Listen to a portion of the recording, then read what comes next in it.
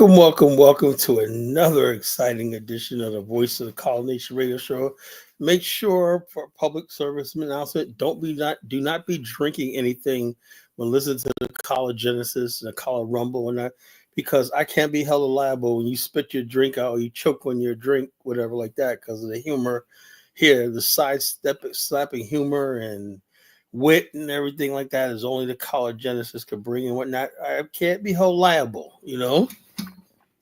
Like, Colin, man, you had me spitting my whole drink out, man. I'm like, I can't help it.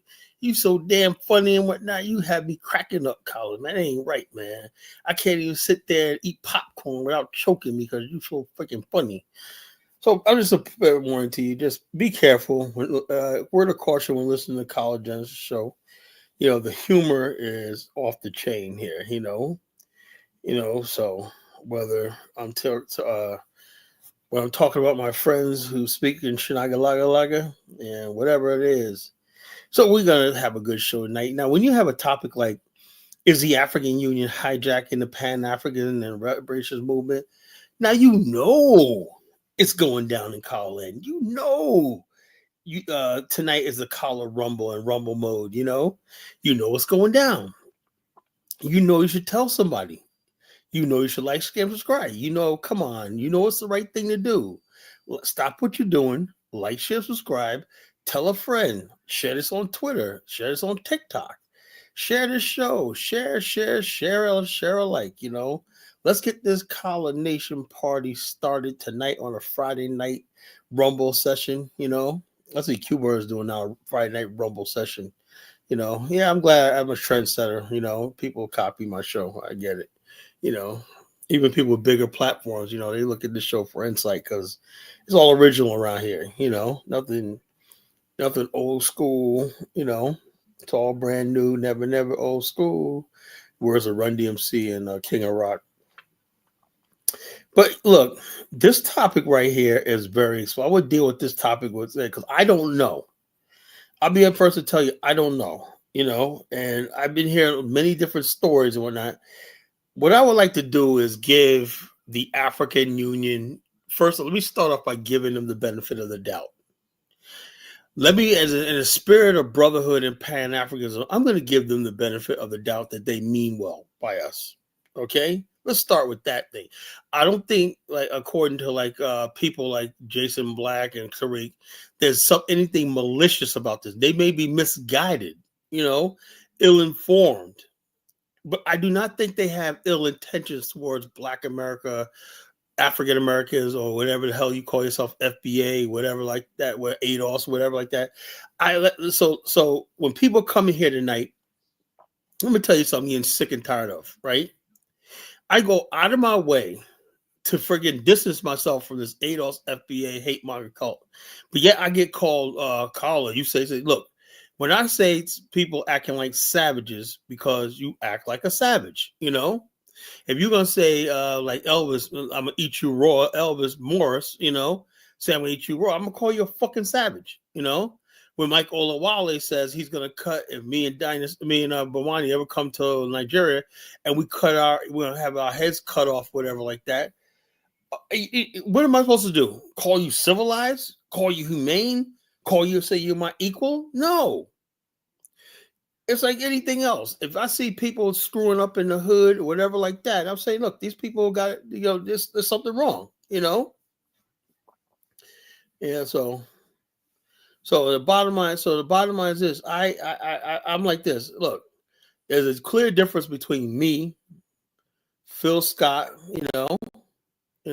no, it's not malicious. Well, you're not gonna be able to say that because you're not gonna be on my show, so I don't hear what you gotta say. You lost credibility the other day. I can't listen to what you say. When somebody says they're about race mixing, you lose the right to speak on our behalf. You should go with your mulatto friends over there, wherever the hell you guys at, and do what the hell you want to do. You're no longer part of the 1.7 trillion. You're not part of Black America. I'm casting you out of Black America. I'm casting all these race trading demons out of our community, And that's what the problem is. When we get rid of these race traders and whatnot, maybe we could basically deal with Africa on our own, for a position of power and strength. I am sick and tired of these ADOS FBA people being the face of Black America. They don't. They're not the face of Black America. We don't hate Africa. Africa is our mother continent. We do not hate Africa. You know, this is only with loud people online, called a vocal minority. You know, they're online talking all this nonsense and everything, and it makes it seem like, oh, there's this big ass movement to friggin' attack Africans, and it's stupid. Let me tell you something. I had a chance to reflect this week, right? I said, man, you know something? All my years in Virginia, I've met quite a few Nigerians, and also like, you know, I knew a couple of my sister's friends who married a Nigerian guy. When there's one lady, I forgot her name, right? She was my sister's friend. She was much older, right, than all of us, right? And her and her husband, she was an African American lady, you know, and her husband was a Nigerian, you know, and they were very Afrocentric. I think they owned a bookstore or something like that. You know, they're very Afrocentric. You know, they were in the community doing charity work, doing all kinds of work in the community, with youth and everything like that. So, but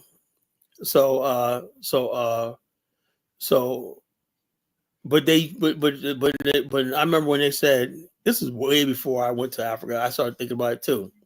This was right around 2010. They were like, you know something? They had a house built in Nigeria, and they moved to Nigeria. He said, yeah, you know, we're going over here because, you know, they had money here, but they was like, you know, they had a house built in Nigeria, so they packed up and moved their family to Nigeria. But look, we always had good conflict, good corresponding with Nigerians. You know, let me tell you something. There's no real beef between Black America and Nigerians. It's bullshit. Mike Olawale does not speak for Nigerians. Trust me. You know, all these people right here, real Nigerians know us, and we know them. You know, it's all this stupid nonsense you see online is bullshit. Not saying there's problem. Every group of people have problems. There are problems between Black people from New York and Black people from the South. We had beef when I'm still to this day don't have any friends from the South. They all stick together when they're against me. I'm from New York. So tell me what the hell is the difference? I'm an outcast here because I had the unfortunate situation of being born in New York. You know, down here in Virginia, if you don't hail from one of the few the many Black neighborhoods here, you are nobody. You know, if you can't say, yeah, I go back to McDonald Manor, I go back to Lake Edwards, I'm Level Green. You know, I'm Bayside Arms, I'm Huntersville. I mean, give me something neighbor, you know. I'm Diggs Park, you know. I'm all these things right here. If you're not one of those things and whatnot, you know, these groups and clans and whatnot, you know. Oh, I represent Bowling Green. Bowling Green's not even there no more. But you got people with Bowling Green associations like a tribe, you know. That's set, you know. People have Bowling Green meetup associations and whatnot, you know, historical thing where they preserve. They have a Bowling Green Historical Preservation Society, you know. Bowling Green was a housing project that was built 70-something years ago.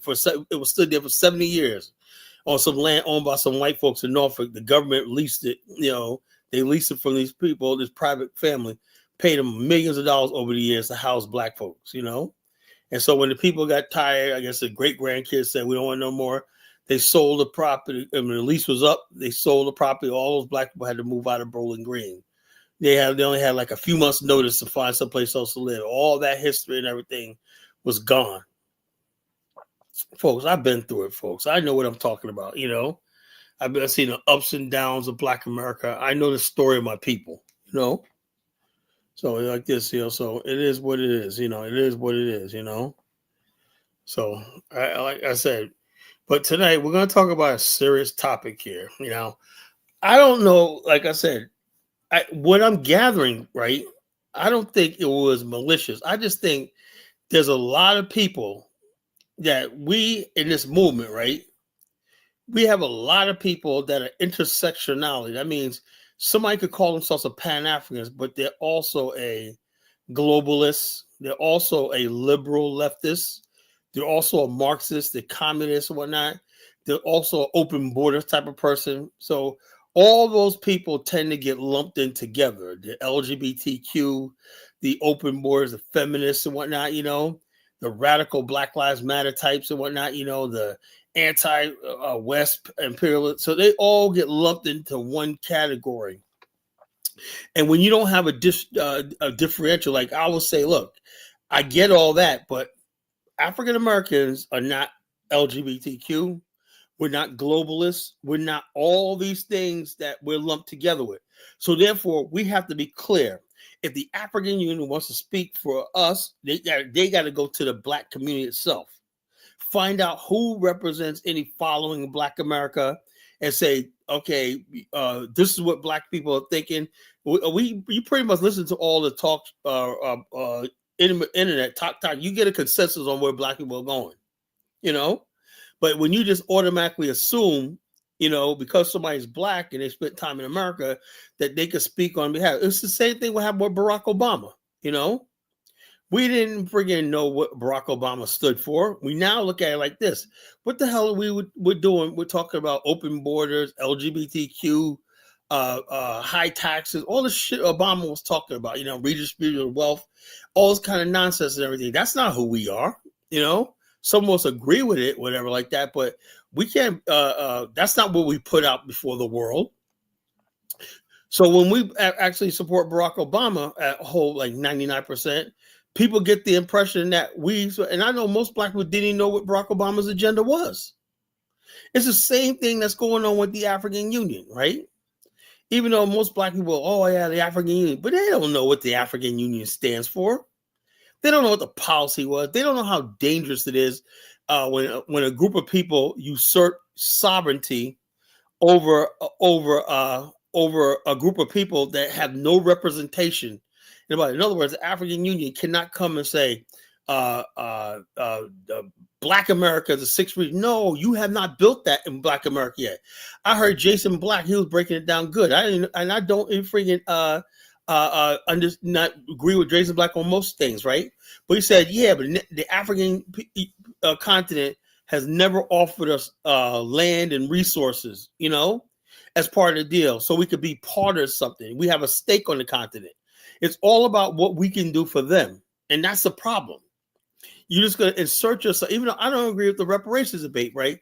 But just because it's a pick up momentum, you know, they could use reparation. If they become the face of the reparations movement, then this is what's happening. Behind the African Union are all these globalist, leftist, white corporations and shit like that. So if they got so it appears like the African Union speaks for 45, 46 million Black Americans, right? Then they get a bargaining chip with the United States, you know, because they're not going to demand no reparations, but they will basically side with America as a bloc against Russia, China, you know. See how it is? So in other words, African using Black America's numbers as political cannon fodder for themselves. And what do we get out of it? Nothing. This is what people are freaking angry about, you know? And then they co-opt the so-called reparations movement, which Black people think is picking up steam. And if they're going to do it, we're not. So in other words, if they, let's say, and I know it's kind of ignorant, but I don't think reparations are ever going to be paid out, whatever like that. But in the eyes of some of these FBA people is, why should these people get any money that's owed to us? Even though none of them are going to get anything. I know that for a fact. No reparations are ever going to come. But the mere thought that somebody from way over in the African continent could benefit from struggle, you know, even though I think reparations is a straw man argument, the fact that it's so livid, the very thought. See, reparations is always going to be that thing we hold dear. We're all reparations because of slavery. I get that, you know, even though we all know that we're never going to see a dime, but we hold fast to that.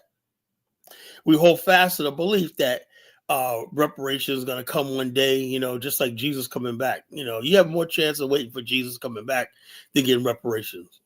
You have more chance of seeing Santa Claus flying in the sky on Christmas Eve. You have more chance of seeing the Easter Bunny.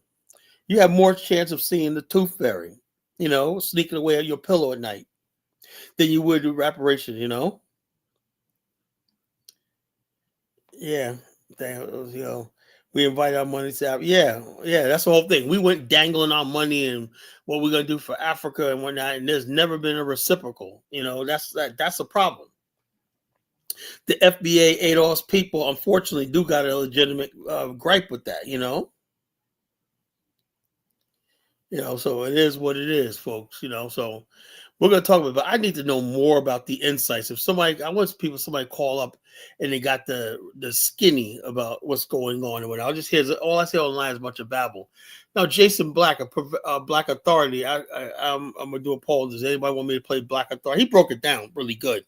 And I don't really listen to him, but he broke it down how, it's the usual suspect. Because you remember something, the reparations movement and you could say the African Union or the African Union are the same thing as Black Lives Matter, Patrice Cullor, just a bunch of leftist, angry, malevolent malcontents and whatnot, who basically hijacked the legitimate cause, in my opinion, and they basically use any sort of thing that's on the thing in time. Right before it was Black Lives Matter, police brutality, whatever like that. Now it's reparations. Whatever's the headline of the day. So it is what it is. Jason Black, I don't agree with 90% of stuff, but when he was breaking down that, I made me see. First, I was like, "Why is he coming after the African Union?" Then when he said what he said, because there's some eerie similarities. The same time I saw Jason that was going on, Roland Martin's out here now beating up black people for staying home this last election and letting Trump win. He just going off on black. So the question needs to be asked: what did we have to gain by putting Democrats in power? What do we have to gain by supporting the African Union? 45 million people are hijacked, strangled, and chatteled and shackled to the whims of all kinds of people. 45 million. I want to set my people free, Black America. I want to set us free from America, the Democratic Party, the African Union. All these friggin' institutions don't mean us a damn thing. Why? Because the only thing that's going to really matter as far as the black people is that America is justice, is us having our own land, our own resources, and all stuff like that. And we can enter into the world as people on our feet, that we could be a nation. Just like Israel, the Jews became a nation, became the state of Israel, Give us free, yeah. Yeah, we're like Amistad. Give us free. What's those shackles here in America? Now we're being shackled in Africa. Can we go any place? Maybe we should go to Mars. Something? Yeah, I believe Negroes went to Mars and whatnot. The Martians will be out there like. Next thing you know, they'll be discriminated against us. Well, we'll be up there on Mars about Black Lives Matter on Mars and whatnot. The green man is a devil and all this kind of shit like that. When you're powerless and you're perpetual powerlessness, anybody takes advantage of it. The people say, well, Africans don't respect us. Why should they? Why should the Africans respect you? What the hell do you do to deserve that Africans got to respect you for? You don't have anything. You don't have anything to now. I don't think Africans. Now, my whole thing is Africans shouldn't be online disrespecting us. That's a different thing. But we want this respect that I don't think we deserve. You get respect when you build a nation on your own. You get respect when you win some wars. You respect when you build your own stock exchange, your own banking system. You have your own army, navy, and all that stuff like that. You have your educational systems. You're contributing to science and development and whatnot. When you contribute to your own government and stuff like that, Yeah, professional Jason Black is the same damn person. Same grift. We could only trust ourselves. Yeah, I don't even know if we could do that anymore, Rico. I don't even know if we can do that anymore. But yeah, so this is what we're talking about tonight, Yeah, people respect power. Africans are very weak people. So they're not going to respect another weak people. No matter what you try to portray yourself, right? Black Americans appear to Africans to be weak. That's just the way it is. So naturally, you can't tell somebody you're weak, you got no power, you're always complaining about racism and stuff like that, and they're gonna look at you like, man, these people are nothing. So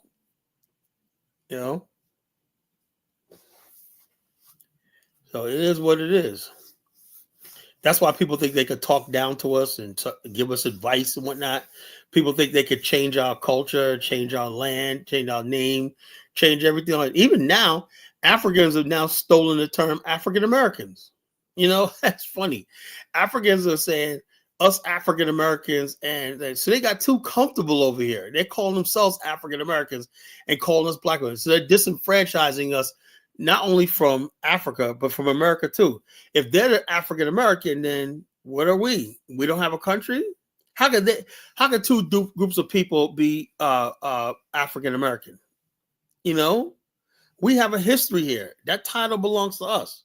Black American or African American means the descendants of the transatlantic slave trade, both of them. When an African comes here, he's a Ghanaian. He's a Nigerian. He's a Liberian.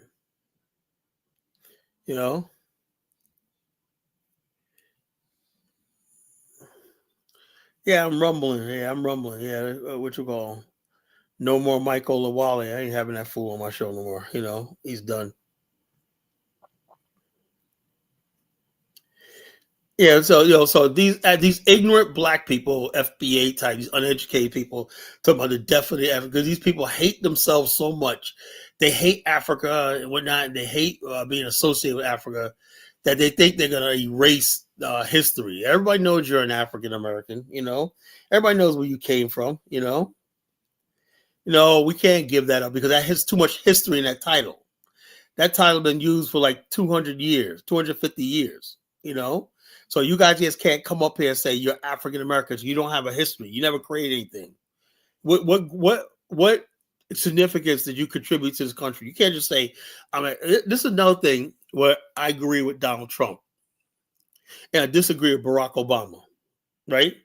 I don't believe people could just come to a country, right, and get a citizenship and they become Americans like that.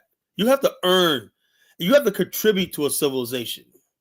You got people here who've never contributed anything. They just get off the boat and they want to be called American. You're not an American. You don't have a history here. You're not a history here. In order for you to be American, you got to be a part of the foundation, the building of this country. Black people, my family particularly, were part of the building of this country. New York City. These are the hands that built America. So we have a right to say, to have American in our title. You can't just get off the boat and call yourself an American. Don't work like that. Especially when there's a group of people already here known as African Americans or Black Americans. You can't just say I'm a Black American now and whatnot. Pretty soon it'll be like this. Next thing you know, if these FBA copper color Negroes grow, the Africans will say, we're the Black Americans, you're the copper color. So I'm saying right now, you can't be listening to these idiots online. Because these people don't want to be black, because once they get rid of Africa, the next step is to stop calling themselves black, and start calling themselves mulatto, start calling themselves Hebrew, stop calling themselves indigenous, more. That's what it's going to. These are self-hating people, and I'm not going to there's got to be real discussions in between African immigrants and African Americans. And I'm the person that Africans should talk to if they want to get a real skill. Stop listening to these idiots online. Just because somebody got a YouTube channel and whatnot don't mean thing, No, African American is not a new term, bro. That's why I said Treats is a fucking moron. The term African American has been used all the way back to 1787. Right after the Constitution was written, there was the free black man said, I am an African. He wrote an article called I Am an African American in the Philadelphia Inquirer. So yeah, everybody wants to call themselves, you can't just be an American, It's like you don't have a history here. Like a Russian comes over here, he's speaking Russian culture, he can't just call himself, or Ukrainian, they can't just call themselves Americans. It takes generations for you to assimilate and contribute. You got to give something up. You got people over here don't even bother thinking to speak the language. You got people coming here, millions of people coming from Mexico and Central America, don't even bother speaking the language. Don't respect what the culture, the country stands for. They just want to come here and rearrange the furniture and whatnot, say, oh, we're Americans now too.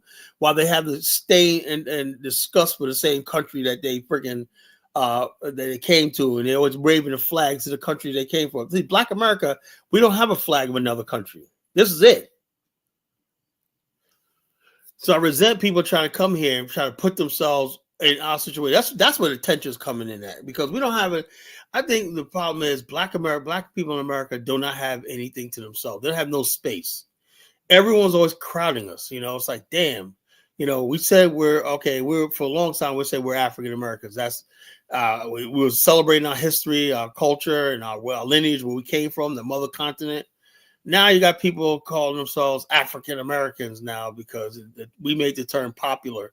And so now they're trying to move in and say we're the real African American, all this kind of stuff like this. All this tension that's going on is going to lead to really violence and shit like that pretty soon. I'm telling you, So it is what it is. But back to this African Union thing, I look, when you say that somebody is the sixth region of a government body, that they are asserting sovereignty over Black people in America, that we had no say-so about it. We didn't vote on it. We didn't have a consensus or a referendum or anything like that. Can they give us that at least? Somebody's just going to be like this, like I said. And the people that's doing all this are these friggin' New World Order globalists. That's who's behind this, right? These people want to destroy America. They want to use Black America to destroy America with this globalist thing. In other words, they want to render America so ineffective. How do you destroy a country? First of all, you destroy its borders. You destroy the identity of the country. So it is what it is. ADOS FBA are very weak. They're very weak. The fact that they can't even stand on and say what they are, your race, I'm part of the African race. That's strength right there. I don't run away from what I am. I'm not no copper colored Negro. I'm not no fucking whatever Native American. I'm not no mulatto. None of that shit. I basically even though I do got a large percentage of European blood and whatnot, Philippine and Indian blood in me, I consider myself an African, and I'm proud of it. I'll stand by that. I'll stand on that the day I die.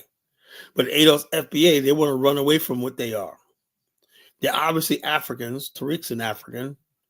Yvette Carnell's an African. Tone Talks is definitely an African.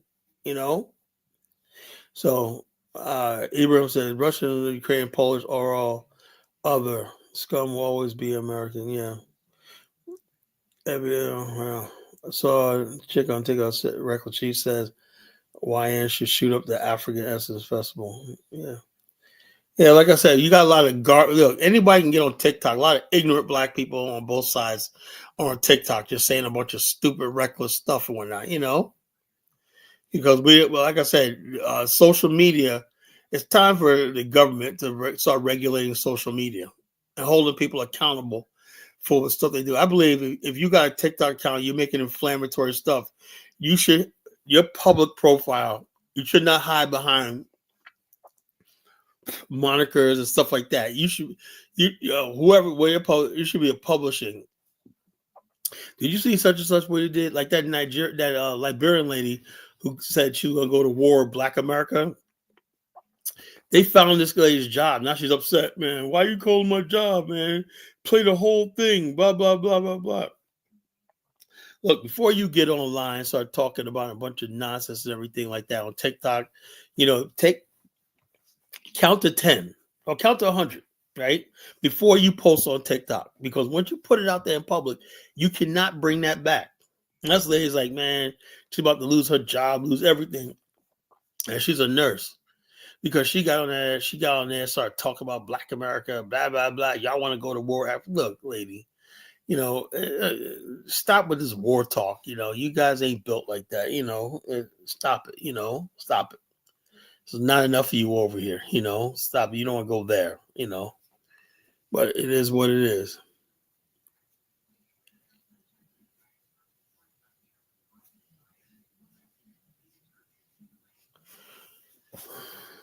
So it is what it is. It is what it is. So I want to know more about this African Union thing. You know, why are people so upset? I'm gonna play some videos. Maybe we can get some insight.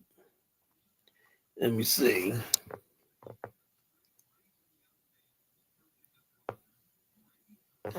Hold up, folks.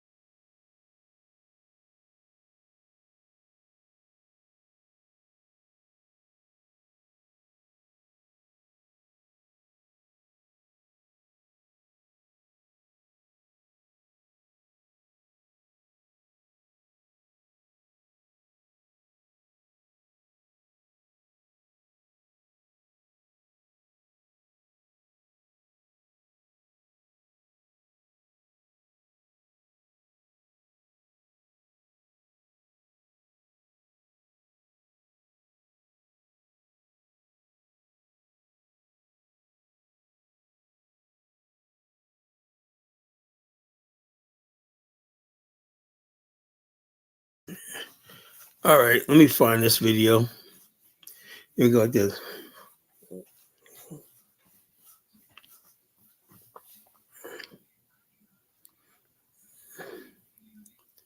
Spearman, you're not helping the situation, bro.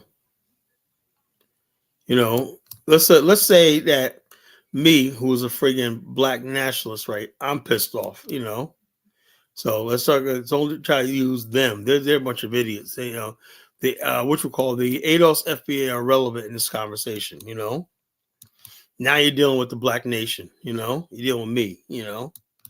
ADOS FBA, well, these Choctaw clowns are not relevant in the conversation, you know.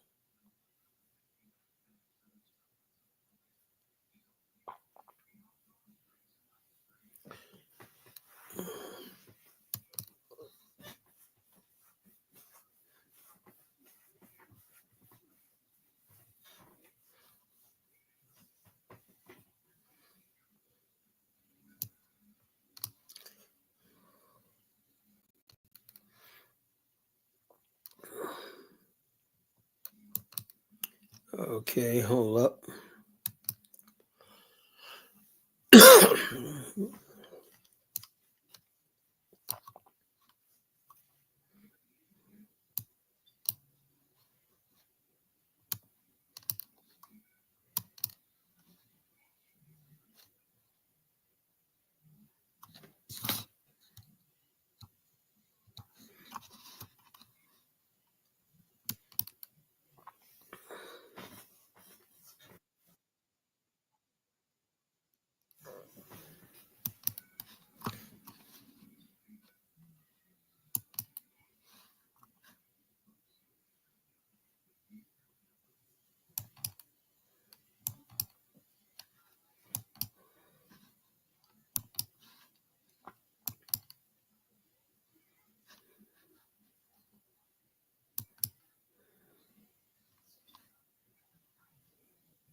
Convention and state that y'all deserve reparations. Have y'all lost your entire minds? You are not going to co-op anything that black people in America, descendants of slavery, descendants of chattel slavery, have gone through. The only because that's going to get goddamn reparations is us. Matter of fact, y'all need to be paying us reparations for actually selling us off and being part of that shit. I really think y'all off y'all rockers. Just because you came to America does not mean you deserve reparations. Y'all sounding like white folks at this goddamn point. I swear black folks can't have shit. And I mean African Americans, not Africans. The disrespect, the level of disrespect that y'all have for us and what our ancestors have gone through is baffling. You don't deserve reparations. If your ass was born in Africa and you came here for a better life due to us getting our civil rights and opening the door for us, You don't deserve shit. You got what you needed. What's up, family, and welcome on another episode today. How are you guys doing? I hope you all are doing great.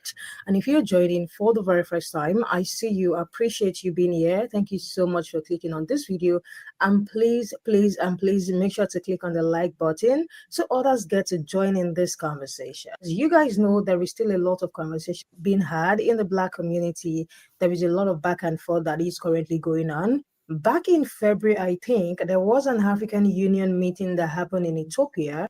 And in that meeting, Africans were talking about how they would demand the reparation from the oppressors, from the colonizers, because of the long years of damage that they did to our people. Headline was all over the news outlets back in February, but it didn't gain as much traction, or let me say it didn't cause any back and forth back then.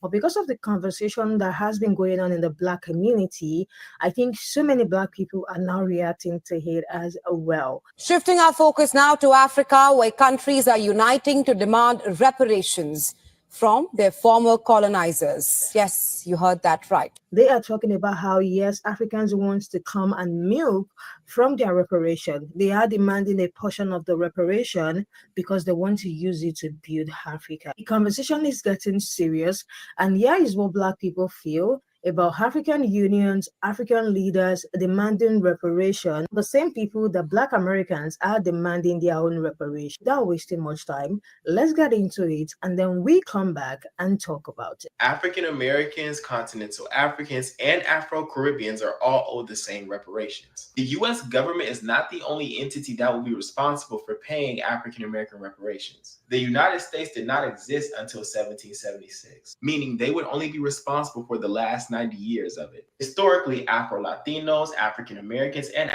Afro-Caribbeans did not have recognized ethnic identities. Our ancestors were categorized as Negroes and trafficked between the continental United States, the Caribbean, and Latin America as property. As a singular group, we are all owed by the same entities. We are all owed by multiple countries, insurance companies, banks, slave owners. The transatlantic slave trade is also directly connected to the colonization on the continent and the Arab slave trade, but stay tuned for part 2.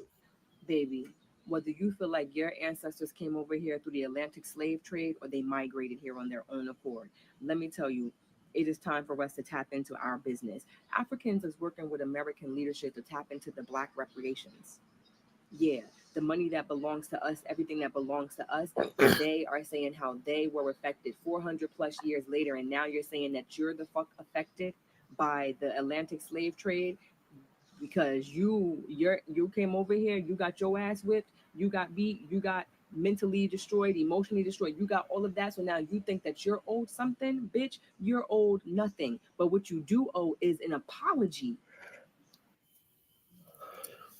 Scribe is how 4 million people turn processes into step-by-step guides. The hardest part of any job, I don't care where you work, is answering the same questions To Black Americans. See, I ignored the Essence Festival thing, not my monkey, not my circus. But now that I'm looking around, I'm like, oh, that's what they're doing. They're trying to destiny swap. They're coming over here. They're taking off their attire. They're adapting to our attire. They're using our slang. They're eating our food. We have no culture, they say, but yet when they come here, they are no longer looking like an African on American soil. They're very much looking like an American. But yet we have no culture. So what are you doing? What are you eating? What are you wearing? What are you listening to? What the fuck are you engaging in? If we have no culture, you're engaging in Black culture because you're damn sure not engaging in white culture. You're damn sure not doing that. So you think that something is owed to you, baby? The way that we need to throw the fuck hands, and and the only reason I say throw the fuck hands because how dare you? How dare you? Nah, throw the fuck hands. Like I really feel like it needs to be some hands thrown, and I really feel like we need to handle them and let them know, take your ass back the fuck home. It ain't shit over here belong to you. And as a matter of fact, since y'all want to say we are African Americans and we know that y'all have sold the people into slavery, I really feel like since you got all these African Americans, they sitting here saying that Oh, we're African American, knowing damn well we ain't from Africa. But anywho, hypothetically speaking, okay, since y'all want to say y'all from Africa, it is time for y'all to start paying reparations because y'all had a big part in slavery. So it is time for y'all to start paying reparations. And now you got to pay reparations not only to the Black Americans, you got to pay reparations to Jamaica, you got to pay reparations to Haiti, you got.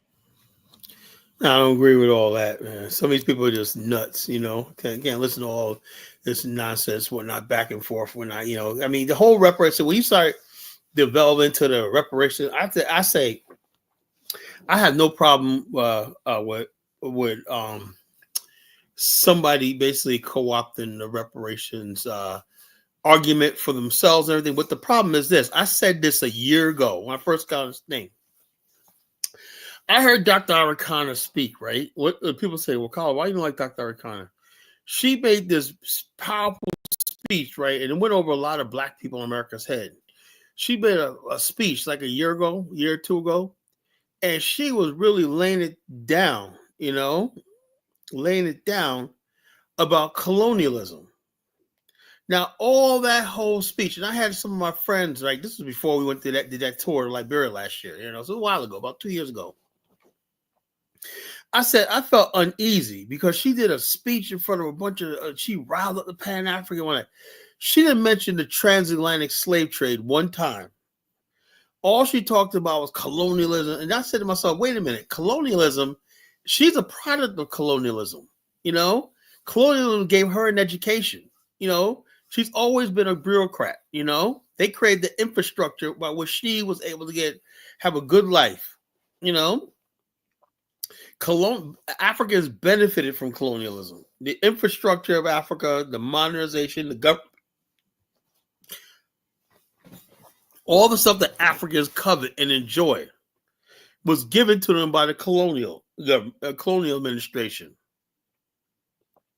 So, but she did not once say it's like, okay, y'all suffered over there, slavery, okay, like that. But her main event was colonialism. And so a lot of Black people say, you know something?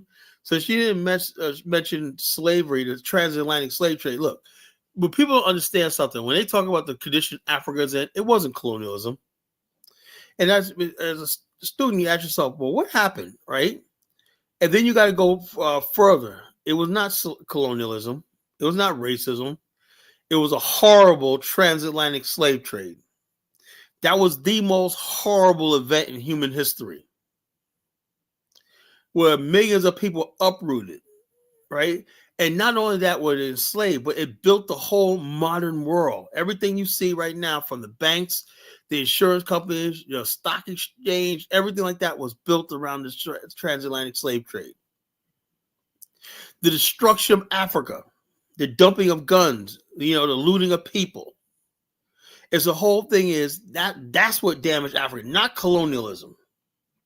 So a lot of Africans, basically, who are in the Pan-African side, they ignore the transatlantic slave trade because they feel like they're going to be implicated in that. And when you talk about the transatlantic slave, that means Africans feel like they got to give something up, which is, like I said, how do you make this right is we need a nation state of our own. If we don't have that, then we have nothing to talk about with Africa. Really, nothing. That's why when I'm not, I'm not upset about the African Union because you chose to be powerless. You chose to be landless. So when you're landless, you're voiceless. You have no representation in any international body. So anybody could come and co-opt your reparations movement, your political, everything like that. Yeah, this called you a sixth region. So the African Union could say, yeah, those Black people in America belong to us, whatever like that. You have no say-so. Not that we're going to benefit, but they can say that because you have no power. You have no power. We're going to do double down on this I'm an American shit, So the bottom line is this: if your line in the sand is, like I said, always, and when next week I'm done with doing this live stream for a while, for a few months, I want you guys to think about that. All you real Black nationalists and stuff like that want really freedom, those who really want salvation in the Black American community, I want you to really think about something, right? Do you really want to be always disrespected, belittled, and put down and dismissed forever? And this is what you're going to lose in the next generation. So what do you have to lose by saying, so it's time to figure us to stand on our own. America can't protect us. The reason why we don't have any protection is because this is a country that not only doesn't it protect us from the Mexicans, it doesn't even protect us from ourselves. I said 3 things a black man in America needs. He needs protection from the white man. He needs protection from the African and the Mexicans and all these other people, and he needs protection from himself. When I say protection from myself, we have way too many predators in Black America, misleading people, exploiting people, and stuff like that with impunity. So we need protection from ourselves. We need to be able to govern ourselves. We need to reward ourselves and punish ourselves when we do wrong. If you can't be in such a reward and punishment, you don't have control over your situation. You don't control your reality. And when people come over here, they see that you're nothing but still a slave. You got to punch somebody's time clock. You got to listen to whatever they say about you and whatnot. The media could create this matrix of identity, which we don't know. We said, man, every time I look around, we always the only group of people that got to have an image awards because our image is controlled by people who hate us. So we walk around our kids with low self-esteem and not knowing who we are now. We're turning against Africa, and we don't know who they are. We don't even know we don't even want to admit that. Look at these 2 women right here. But one's African American, one's African. Don't they look alike? But the bottom line, you got one person over there knows who she is. She's an African girl, and the other one on the right, so basically she don't know what the hell she is. This is what America did to us.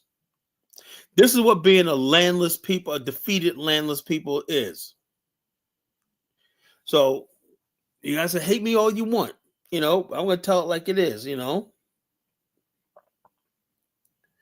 that's not ethnic pride you're doing, That's pseudo pride. That's pseudo pride. That's not pride. Ethnic pride is when you really acknowledge who you are and you have pride of that. You can't just make up some new pseudo identity and say, oh, I'm a Nuwapian, I'm a Moor, all this kind of stupid stuff. That's not pride.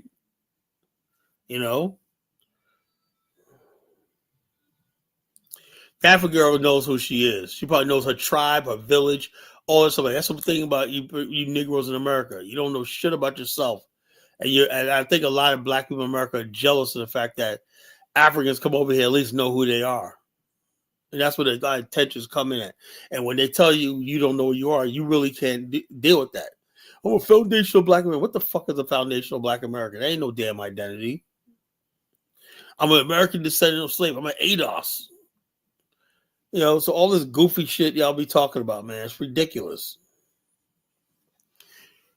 So blame yourself for the African Union taking a thing and saying, look, let me tell you something. Another thing. I said this a long time, right? I said this a long time. I said the only way reparation could ever happen is you have to be tethered to independent African nation states, because, and also it has to, the African Union could basically, African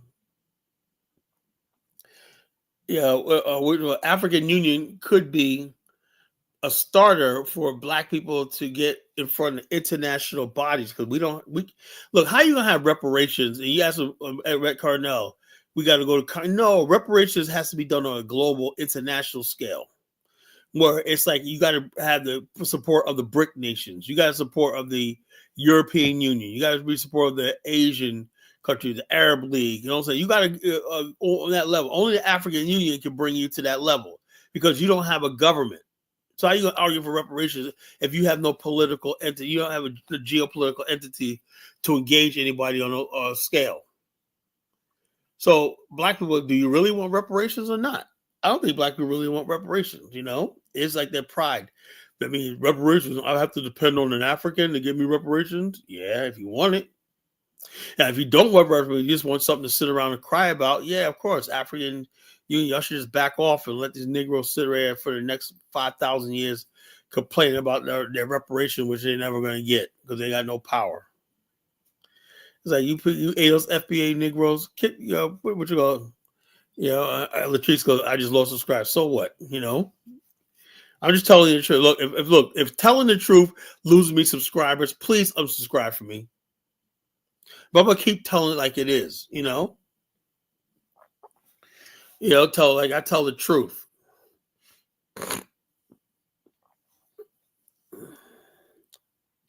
Well, I'm saying like this for righteous, right? Yeah, maybe. But since you guys basically made reparations a friggin' a cause, I'll give you that, man. It's talked about so much, it became a cause. People actually took you seriously, No, you don't have no damn power, bro, Latrice. You have no power. You're powerless. Like, sit your powerless ass down, You have no navy, no army, no government, no nothing, You are powerless. You're foolish and you're powerless, So you get that. When did you get that through your head that you're powerless and you got no say so, And basically it's on.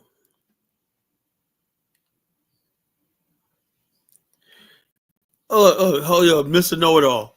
How exactly? I'm not saying. Look, even with the African Union, I don't think you can get reparations. But you got a better chance with the African Union on your side than you dusty Negroes. See what happened in California? A bunch of dusty Negroes outside the legislature said, "Nah, forget reparations. When I do it." The governor of Maryland said, "Forget that, whatever like that." Y'all get getting dissed every sort of way. You ain't getting no damn reparations.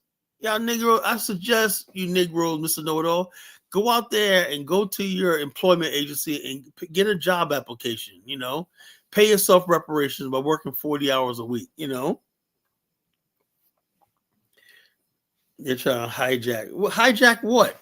They're trying to help your just for righteous. They're trying to help you. The African Union is trying to help you. So like I said, I don't know why you're all dusty. I don't have no ideas, man. We've been kicking up dust for the last 50 years, man. Hell, I was one my damn self. I was a dusty Negro my damn self a few years ago. The dust is real, man. The dust level is high. The African, look, for righteous, you don't seem to understand. You are not a nation. They don't have to ask you for your consent. You're not a government. You have no say so. Anybody can speak on your behalf. Matter of fact, if I was like a country like Nigeria, throw something out there. I would go to Donald Trump and say, something, for slavery, hook us up with $1 billion. Donald Trump said, okay. Well, we'll all be like, yeah. Nigeria say, yeah, we'll forgive slavery, just like that. But what about the Black America? Oh, who cares about them? If I was all these African countries, man, I'd be holding America hostage for reparations. See what I can get out of it. For righteous, I'm telling right now, you're coming to Africa with me. You are going to be at that market. You're going to be selling some mangoes and whatnot. Some bush meat and whatnot. You're going to be out there for righteous. I see it. I see it. I see it now. What's up, Ben Yusuf? With the goddamn, give my goddamn check. Give my goddamn check. I don't give a goddamn about the school. But Ben, what about learning and stuff like that? Get motherfuck the goddamn school. I want my goddamn money. Oh my God, man. This is hilarious, man. So now you guys are angry at Africa because they stuck up on your behalf. Y'all. So Africans, without a painstaking, they are bringing your case of reparations to the world. And this is a thanks y'all give them. This is a thanks y'all give. It just, man, I don't get it, man. I don't get it, man. You need friends in this world.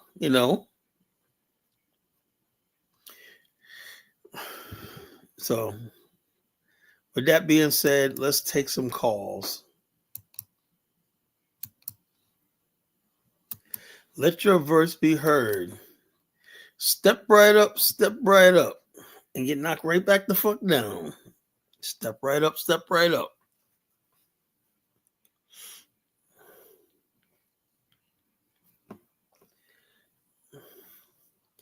So yeah, so they are sticking up for us, and trust me, it's these people said they sold their own family into hell. Yeah, but can't you forgive, Ben? Can't we have a little bit of forgiveness? Let bygones be bygones and whatnot. Can't we just forgive and forget? Why are we carrying all this bitterness around, man? Y'all learn to forgive the white man. My good friend Ben on stage, Hey, man. what's up now? Yeah, hold on. I gotta cut this mic off. Yeah, can you hear me? Yeah. Yeah, man. I just wanted to say this and make it real quick before I gotta go. This is what happens when we're in denial back in the day, thinking that Africans were our brothers and sisters, instead of calling a spade a spade. After the World War II, when the Jews were liberated by the Russians and the USGIs, the first thing the Jews went and killed were the Jews that were collaborators. I think they call them capos. I might have that name wrong, but they were the first ones they killed. Were the collaborators who were working with the Nazis. They didn't delude themselves in thinking that, oh, they're all brothers because they're Jewish. And they made that distinction. The same thing happened in France when they were liberated after World War II. They went after the French who were traitors, even the women who were sleeping with German soldiers. They went after them. And this is the same thing we should have did with these goddamn Africans. They sold us into slavery. You cannot deny that. They sold their own brothers and sisters into hell. I don't know why we want to reunite with them. That's an embarrassment. It's a betrayal to our ancestors who went through this hell. They are not our brothers and sisters. That's very strong words. Abraham, go ahead, brother. All right, Ben, thanks for that, brother. Thank you for having me on, Color. I was just thinking that this concept of reparations and expecting reparations really pisses me off, because whites will never give reparations, let alone be civilized. Yeah, they have that. It's not in there. Let me say this, Abraham, before you go on. There you go. There's a lot to say, but let me say this, right? What bothers me about the whole reparations debate is that you got a lot of people that call themselves black nationalists. We're down for the cause, man. Fuck the cracker, fuck the white man, but like that. But yet, when you look at their strategy of reparation, it requires white people having a change of heart and saying, something, we did wrong and whatnot. This is insane.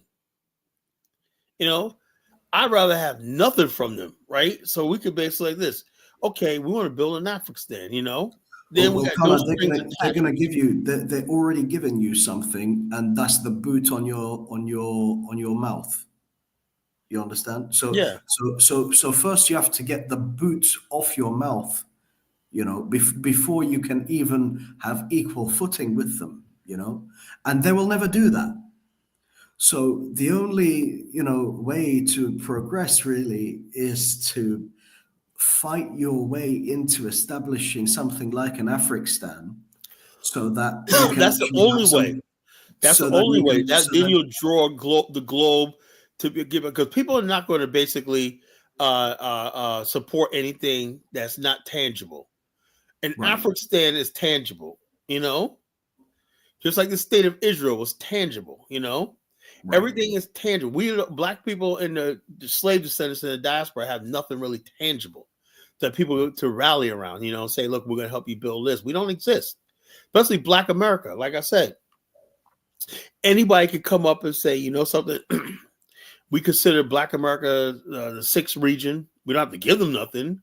They have no land. They don't own none of the oil wells. They don't own none of the gold mines. They don't own nothing. But we're just going to basically co-opt them and call them the sixth region for our own political benefit. Ain't that some shit? But they could do it because we black people in the West, that's where we have nothing. Because I noticed something, right? I studied this. Years ago, when the African Union, the OAU was formed, right? It was formed mostly by people from the diaspora, right? People lived in the UK, the Caribbean, America, or maybe Liberia and South Africa, you know, black apartheid and South Africa, right? But over the years, right, those people who came from outside had a radical view of race and stuff like that. Over the years, they basically, the Europeans basically elevated the indigenous populations of Africa. That's when they got people like Mobutu Sese Seko and stuff like that all over the continent. They were elevating the indigenous because they know the indigenous really don't have any connection to the slave trade and colonial and stuff like that. So they're easier more to manipulate and do business with because, like I said, Mobutu, all he wanted was women and not like he wasn't no revolutionary or anything like that, you know. A Swiss bank account and all of that, Yeah, all that stuff like that. So that's what they wanted. So that's what you've been having for the last 70 years in Africa, right? These puppets. Now the African Union is not like the OAU. The OAU was based, the identity was based on race, you know. This African Union defines Africa by geography. In other words, basically, while they're calling Black America the sixth region, you know who also is the sixth region? Elon Musk. Sixth region? What's that? Sixth. Oh, you never heard of that? The sixth region is this idea of the African Union saying all the Black Africans who live overseas. It really just means the Africans who migrated overseas from Africa, born in Africa, migrated overseas. They call the sixth region. But some uneducated Pan Africans in America that hang on these, you know, the leftist groups in America with these people, it's all intersectionality. So they basically start saying that the sixth region also covers Black America. And that's a provocation. You can't basically claim something over a people that's citizens of another country without some sort of agreement with their country they live in or their consent. With the people, not the country they live in, because the country they live in is the white government. Right. So but you mean would put us in conflict with the white government here, you know? You know, say, okay, you're a sixth region. So, in other words, basically, that's a pretext for somebody like Donald Trump fucking saying, okay, that revokes the 14th Amendment. And actually, you know, Black people could lose their citizenship. But these people don't think when they do all this stuff like that, because I don't really think a lot of these people are that smart, you know? Right. I know. You know, you notice that a lot of these people got emails online and these African Union types. Most of these are young women and whatnot who just, I don't know. They're dusty. So it's they're not very educated. They're dusty, and the algorithm that the whites select is for those people. Yeah, how these people always get in positions of power and authority, right? Someone like me never do. Because they're selected, you know, by the algorithm. You know, they're watching us right now, Color. You know, they're manipulating. Oh, they know this sort of talk is going on, but they suppress people like myself, and then real talk. They basically elevate people who talk a bunch of nonsense online.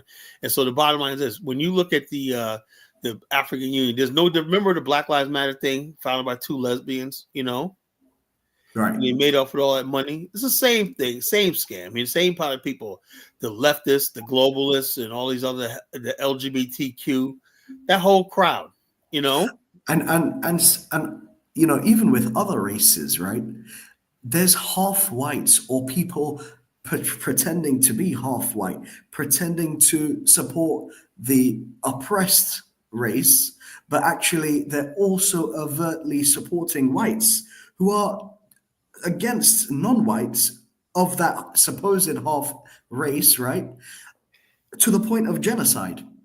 Yeah, they would say the thing about POC. That's another dangerous term. People of color, you know, it's kind of stuff like that.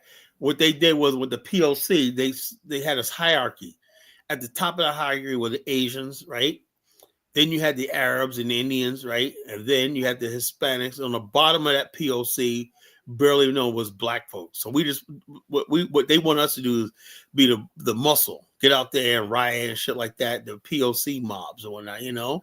Right. So this is a plan, you know. So the bottom line is, I don't see all this anything working out for us Black people. The bottom line is, until somebody says, you know something, like Jason Black did say this, bro. He said, you know, we were never offered any land or resources from Africa, you know.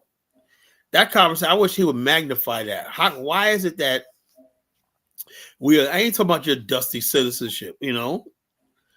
Can you understand what I'm talking about? When they of saw course. citizenship, what the hell I need the citizenship in a poor country, you know? Right. Right. Yeah. The citizenship only invites people to move their wealth over Yeah, there. that's It all it doesn't. is. They want your money. That's all that fucking is, you know. Right. Yeah. Yeah. It doesn't invoke a sense of identity. You know. They Yeah. only invite you to join another government, which again is And controlled you by can't Western say economy. anything because most of these governments are corrupt, you know, stuff like that.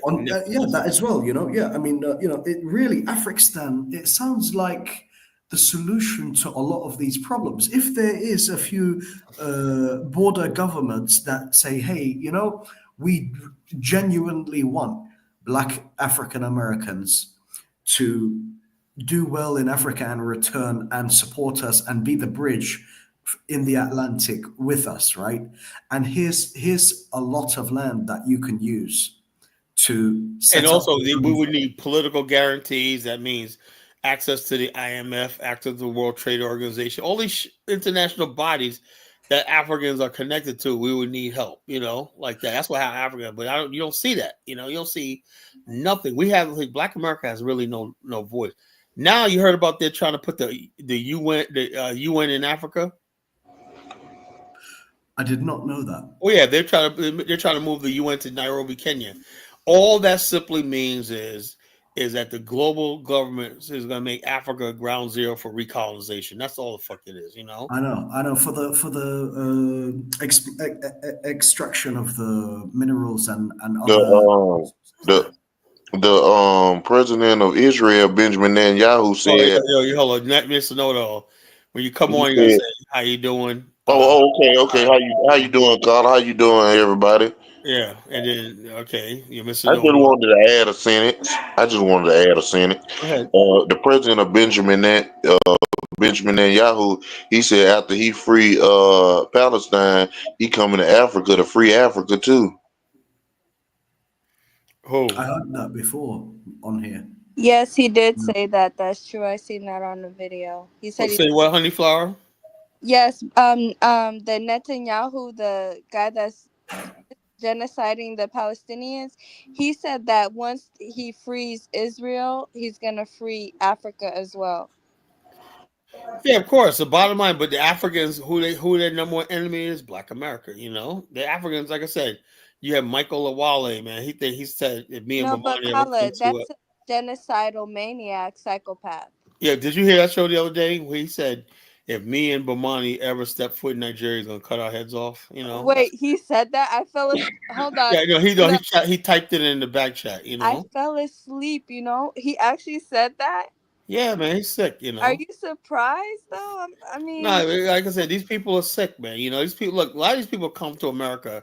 They always act like they're doing well. Look, if you were doing well, you wouldn't have to come to America. You would have money, and you could make your money in Nigeria. When you wouldn't need to come to America for a better. Come to America for education. But if I came to America from Nigeria, I would go back to Nigeria within like 2 years with a game plan. I already got a network of people, whatever like that. You ain't gonna do nothing in America. You know how hard it is for me as a business person to get something done. I got so many broken promises, man. You know, oh yeah, man, people like me, they like my agency, and nothing ever comes. So, oh yeah, especially now with all this stuff going on with the economy and all that, yeah. So it's hard it's to difficult. break into the business. You know how difficult it is to break into the corporate world and stuff like that. Like that. Basically, I gotta step my game up, man. I put David Hitt onto some stuff I'm doing right. But we're gonna do a step again where we're going out to golf with people. And We gotta really get in there, there's also discrimination too. Don't Yeah, forget. I hate to do it like that because I always think I'm above discrimination because Yeah, I but figure once people see me and they see how I operate and whatnot, they see my operation. They give you all these accolades. Oh, you guys are amazing, family owned. You've been doing it for 20 years, but it never amounts to anything. But just a few praises, So if I'm going through this, right, I got everything they need. I'm a Black person in America. They know who I am, whatnot, speak good English, like that. How are you going to say you just off the boat and you just got all this? This is what I'm talking about. This is what people are like, are you guys insane? You know how hard it is to, even now, where a lot of stuff that I do, right, a lot of stuff I incorporate, there are black people in those positions, and I still have it tough, you know. You still have it tough with your own Yeah. people in power. So why do people think that everybody just coming off the boat, off the plane, just rising up, making six It's just figures? narcissism. That's all it is. Yeah. So I tell I said I'm so sick and tired, and that's what's triggering a lot of people. They come over here like they're doing so well, but how the hell you gonna do it? But can I say something about the video that you played? I feel like I'm in an alternate universe. Like ever since COVID, everything has been really crazy in this country. Like the destiny swapping with us stuff that she was saying. Like that's not reality. I don't think. Look, in day-to-day life, I get along with Africans, Nigerians. I was looking back at some before I did the show. I did some soul searching. I remember like about 12 years ago, I was like talking to this Nigerian girl. She was cute. She was real pretty. And she was she was telling me, I said, I just said, look, I know your dad don't like me. I'm gonna cut her. She said, no, I don't think she just wants me to, he's well in education. He was a college professor. He wants me to with somebody that's really educated, whatever like that. So okay, I'm kind of educated. Well, she was like, yeah, well, he doesn't really think like that. So that dawned on me because I was thinking that her dad was gonna be prejudiced against Black Americans. She said, no, my dad's not like that at all. Not at all. And she was really pretty, what I'm saying? But we had cultural differences. Like she didn't understand why I had a dog, And I said, well, you have a dog. You let it sit on your lap. I said, yeah. I said, a dog. She goes, a dog is something you're supposed to eat. I was like, ew. I can't eat my dog. What? She goes, a dog. You guys in America. She goes, you black people in America, y'all so much like white people, She goes, y'all have dogs as pets, so when you let them in your house. I said, yeah, it's a little dog, it's a Shih Tzu, Hell nah, nasty. She goes, yeah, well, dogs is something we eat over in like Africa. I was like, wow, my God, that's that freaking thing. I said that on my Blog Talk radio show, and I had all these Nigerians sending me all this hate mail. I'm just telling what she said, But the bottom line, I have a history of dealing with different people and whatnot. People are people to me. You meet somebody in Nigeria 1 minute, sometimes. I met this one guy, Nigerian guy, was very rude to me and whatnot. But then somebody said, "No, that's how he's like that with everybody." It's really hard, like And then what you call you meet the next guy, he's real nice, whatever like that. Yeah. The bottom line is, I can't stand this back and forth with me. Or the thing people we should be able to get along, but the things that we have issues with, like someone says that the woman that's doing this is Nigeria. I don't think. Look. This is my opinion. I don't think this thing with the African Union. Women that's doing what? She's basically the spearheading the reparation when she's a Nigerian American, Oh.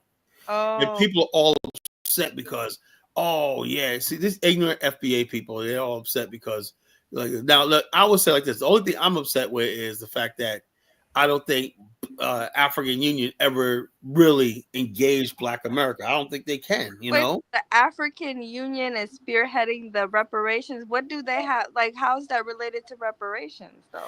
Well, what it is I told you a couple of years ago, and I said I knew this was coming.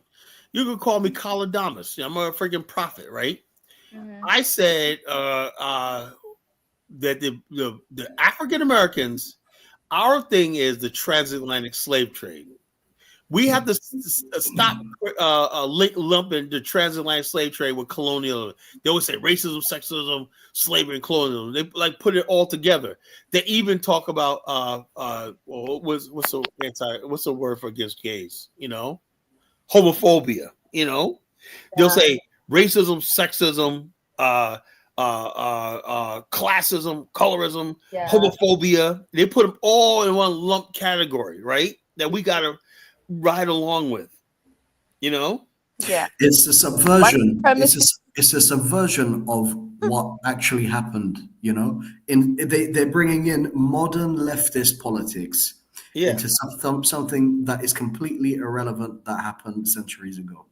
Yeah. But everyone's fighting. White people are fighting, Black people are fighting, Africans, men and women are fighting, different religions are fighting. Society's about to collapse. Sorry. Well, I would say like this. Like I said, I don't think this boycott's going to go anyplace. I really don't think it's going to go. As a matter of fact, I'm going to make a point of going to a African restaurant. I won't get any credit for that, but we Have you got to. seen this channel Black Alpha, whatever? They're talking about creating a book full of all the businesses to boycott, and in their chat sessions or whatever, their live. Well, it's not going to work because all the black-owned, African-owned businesses are all on the black-owned apps. It's too late. It's You too late. know, what I think is, even if the boycott don't be successful, as long as the message get out, I wouldn't like to see our African brothers. I wouldn't like. The message? I wouldn't like to see our African brothers and sisters get boycotted, but the message of that Africans gonna have to show Black Americans more respect. Well, I'm like this. This is how I feel about it, right? Africans have a lot of ego. I don't know. Yeah, look. This is how it is, brother. We Black people in America decided, right? Decided that we wanted to be part of this we was just enamored with the white man's land, his civilization, his railways, everything like that, his flag. We wanted to be American, right? But we didn't understand the cost is when everybody else comes over here, they don't see you like they see the white man. They see him as a conqueror, leader, and everything like that. And they see us as just the people who benefited by the fact that you would just have to be enslaved one night and the white man has to take care of you. In that situation, right? It's like you go over your friend's house, right? And you see him doing well, he got a nice house and everything like that, right? But then your friend, his brother is sleeping on your couch. Now you're not going to give his brother the same respect you give your friend who owns a house. You know what I mean? So therefore, it's coming ahead where Black people are like, yo, we're American. They're like, well, they get off the plane and they get citizenship. Now they're Americans too. So whatever you thought you had over them is gone once they get off the plane. They know that, But what I'm saying is, it's not about them giving us as much respect as they give the white man. They can give us half the respect they give a white man, and we wouldn't even have this problem. Well, there's a lot of like, what do you mean by give us more respect? Like, can I get like some examples? I'm not trying to argue, but I would like to hear this. I'm sorry. I would like them to, one thing, they can acknowledge that the rights that they are afforded in this country, blood was shed by Black Americans for them to have that. So when they go home into their luxury apartment or to their home and turn on the AC, turn on the heat, get into bed, feed their children, anything you do in America with the look where you can just drive on the roads freely, go to different states, different towns, and don't have to work and be pretty much safe. You're basically safe in America because of the blood that was shed by Black Americans. And then we can just get some respect for that. Give us some respect for that. Most people do basically acknowledge that you. No, they don't. No, they don't, Carla. But I've heard Africans say all the time that the people someone's echoing. But what do you want to do? Like, do you want us to say thank you in front of like? That's why I say the whole thing is this. After a while, Africans are like, something. A generation ago, we was like grateful because I came here, but now they're like, something. There's a new day. We're coming in. Africans and Black immigrants are coming into their own. They're coming over here now.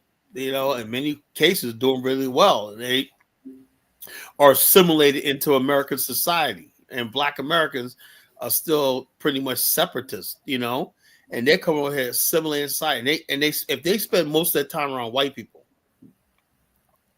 living in white communities, why do they feel like that? Why do you feel like they feel like, why should I have to talk to you? You're rejecting all the benefits that I bet now you didn't want. You're not taking advantage at school. You're not taking advantage of opportunity. You're not taking care of this. When I so I should respect you when you don't even benefit from the rights and privileges that you say you fought for.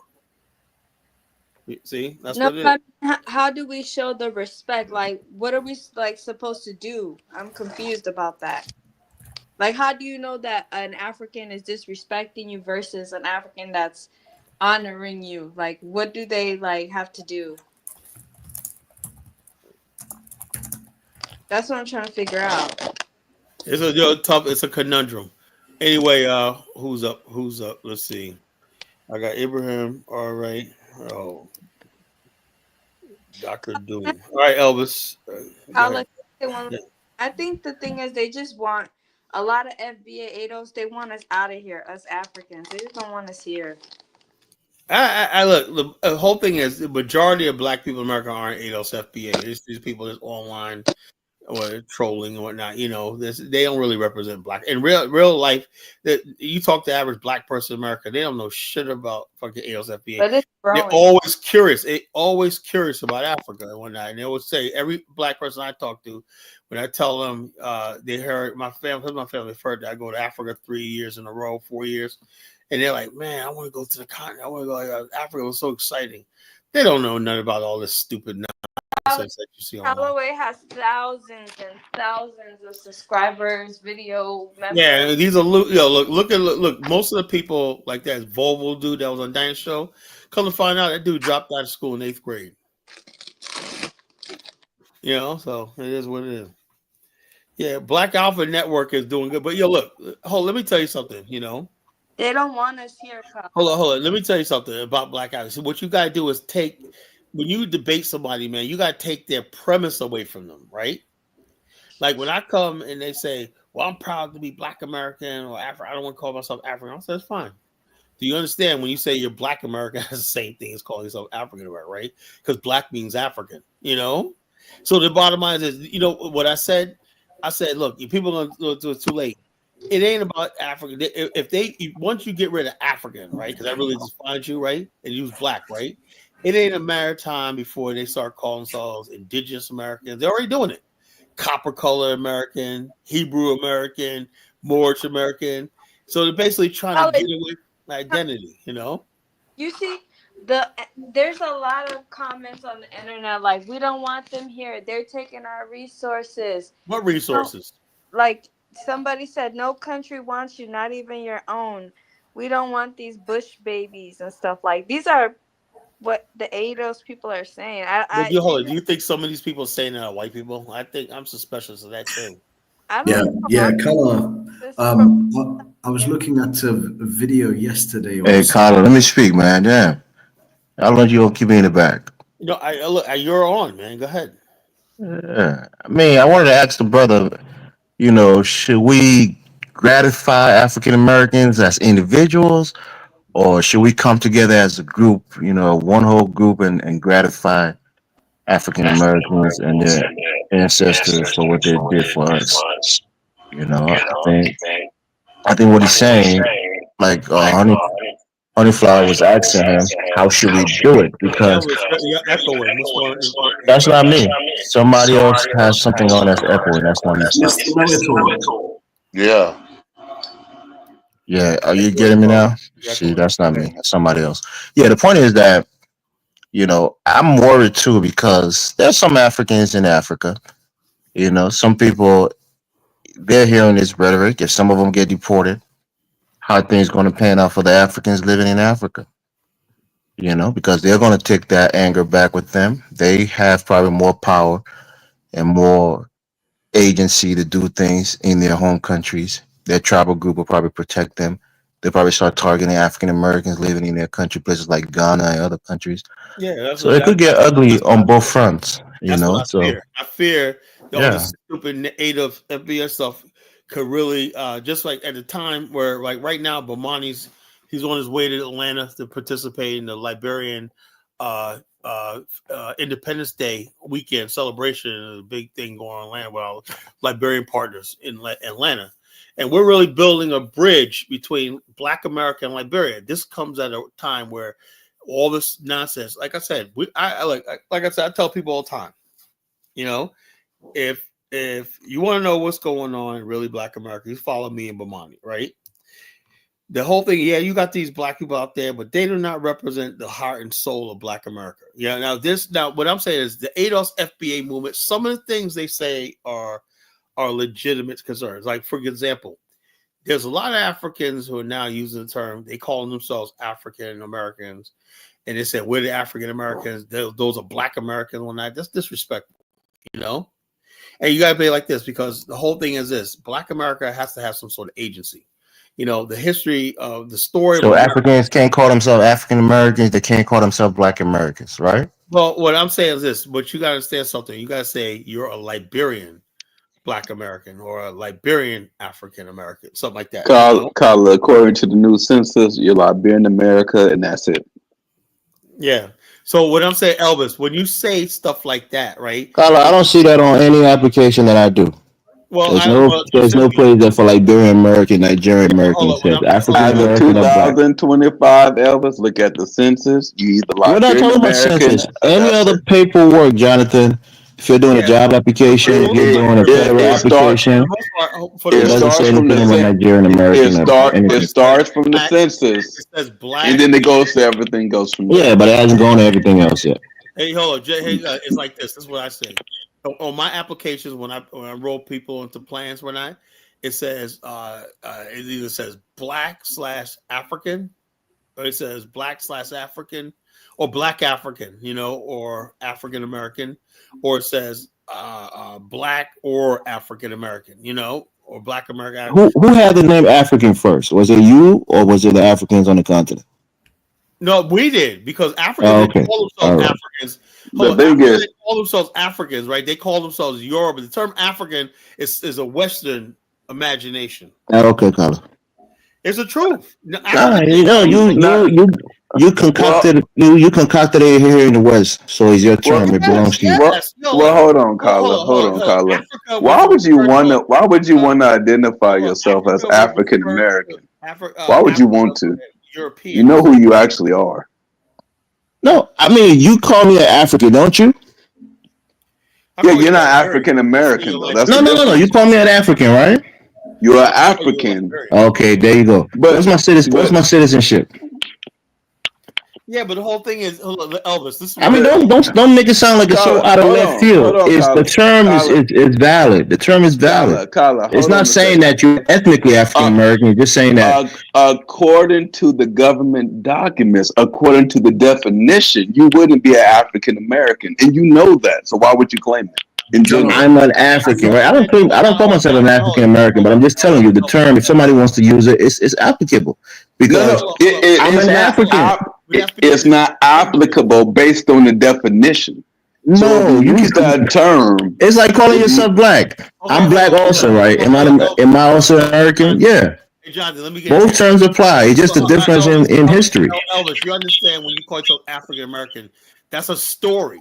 Just like Italian American is a story, a unique story that goes back 400 or 500 years. I think Tyler, if an Italian comes here 5 years ago and get a citizenshiip, can he call himself an Italian American even though he didn't come here from his grandparents didn't come here from Ellis Island? You know what they call him? You know what they call Italians who come here? They call them zips. That's a derogatory name, but I'm telling you, that's what they call zips. It's applicable to both people who's been here for a long time and people who just came here. Yeah, those are people who just came here called zips. Yeah, but that's a derogatory term, but both terms still applies to both groups, even though one has a longer history in this country than the other.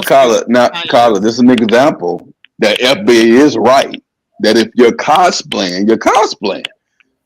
Now, whether we like it or not, if every Black American heard it's a term, Jonathan. If you're not smart enough to understand that terms can be applicable in different instances, with all due respect, as a nigga that holds Nigerian citizenship, I would never say I'm Nigerian American, even though the term fits, doesn't it? But that's if it's applicable, yeah, you use it. That's the point that I'm making. It's applicable. There's two different things. Whether you're ethnically and historically that, or the term that you use fits. So basically, if you can manipulate a lie, you should do so because it fits. Even though you know it's a lie. Yeah, it's omission. It's omission. Y'all basically made Tariq Nasheed right about everything that he says. You're lying as African. Stop doing that shit. It's lying by be who the fuck you are. Yeah, that's the point. That's the point here, right? If I come up and say, "Oh, that there go the African right there," right? People say that to Africans all the time. They say that's an African. That's an African. Fine, I'm an African. That denotes where I come from, or my continent of origin, or where I was born. That's one thing. Hey, Elvis. When another part of me is, what is my nationality? Elvis, when I was in it's American, right? So two things can be applicable, even though I don't have the history of African Americans. Usually, I don't call myself even American. Usually, when I'm in conversation, I say I'm a Liberian. I'm not saying this to say that I use this term, on a daily basis, but I'm just telling you, Elvis, when I was it's applicable. Hold to certain Africans. Without saying it. White boys just called me that African boy, because racially I was African, but I was American just like they were. But they called me the African boy. The Indian boys and Asian boys and the Hispanic boys just call me the African. I'm the African in the group. Okay, then let's move to the term black. Carla, I want to say something. Based on what, and I'm going to agree with Elvis, he's right. Based on what they're saying, the FBA makes sense. Because anyone can claim African American. Yeah, but hold on. They shouldn't claim it, but they can. Yeah, and that's what I'm saying. If you guys take the term FBA, it makes sense. That makes sense. I agree with that. Give the Africans their African name back. But no. What we should do though is there should be a law that says if you try to claim something that you're not, which you're technically not by it's not applicable. It's applicable. Hold on. It's not applicable. Can I get here for a second? Look, right now, like today, I was filling out some paperwork for one client of mine, right? And it said, put your race down, right? And I said, the guy was obviously African American, right? It said, then in one section, a whole section, it says, all government documents, right? Are you Latino or indigenous to America, right? Native American, Alaskan, or Pacific, whatever like that. They want to know because there's special programs for people who are indigenous to this continent, right? Now, if you're a black person, black American, and you think you will listen to Dane Calloway, you put that on there, right? Guess what's going to happen to your black ass? You're going to be buried under the jail, And also, let's be honest, Jonathan. Any job application or federal applications, right? It always says black, or it's just African American or black. Those two terms are synonymous with each other, right? Hold on. They don't separate me. So if I can't consider myself black or I can't consider myself African, Elvis, the U.S. government consider me black or African. Them boys fighting to be us. Them boys fighting to be us. Hold on. You get here, bro. Here's the thing. Back in the days, right? 99% of all people who are black were African Americans, and then you have people coming from the Caribbean who assimilated. So it's like seamlessly. That application is not about assimilation. No, it's about racial classification. Hold on. Even though we all knew Jamaicans were Jamaicans, but white people in the American culture just seen us all as one. Black people. You know what the application denotes? Race and ethnicity. That's why those two names are there. Right. Okay. Both are of the same race. Hold on. But then, Elvis. But what about the fact that application says black or African American? That's the point that I'm making. One is a race. One is an ethnicity. No, it don't say black or. It say black / African American. So who do you think an African will because hold on. Will choose?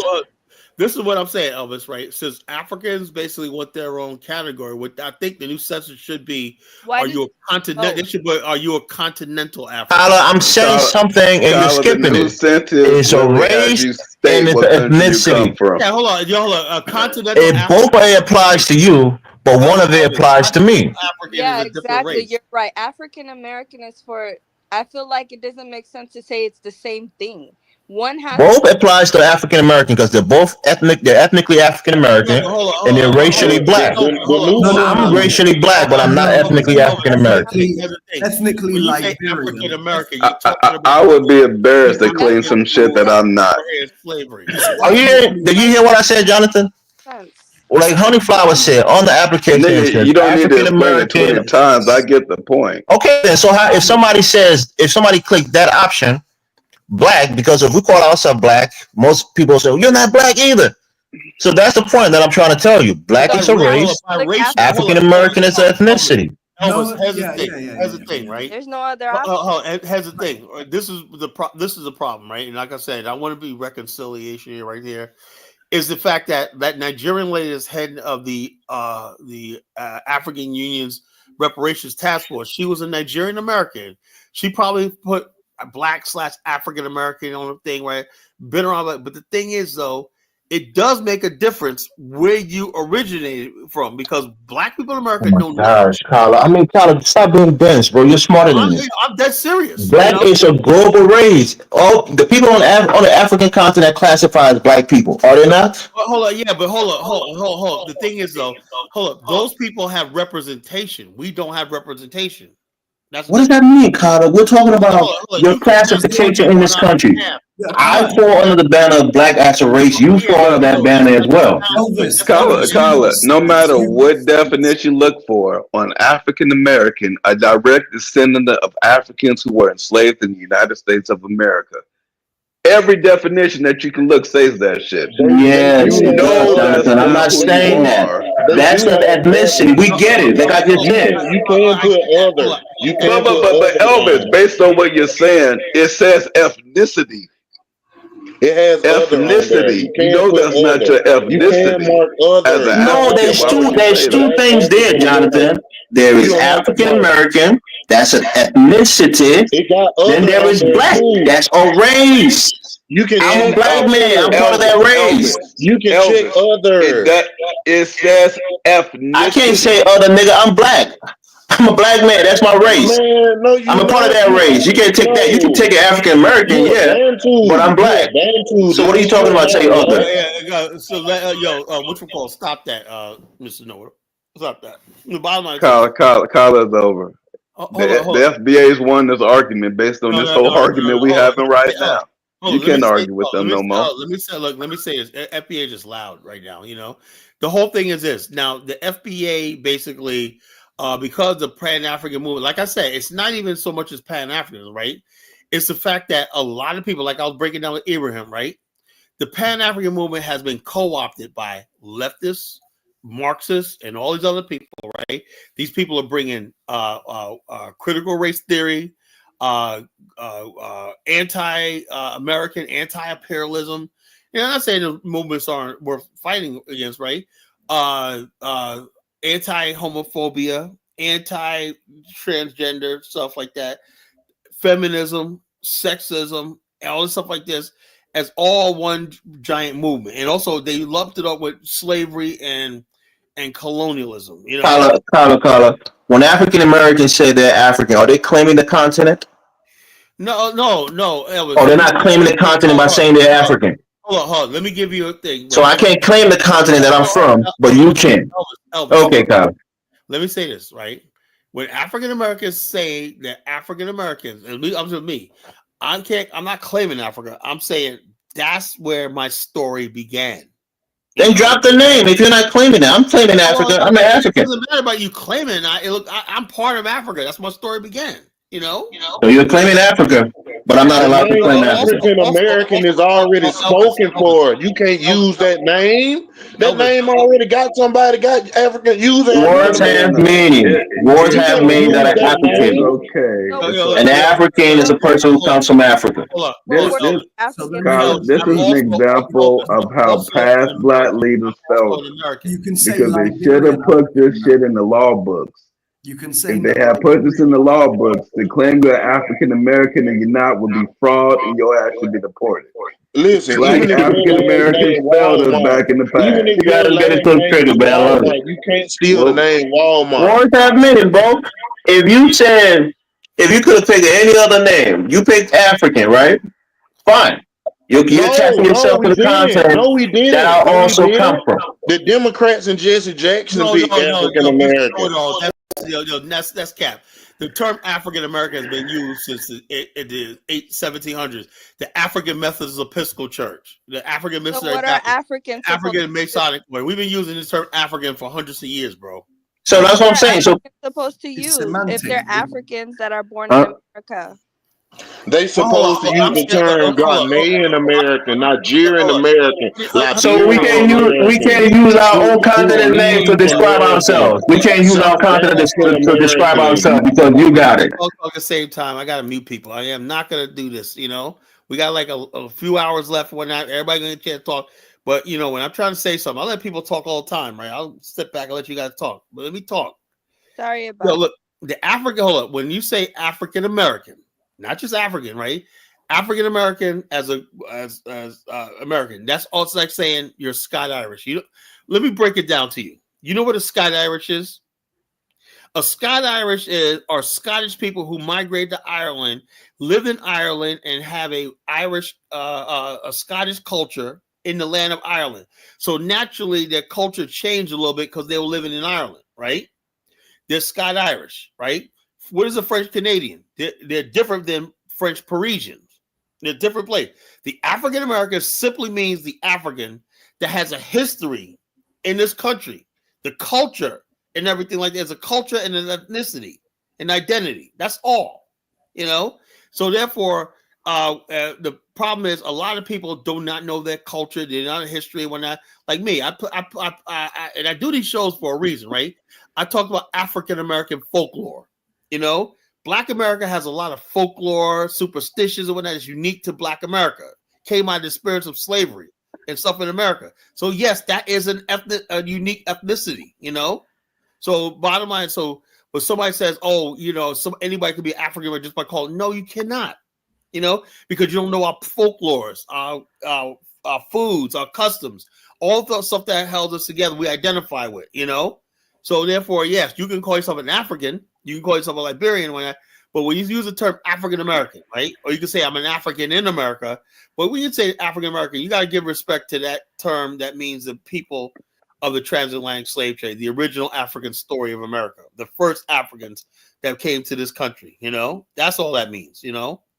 So, Kyle, at this point, we just have to accept that people want to be us, and that's it. Colin, I want you to read. I want you to read Barudi's comment that I would have wanted to be.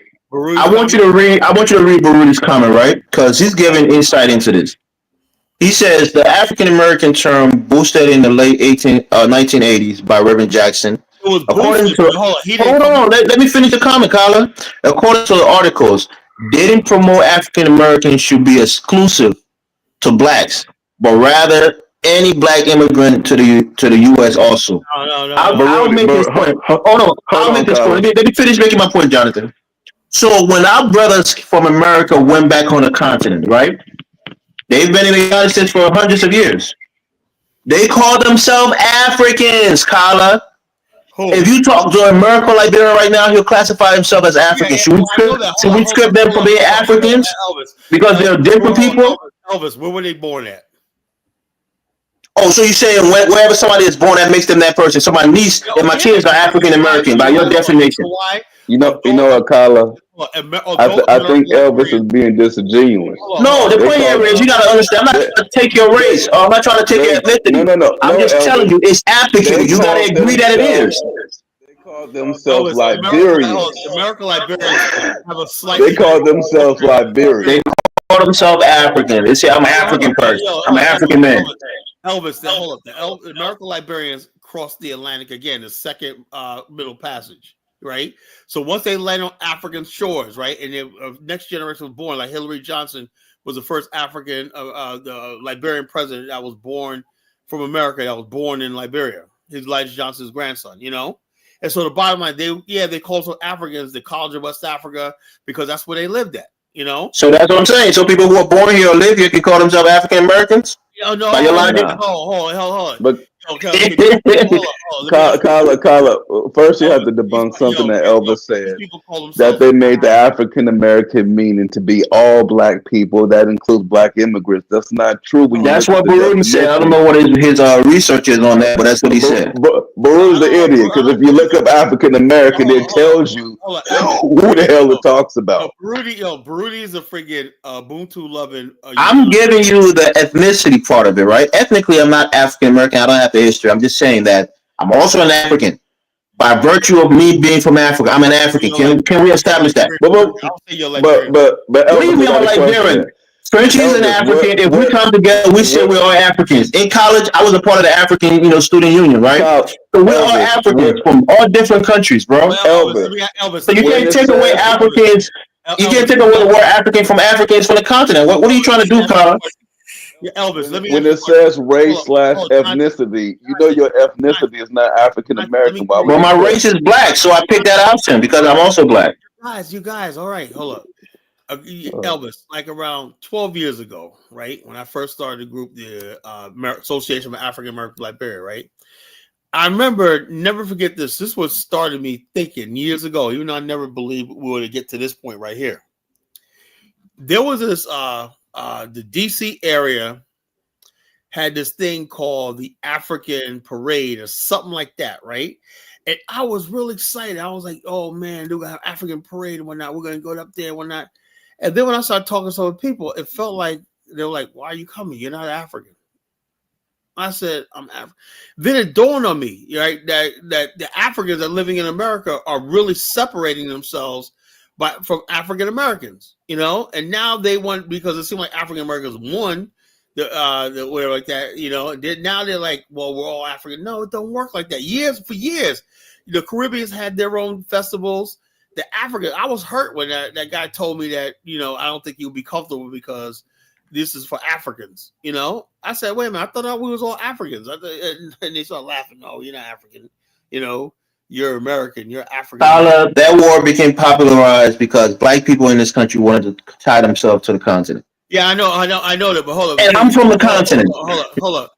But when you talk about Africa, when people say like the African American Museum, what is in there, Elvis?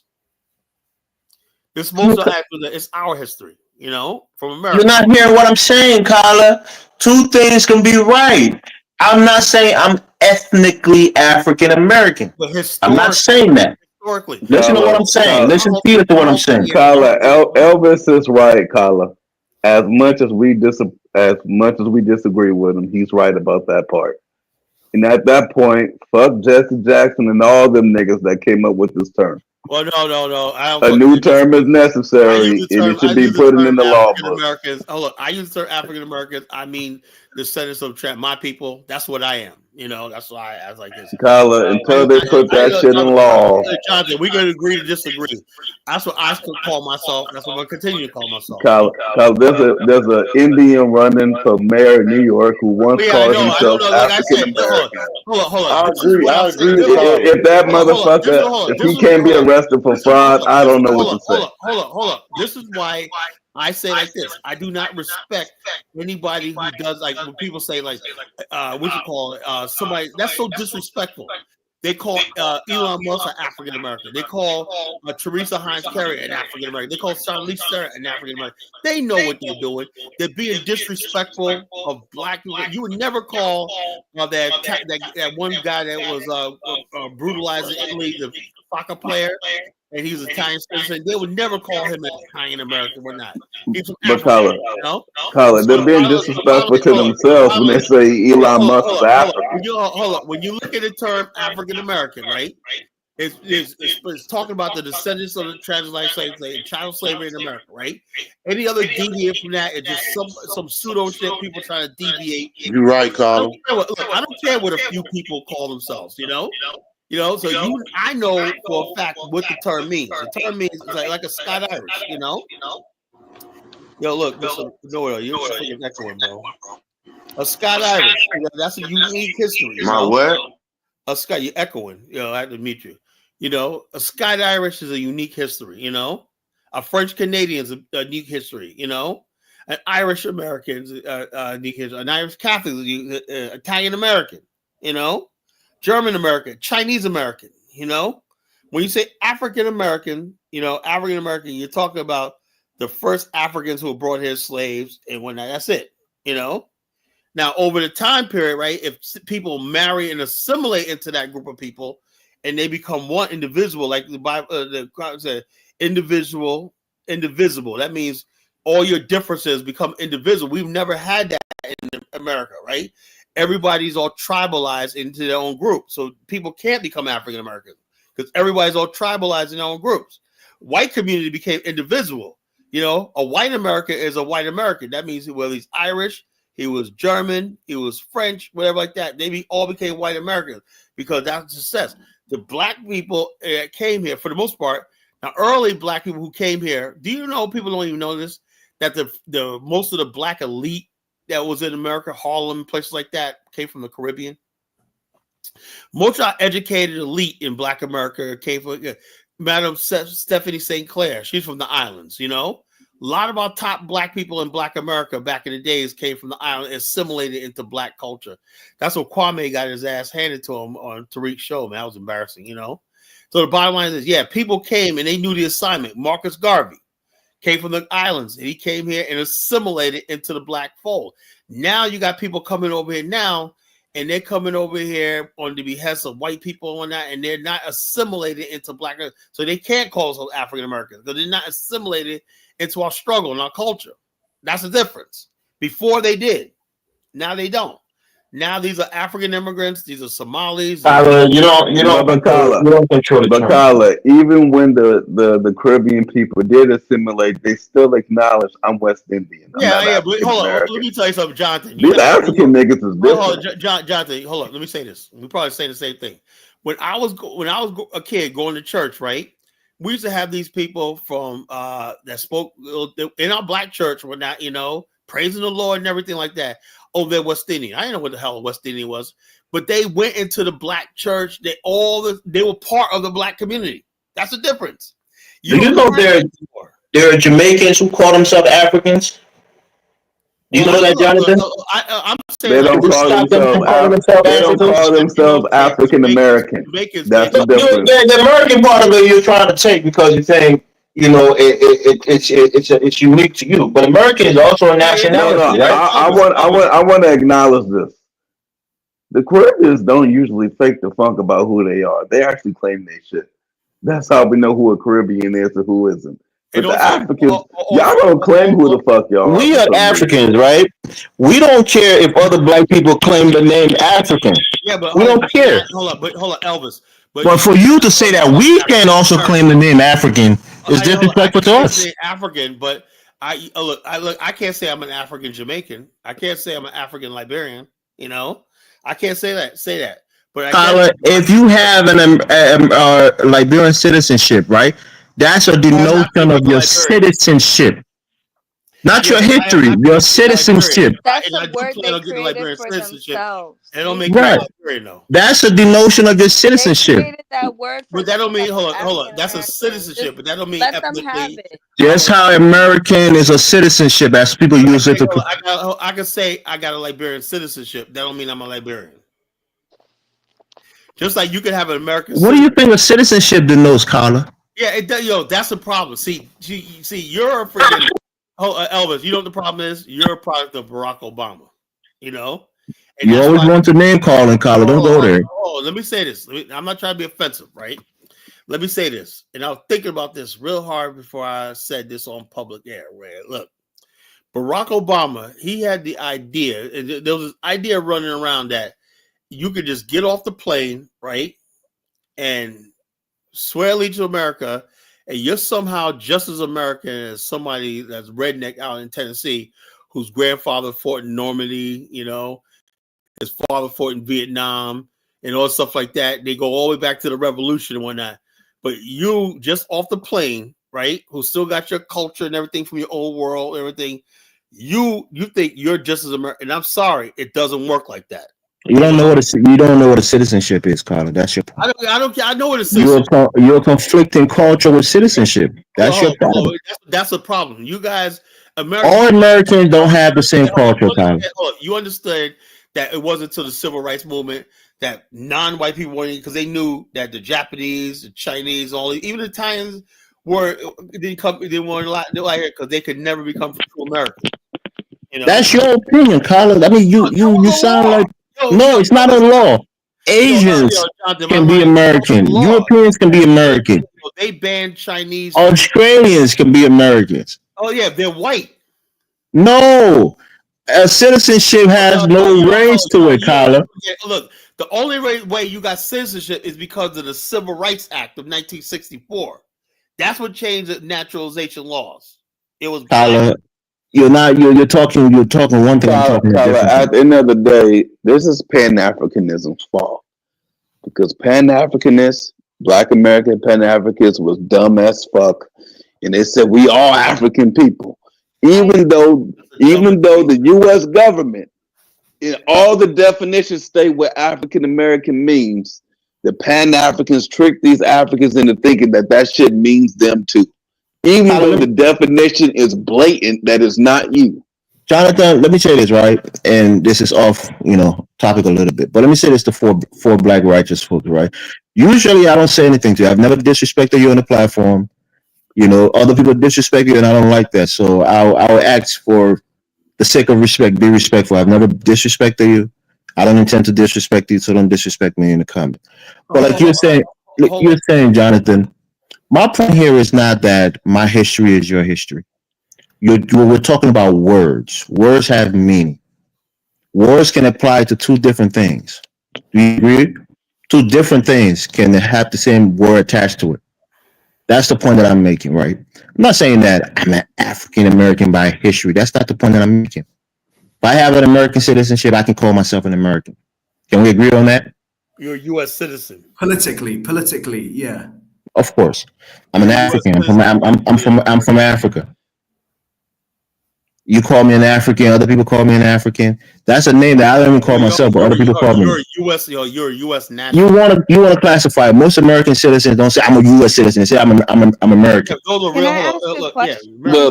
Elvis, I already told you I agree with what you're saying. Right. The only problem I just want you to get my point, because I don't want you to think I'm trying to cosplay you. I'm just saying that the term can be applicable, even though I don't use it. But I'm saying if you make the logical argument, it's applicable.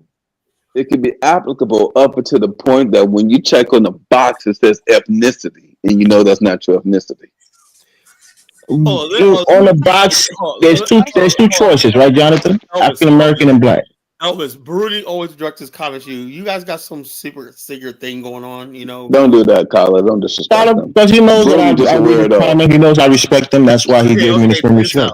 No, I'm not saying like that. I'm not saying like that. I'm saying y'all got some secret. It's a mutual respect, bro. That's how it is. Don't. You couldn't disrespect him, so he still with him. He goes, Colin's not an American, but a displaced. See, that's what I'm saying. I'm a displaced African. So in other words, my ancestors who were the Harlem Hellfighters fought in the Revolutionary War or all stuff like that means absolutely nothing. We got to just throw everything out the door just to be called a displaced African. This is why the African Union feel like they could talk and talk on our behalf. Let me ask Jonathan about that. What do you think about the African Union just basically talking on our behalf without our input, Jonathan? Colin, the African Union ain't shit. Good luck with trying to win the argument. Yeah, we sold them, but we want you to pay reparations because we sold them. Period. It ain't working. Colin, you're more sophisticated than me, right, Colin? We've had this conversation with even more sophisticated people on Dynasty's platform. One of the things that Philip Lindsay said, he's a lawyer. I'm not sure if he's practicing, but he made this clear. And Colin, you regurgitated the same talking point. That in order for a group of people to ask for reparation, they need either a mother country or a mother continent. I agree with you. Made that claim. So now, what's the big fuss if the mother continent is backing you? Well, hold up, Carla, I got this part. This is easy. The difference is, though, the Japanese didn't sell the Japanese people that were incarcerated. Yeah, but those Africans sold the people that they're asking for reparations for. That's the difference between black people in America and for the Caribbean too, for the most part, check this out. Hold up. The That's Japanese. the difference. Let So me say those this. other states can back up their citizens. They didn't sell their citizens, Elvis. Okay, let me say this. Hold on, let me say this. So it makes sense for them to stand up for their own people. I said that, Phil, when you said that, right, you need a nation state, right? So I said, right, I was being facetious, right, earlier, if you listen, right? I'll say, you Negroes who want reparations, man, you guys should be letting them. But my only point was, Elvis, right? Shouldn't black people in America be at the table? Why is a Nigerian American woman? Shouldn't the black people in America be at the table of this? Because you're right. You're going to need the African Union if you're serious. That's why I said it goes to the FBA. I don't think the FBA is serious about reparations. I think it's like talking about nonsense and whatnot. I don't think they're serious. So tell us the logic and explain it to us. What's the logic behind having a mother continent or a mother country behind you for reparations? Because first of all, those countries have diplomatic ties with Russia, China, the Africa, the EU, and what can they do on your behalf that can help you? Yeah. So Black America has no representation. Even like I was telling Princess P, I said, yeah, you sit down with what's it, CARICOM? I said, we can't sit with a CARICOM because we're not a government. We're not an independent. Those are nations. CARICOM nation. Black Americans are a nation. So what the African Union did was say, something, we're going to talk on behalf of Black America, Isn't that what black people said they wanted? Carla, think about it, because you brought this up plenty of times. What's that weird ass wannabe Indian motherfucker name? Whatever the fuck that dude name is. That dumbass motherfucker. If he goes into the argument, and he'll be like, well, we were already here. And you would say, well, checkmate, motherfucker, you ain't got no argument because you were already here. Now, do the Africans have an argument? The white people just say, well, you sold us to them. You sold them to us. We couldn't enslave them without you selling them to us. So you don't even have an argument either. That's not a good backing at all. Yeah, this is what I was saying. I said this a couple of years ago, right? No one listened to me. Right? I said, look, I heard Dr. Yara Khan. That's when she was really getting popular a couple of years ago when she launched her ADDI. Right? She did this whole spiel about colonialism. In that whole speech was like around 40 minutes. She didn't mention the transatlantic slave trade. She didn't. I was like, okay, she's gonna talk about it now. She did not talk about the transatlantic slave trade one time. All she talked about was colonialism. And I'm saying, wait a minute. If it wasn't for colonialism, you wouldn't have no railways. Let's be honest with you. You wouldn't have no canals. You wouldn't have no bridges. You wouldn't have no infrastructure.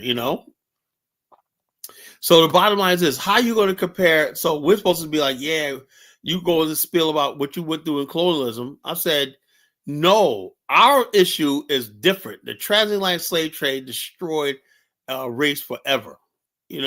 So she didn't talk about that. So now, because we didn't address that back then, 2 years ago, now they feel like they could just lump us all in, not just with the colonialism, but also anti-LGBTQ globally, anti-whatever the hell it is, we gotta fight fascism. We gotta fight what's illegal aliens?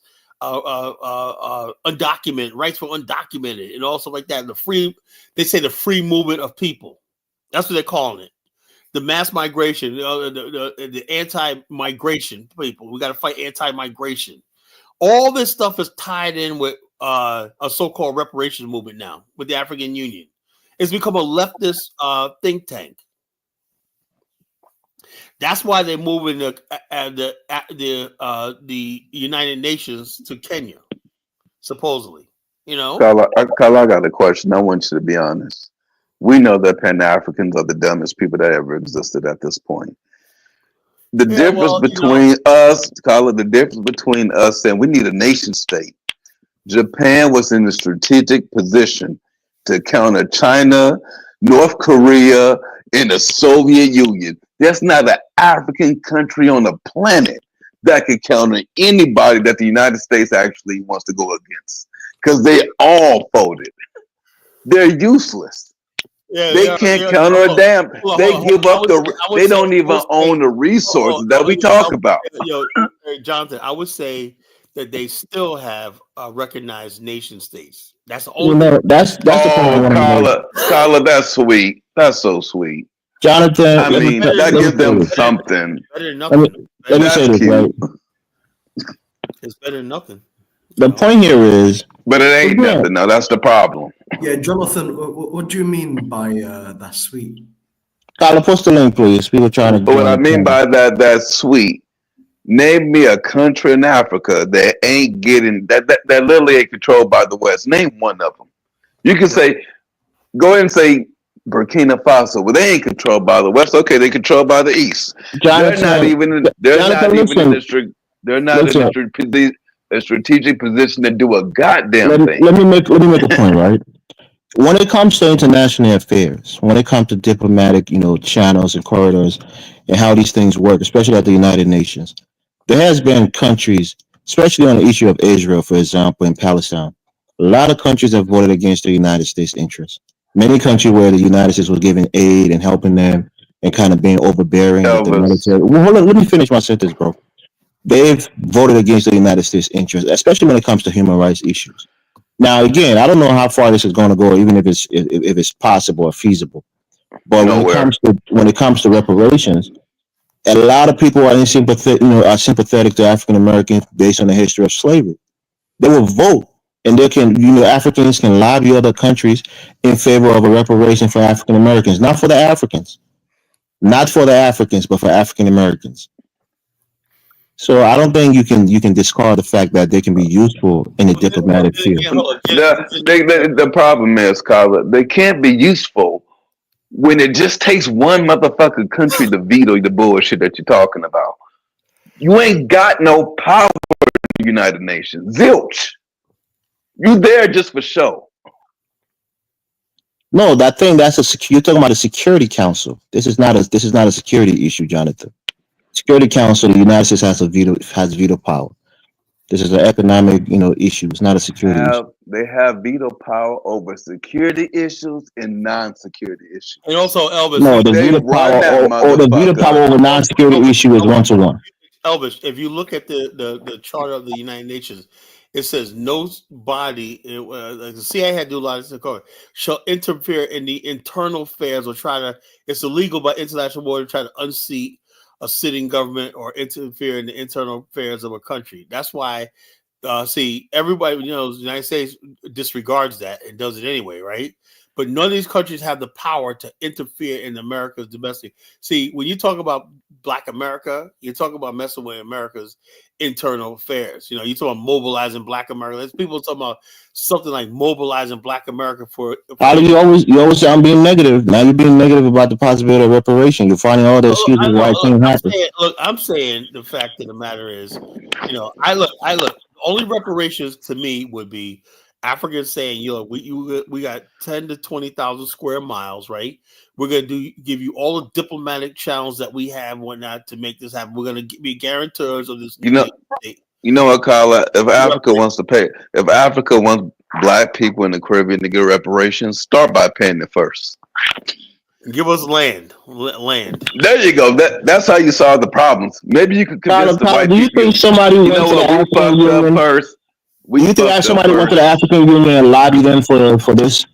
Or you think they just did it out of whole club out of nowhere? We got people in Africa lobbying for LGBTQ. Why the fuck? Tyler, that's not my question. Where are you going on a different thing? I asked you specifically. Do you think somebody from the United States went to the African Union and lobbied them for this reparation support? A year or two. Hell no. Hopefully a year or two. Like I said, I don't know.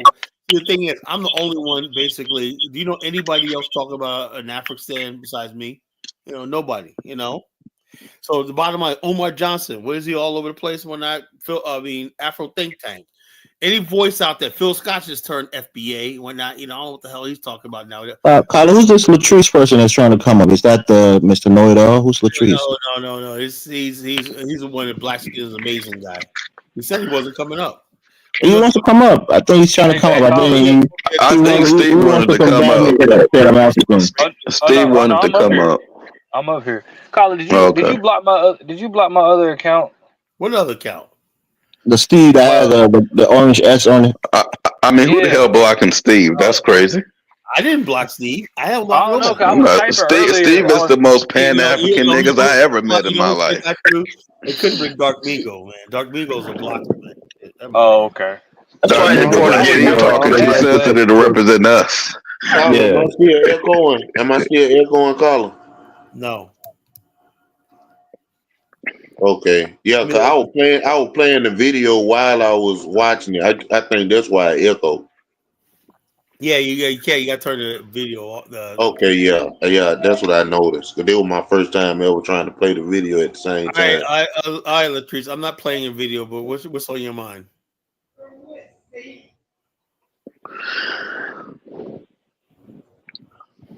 I don't want to talk to my post. But like I said, the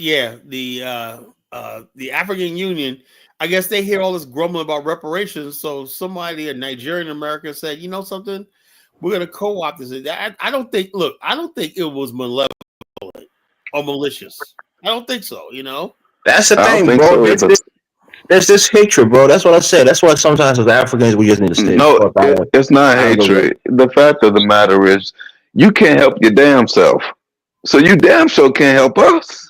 yeah. But hold on, Elvis. I mean, that's pride, man. Come on, you know. No, Colin, that's not pride. You Hold can on, help your damn self. You Yeah, can help. but hold on. Japan can help their damn self, Colin. Well, I would They rather. have something that you don't have, Jonathan, that could help you. I What would is In that? rather. theory, maybe it's impractical, but in theory, they can help. They have a nation. They have nationhood. They have continental power. Hey, you know what, Elvis? I agree with that. First, give reparations for yourself. Because they've been asking for reparations for themselves. A lot of these African countries have been talking about reparations and getting denied like a motherfucker. Are you offended by this, Jonathan, that they're advocating for reparations for African Americans? No, not at all. Definitely not What's your offended. opposition? But unfortunately, The we African don't nation want to asking waste. for We don't want to waste $777 time trillion. anymore. It could be a two The process African fight, right? Union. If you guys have a strong base here in the United States and you're fighting for reparation, and the Africans are doing the international thing and trying to, lobby for you on an international, You know what? stage, No, they that could asking help. I'm embarrassed to say. I'm embarrassed to say 777 this. trillion for the The whole only diaspora. people who have ever gotten reparations in Africa are the white people. They asking for Hold 777 trillion on, for can the I say whole something real African quick? Hold on, diaspora. check it out. This The young guy. only people that got reparations in Africa are white people. Why is that the This one case? guy That's made a facts. video. This one young guy made a video, said, you know something about this thing? He said, look, it can't be all in the United States. You know, the United States was only slavery was only 90 years in American history. And as America is a republic. Before that, America was the British, the Spanish, the French, whatnot. He says, I don't see these people. It's just It's a know it all, yo. Your thing is still echoey, bro. It's this anti-American thing that's going on. We're getting caught up in, because I'm saying to myself, why are you talking to the Portuguese who started all, the Spanish, the Danish, all these other people, the French, all these people that took the Dutch, it took millions of people across the Atlantic, and made fortunes, made empires on slave trade. Why is it always just on the United States? Because of Black Because we do the Americans. most We're the complaining only ones about who it. fight That's against why. this.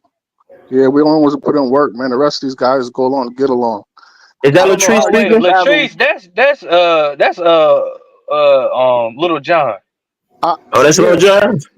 Yeah, what's up, man? What's going on, panel? Yeah. Look, that wasn't Lil John. Lil John says he's a freaking he's a Ghanaian. He says, yeah, Kyler. He's saying, yeah, so it is Lil John. It is speak. That is Little John Collar. You believe that the AU has more say in America than actual Americans? That's crazy. Say it again? Collins arguing that the AU has more sway in America No, they have than more actual say. Americans. They have more. No, they have more so on the international stage. This is the United Nations we're talking about. We're talking about the U.S. federal They ain't got government. no sway on the Peace and blessings to all international the panelists. stage. Black Americans Jonathan, they more have some sway sway. at the United More Nations sway than than African the AU. Americans have They here. got zero. They got zero sway. Zero. Whatever you say, bro. Whatever you say. Zero. Hey, the U.S. says, Kenya, take your ass to Haiti and go over there and do what you can do. And Kenya says, yes, daddy. They got zero cooperate? sway.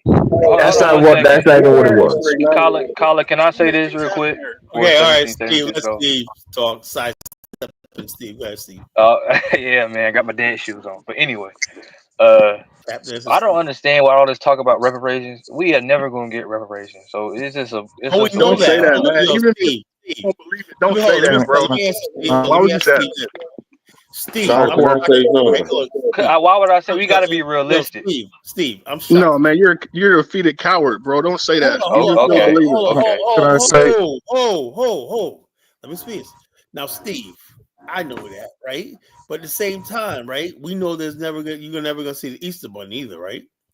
You're never gonna see Santa Claus, right? You're never gonna see all these things, the Tooth Fairy, right? But Can I say something, Colin? we still believe it, So why not? It gives people hope, Hello. No, I don't. I don't believe it. I Bro, believe we in ain't working. believe we was gonna get out of I believe Can slavery. in I? We ain't working. believe we was gonna get out of Jim Crow. Can, Stop saying dumb can shit I? like Exactly. that, man. You speaking Well, that into life. yeah. You're still, Hey, what's going on? you're still a slave in America. We You told you. can't you That can't was blame our Steve for Hey, reparations. that. Just give Don't you say one At That that, the was man. end our of You the guys are day, reparations. weak, bro. I'm out of here. we're depending on Africans who will pay white people reparations before they pay their own people He's like, I'm reparations. out of here when that. He don't like hearing the truth, man. but like wanted to corroborate what Jonathan Miller was saying. He said what the African countries, like Jay-Z said, how can you help the poor if you're one of them? African countries don't have means to help themselves. How can they help us? Outside of giving us a stretch of land, like you said, Kyle, and citizenship, they really can't help themselves. Every time you look at an African country, they're protesting about economic situations. So That's just not true. Well, That's hold just on a not true. second. Hold up, hold up, 1776. yo, The very thing that they can offer us, why haven't they offered us to us yet? yeah. Oh, hold up. Now in Africa, we have a thing called human rights. Now, what does human rights stand for? H Can I stands say it? for hunger. Good. H stands for hunger. U stands for unrest. M stands for malnutrition. A stands for anarchy. N Man, stands forget for that, man. Forget neglected that. Don't. Negro. How you gonna sit up here and let this man And, say this type of stuff about Tyler is Africa? 100% right about that fact. And that's what we're depending for to get us reparations. Good luck, nigga.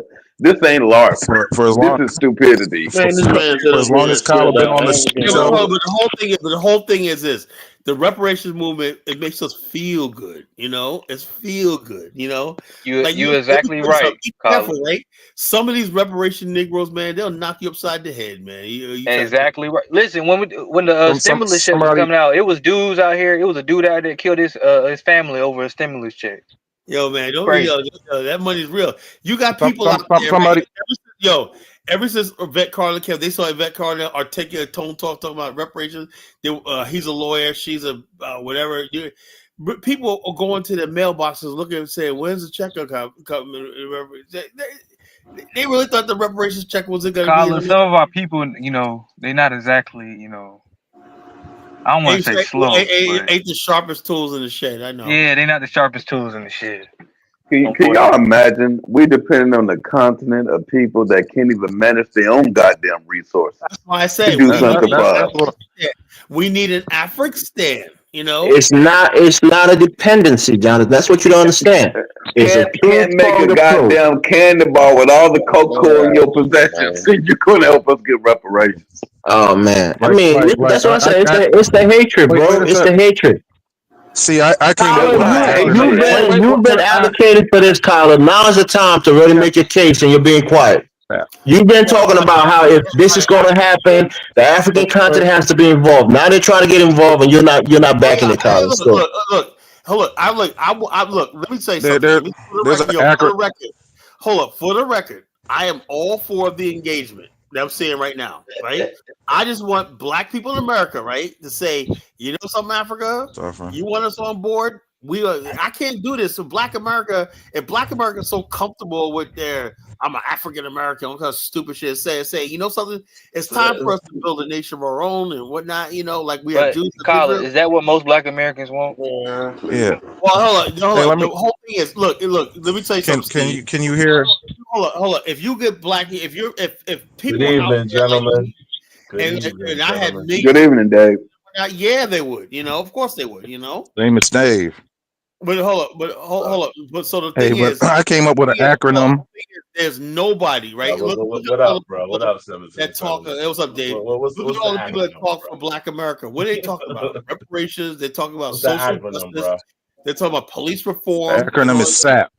There's nobody talking about Black a nation. black hate I mean, crime, black can you hate imagine crime bill. these African countries can't even leverage their resources to get better deals with But these goddamn countries, but they're Jonathan, going to get us reparations.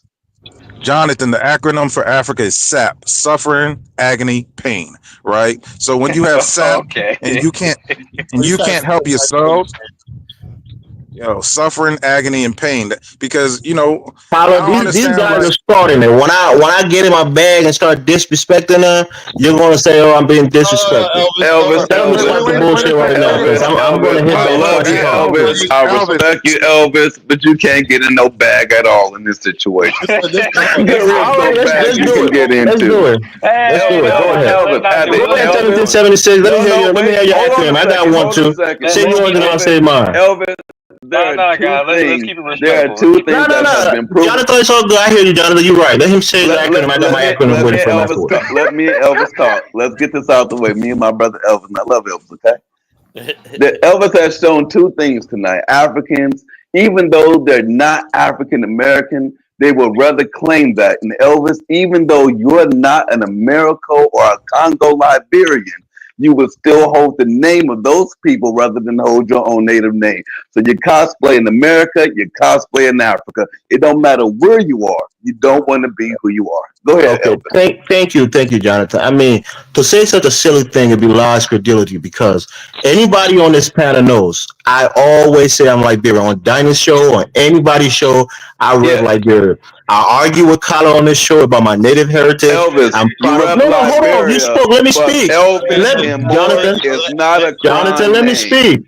Let me speak, Jonathan. He not black American when you see him on the street. Hey, I mean, Hold on one second. let's have order on the him on panel. the street. Hey, let me He's speak, black bro. American. Let Elvis I finish, don't want guys. to Let drop him finish. everybody He down. dripped in black America when you see him on the street without him Let opening his Elvis mouth. finish speaking, brother. He dripped in black Everybody America. on the panel Look, knows. okay, look, man, can't remove. I'm sorry, remove. Nah, don't remove him, Colin. I think they'll be good. I'll bring them back, but I want to hear what you guys say. Go ahead. Everybody on the panel knows. Colin, for once, knows. I'm never ashamed of my crime, my crew heritage. I always rep it to the fullest. So for Jonathan to say that, I think he's being disingenuous. My point here is, on the platform, usually I try to be respectful, right? We want to have intellectual conversations on these platforms. When I was making a case about words, I'm using it about words. I would never say I'm African American. I never say that. I never even claim to be it. I respect African American. I don't just come and attack them unprovoked. I'd never do that. It's a mutual respect that I like to show for African Americans on the platform. When we're talking about words, I'm not claiming your heritage. Like I said, I try to distinguish the point that I was making. It's not about your lived history and your ancestry that belies the words, African, right? African Americans use that word to attach themselves to the continent that I come from. So that word African is part of me. I'm an African. So to say that once I'm in America, I can't use the word African to describe myself, or use the word American to describe my citizenship, that's disrespectful to me. Ethnicity. I say it like this. Can I chime in for 10 seconds? You're a U.S. No, hold on, Colin. Is Elvis Morris a crime name? I mean, Jonathan, you sound silly by saying that. But you sound silly by saying before that. the American Liberians went there and created Liberia, You sound silly by saying that, Jonathan. Would a crime person be named? Listen, I don't know what your problem, bro. Everybody chill. Let's bring it down a little bit. Let's bring Yeah. The name Jonathan is not an African American name. I want to ask Dave a question, right? Dave, you heard about that? Listen on what's going on in Liberia with the Fulanis. That lady with her job. What's going on? I heard about that situation. It's been all. What is going on? Yo, what is it? Are you talking about Liberia or are you talking about Nigeria? Come on, Elvis, let people talk, man. No, he kind of asking a question that I can answer. Hold up, my thing is, you got Fulanis out there. I don't know anything too. That was in Liberia, bro. That wasn't in Nigeria. You talking about the lady who was being attacked by the police, right? Liberia. They had a Muslim. Yeah. They had a Muslim. The police went to arrest her. She attacked the police, and they started beating her and took her job off of her. Another lady attacked him. Yeah, they asking me, bro. And so my whole thing is this though. There's people who want to hide behind religion, right? Oh, look, you break the law, you break the law. It has got to be rule of law, you know. And so you got all these Fulani's out there now. Most of the you know, most of lady, the Fulani's. that's But leading the protest can I chime in real quick? You know, is a part of the Liberia has a lot of potential, but when you have a Muslim element entering your country, you know, peace and blessings upon them, but they bring consternation, they bring a lot of You're an drama, idiot for man. saying such So a stupid thing. Islam was in Liberia before Christianity reached the shores. So you don't even understand but what you're I'm saying, talking about. Elvis, in 2 weeks, Yeah, you I'll know be me, I'm a Christian, I'm an anti-Muslim. You know that. But that's not just historically accurate. 1776 on John's panel yesterday in his little group, Rosmore said the most intelligent thing ever. The Muslims in Iran and the UAE and Saudi Arabia, for some reason, they know how to develop. But when you're Muslim and you're African, for some reason you can't develop for some fucking reason. It's just a The bunch of Christians fighting around the world, for somehow they know how to develop and be Christian. But when you're Christian and you're African, you can't develop. It's not the religion, brother. We're gonna take this L today. Iran got sanctions like a motherfucker. They got hypersonic missiles, shit that we ain't got. It ain't the damn religion. So It's what the is it, Jonathan? Bantu blood, as you said. Oh man, I knew he was gonna say that. Oh God. Oh listen. Lord. Everybody, hold on. If I say chill. Look, I want to get back to the topic, all right? The African Union, right? And I want to consensus on this, right? They did reach out and say they're going to bring in talk about reparation. Now at this point in time, right? I wonder does the African Union know there's Bomani Tyamba doing tours? I wonder they know there's people like me. Do they know like Mark Blanton is bringing people to South Africa?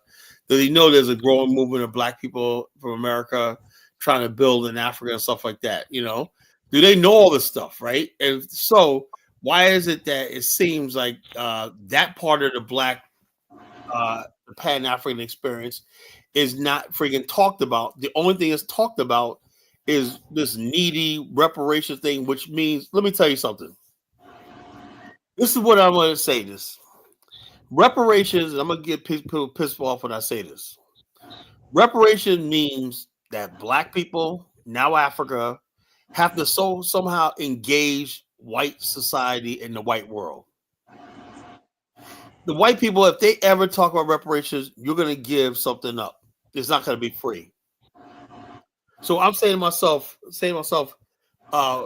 they say they're going to co-op reparations and bring reparations. I just think it's just an excuse for the African Union to get in to America, get to America and maybe get with the Trump administration to strike deals. And then you'll use reparations as a leverage. That's what I feel. But like Jonathan said, it has So, to start. Colin, you're walking back your support for them being involved in reparations. I'm only going to speak for like 5 seconds.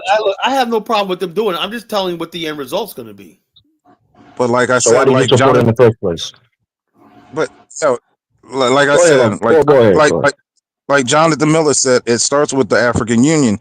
They can reach out to us and offer us citizenship and a stretch of land. You know, that's the thing. You can do in life. You can't do everything, but you can do what you can do. Offer all African Americans free citizenship in Africa, and that would be reparations. You know, give us. Go ahead. You have to have a way to govern yourself, because the bottom line is this: if Africans, Kala, offer African Americans and Caribbeans land. You owe us. Before the white people got to us, you helped them. You should be the first one to want to give out reparations. So be an example that you want the white people to do and give African Americans and the Caribbeans fucking reparations by giving us land and citizenship without all the bullshit green tape that we got to go around. Just hand it over. And the first thing they can do is stop charging you. Here you are, take it. The first thing they can do is stop charging you for tours to see the slave castles. I'm like, damn, man, you sold us, and you're going to charge us to see the slave castles? Man. My whole thing is, like I said, these what can happen is this, right? I think there should be, when you see preferential treatment for African Americans getting government contracts. Because remember something, right? All these African countries got to rely on foreigners to do a lot of contracting work and stuff like that. Has there ever been an outreach, let's say, by the African Union to reach into Black America, see if they can recruit major construction companies, stuff like that, to say, Hell no. Yeah. $1 trillion economy right Carla, now. stop. Live in reality, Carla, Carla. can I say something?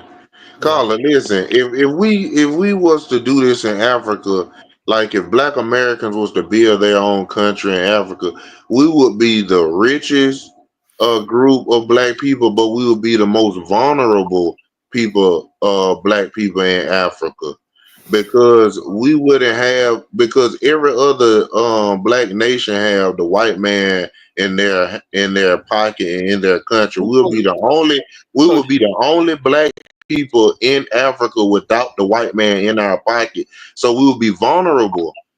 That's not true, bro. That's not true. That's not Yeah, true. that's far from true. That's far from true, bro. Our beef is with America. We ain't got beef with white people from Hungary. This is Let's what be I'm saying. realistic. Every other African country has the French there, the Germans there, the Chinese there. They got colonizers there. That's all. Yeah, so but we will be the only country in Africa without a colonizer. Hold on. First of all, let me tell you something. My plan is not to talk about building a country first. Is to develop territory, and then once you're strong enough, right? You have a host country, right? That's what they could do. You have a host country. They provide you with security for like 20 years, and in the meantime, you're building. What's that host country? What's that host country? Is that's what I said.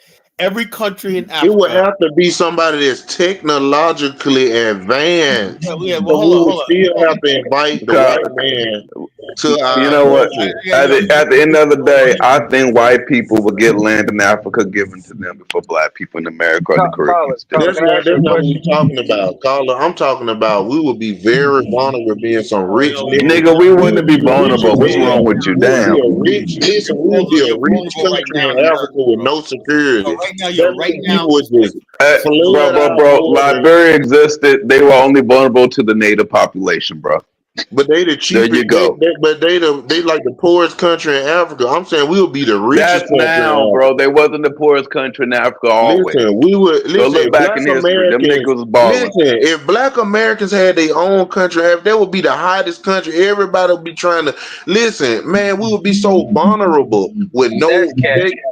They do have cognitive dissonance, bro. You can't stick together a sentence, man. What you mean? What you talking about? Say a whole sentence, articulate a sentence, bro. I just want to chime in. No, let them say a sentence. Say your retarded sentence. Go ahead, bro. Yeah, what was that yell, man? Somebody playing video game in the background and losing. All right, what you call it? Can you hear me? Yeah. Go ahead, dude. Can you hear me? Make your whole sentence, bro. I'm listening. Hey, no. This is on the topic, but it's off the topic what Jonathan was saying. Because, I've been watching a lot of Liberian TV, and all of them have like American names, even though they kicked out the American Liberians, they all retain those names. Like, what is that about, Elvis? I mean, you asked me the question, right? I'll give you this. I have a native name, right? Most Liberians have a tribal name. And usually the tribal name is sacred because it has sacred meaning behind it, right? So I have a sacred name. My sister has a sacred name. My wife has a sacred name, cool names. But my point here is you have a dominant culture, for example, that dominates the society. I'll give you the Philippines, for example, right? You see a lot of Filipinos having Spanish names because they were colonized by the Spanish. So in Liberia, the dominant culture at the time was American-Liberian culture. So there was a thing back then. Kyle would disagree, but it's true. And some people was volunteer, but others were, either forced or coerced. That your name was too hard to pronounce. So people had tribal names, right? So sometimes when they went to the city or they're living with somebody, the teachers can't say their name, or if you have to change your name to what they consider a biblical name, like a Michael or John or Peter or whatever.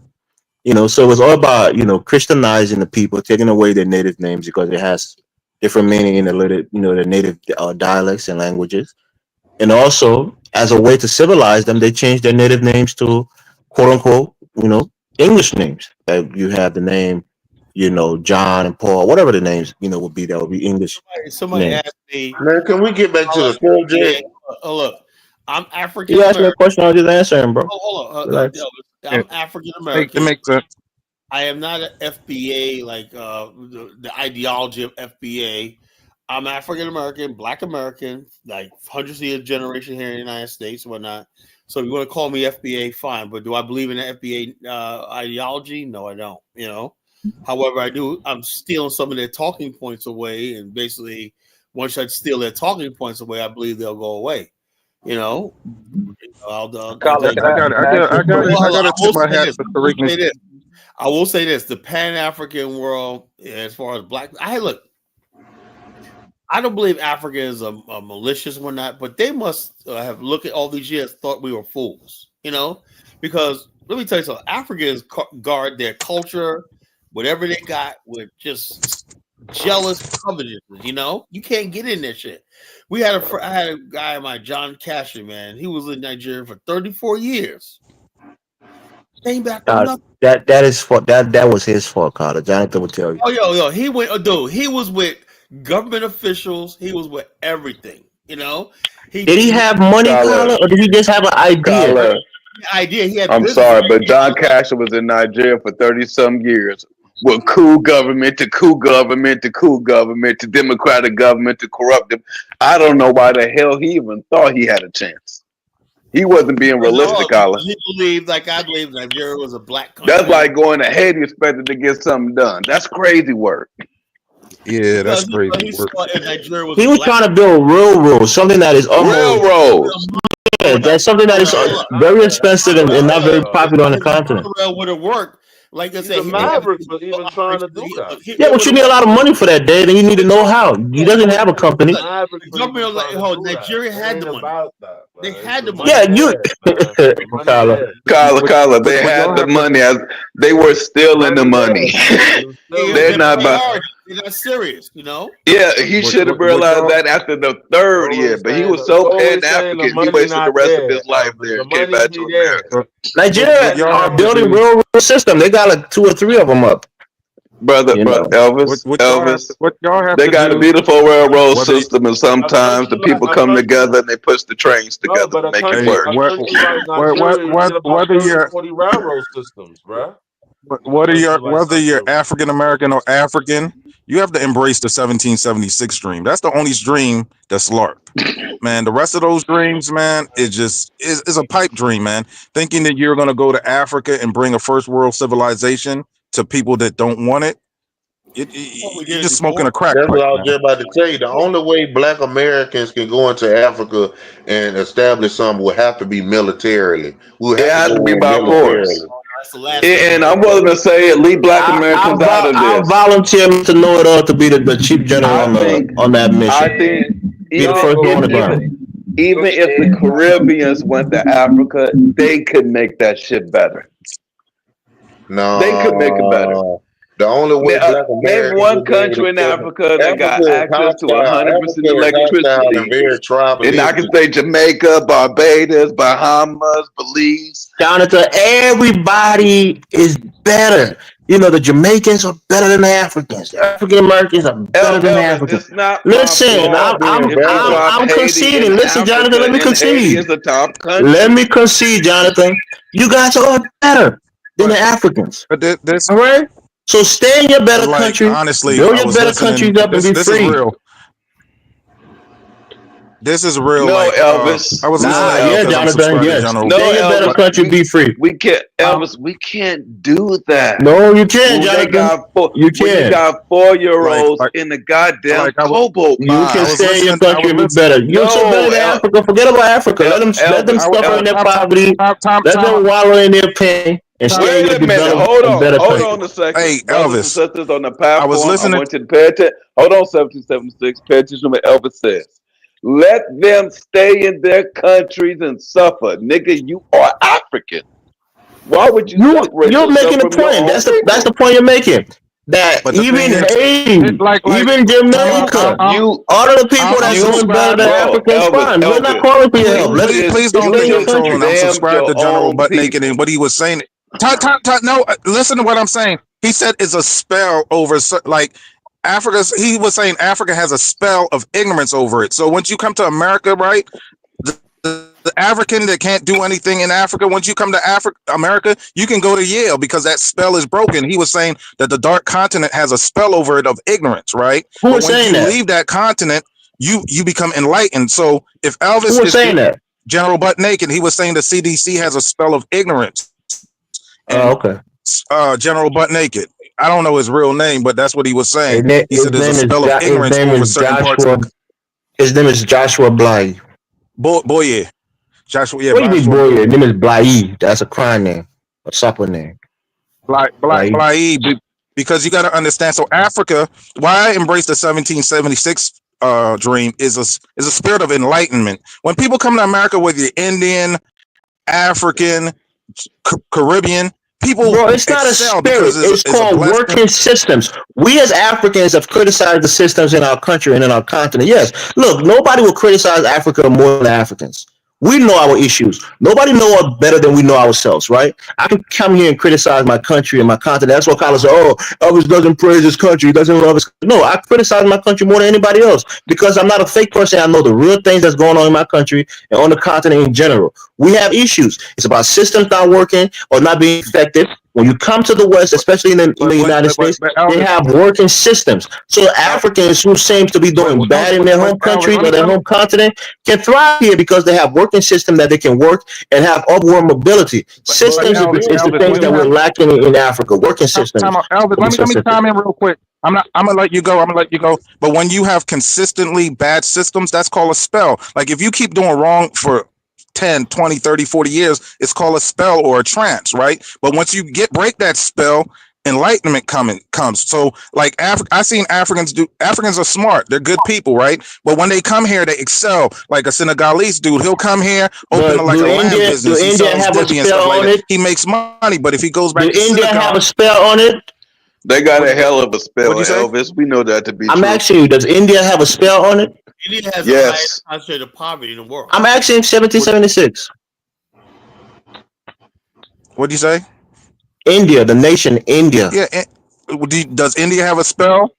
Yeah. Not to the degree. It's not a hard Oh, spell okay. like There that's you on go. Africa That's my point. because they Because this have is all going trains. to be some They like jibber a lot jabber of Indians are nonsense. in poverty, but there's a lot of Indians are poverty, but they have semblance of a second world civilization, right? They have a legit military, they have an air force, they have a navy, right? So they have the vestiges of becoming a first world country. But No, we're talking about people Africa, in my thriving opinion, when they come to the United States. The United States gave you the opportunity to thrive, especially but educationally look, and a lot of economically. companies outsource a lot of companies a lot of companies outsource things to India, right? Like HR, IT. So Indians show progression even in India, but when they come to America and embrace The the point that I'm dream, trying to tell you they is go to that the top of the line. the point that I'm trying to tell you is that these people are naturally smart, Hold on, even when they're in Elvis. their own country. I want to discount 1776. India is poor than a motherfucker.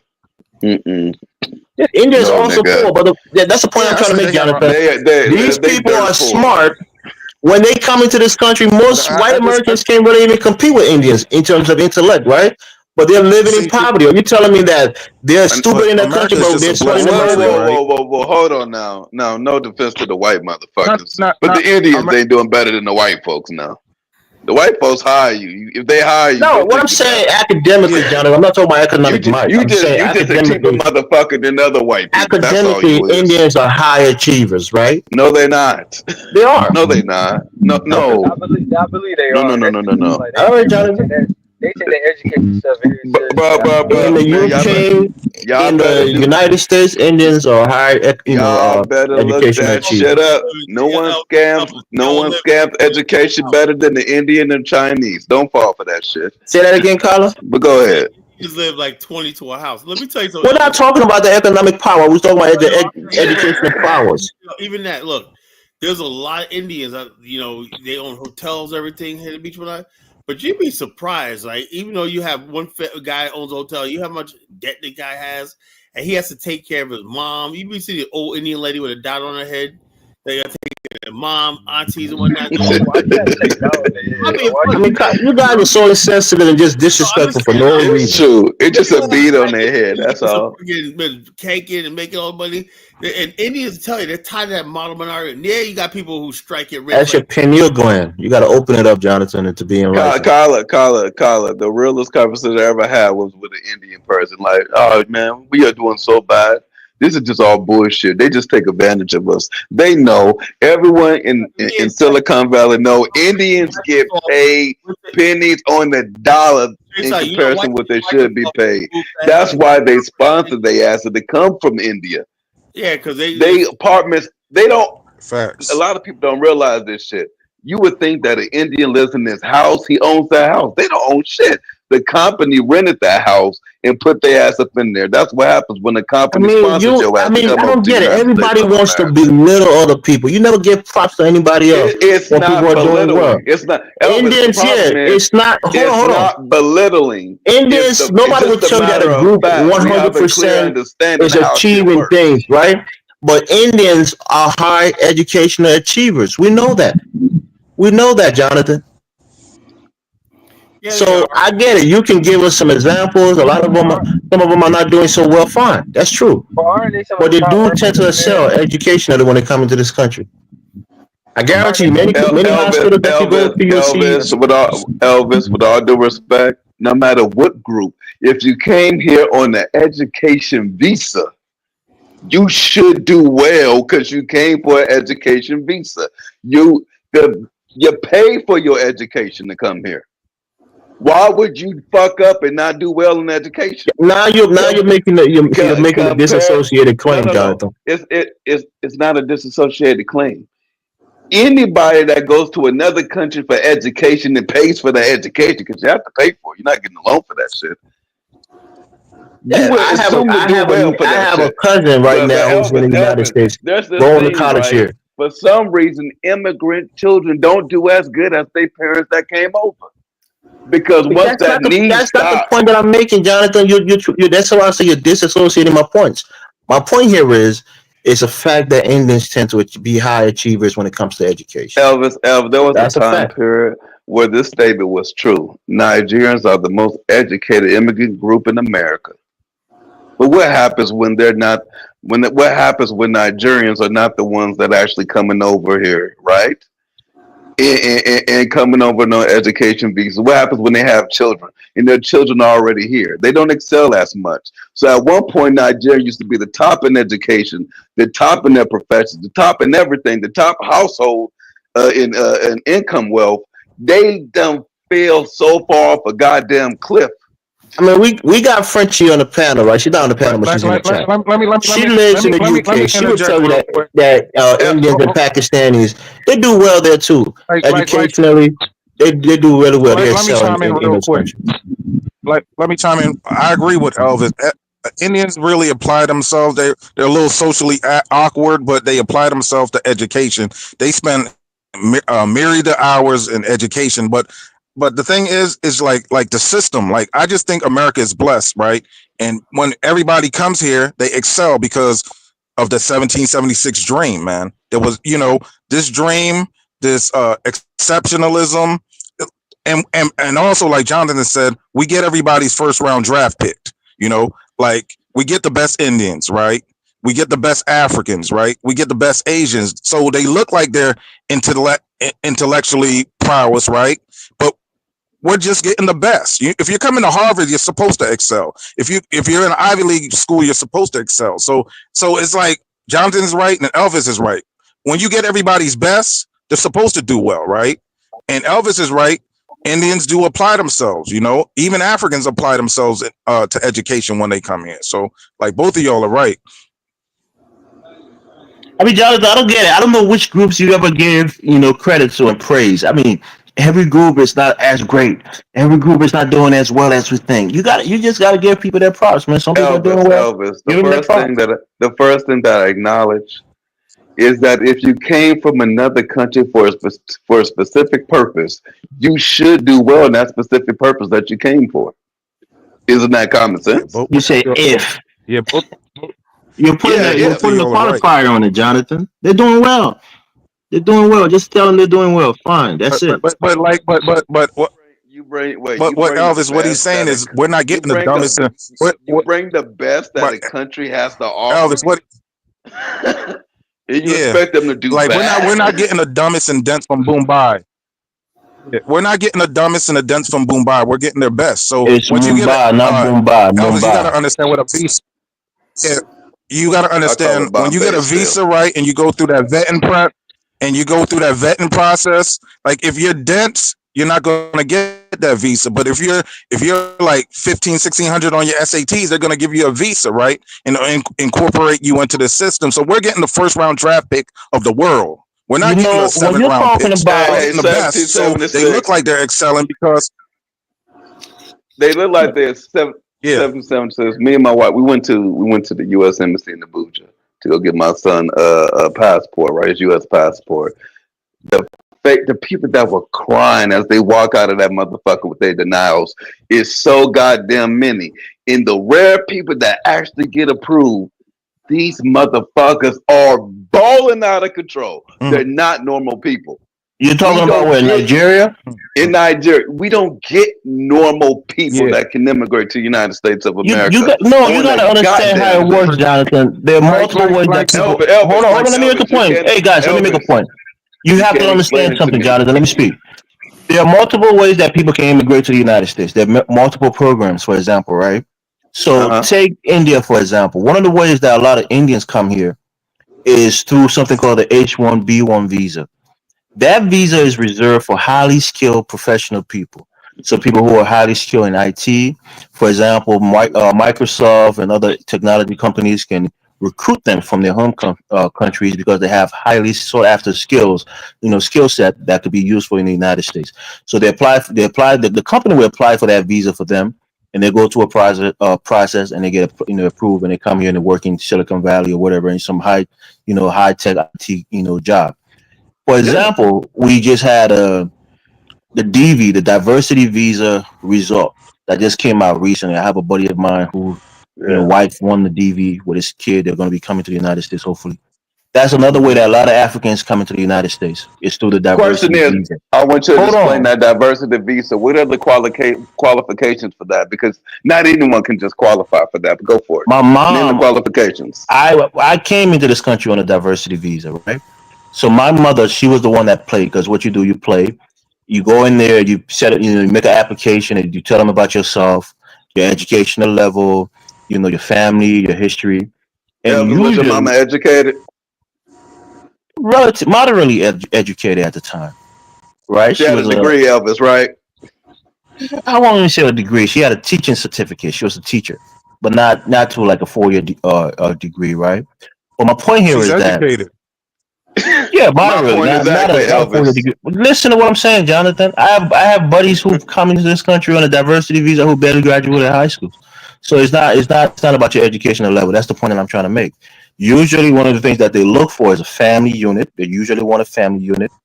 People who have relatives in the United States who are established, that give you an upper hand because you're not going to be a burden. You have to have a sponsor when you come into this country.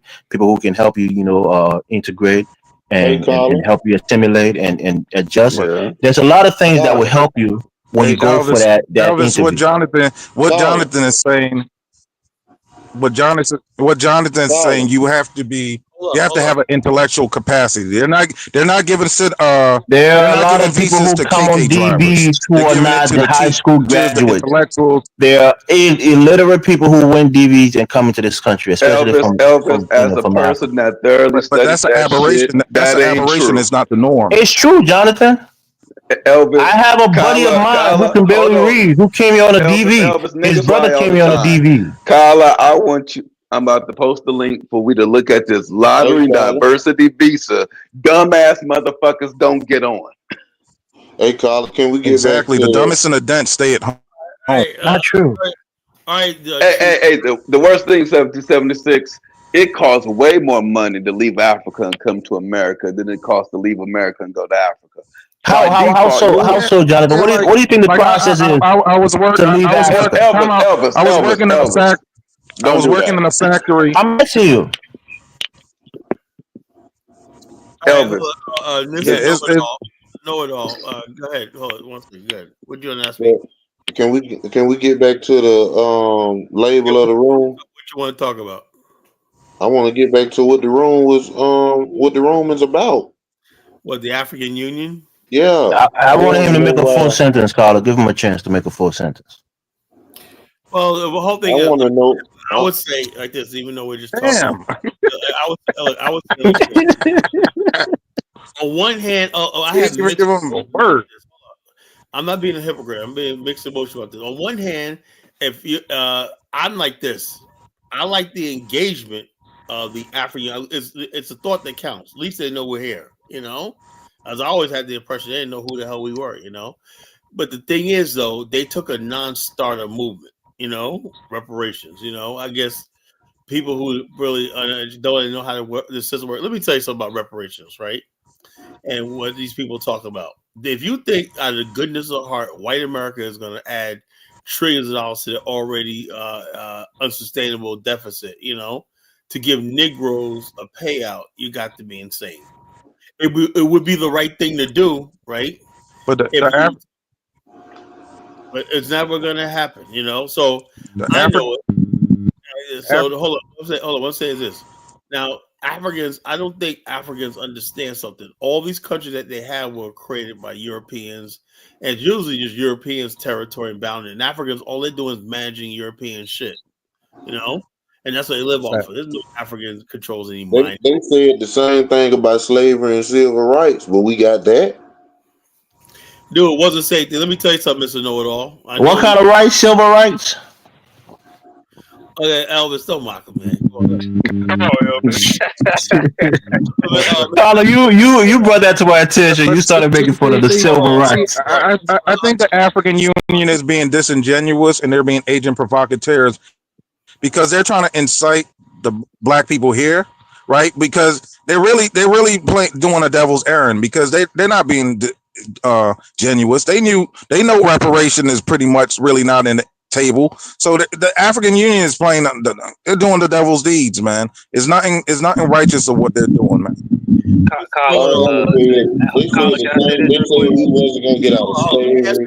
Mr. Noah, let me ask you like this, right? First of all, the civil rights movement, right, had the full support of white America because no, it didn't. Yes, it did. No, it didn't. You're right, Carla. They didn't have the full support. There was part of it that supported it. No, it didn't. Most white Americans didn't want us to have civil rights. Most white Americans didn't want us to get out of slavery. Look, legislature responds to the electorate. The majority of people in America at that time, because the culture was changing a little bit, said we had to do something, right?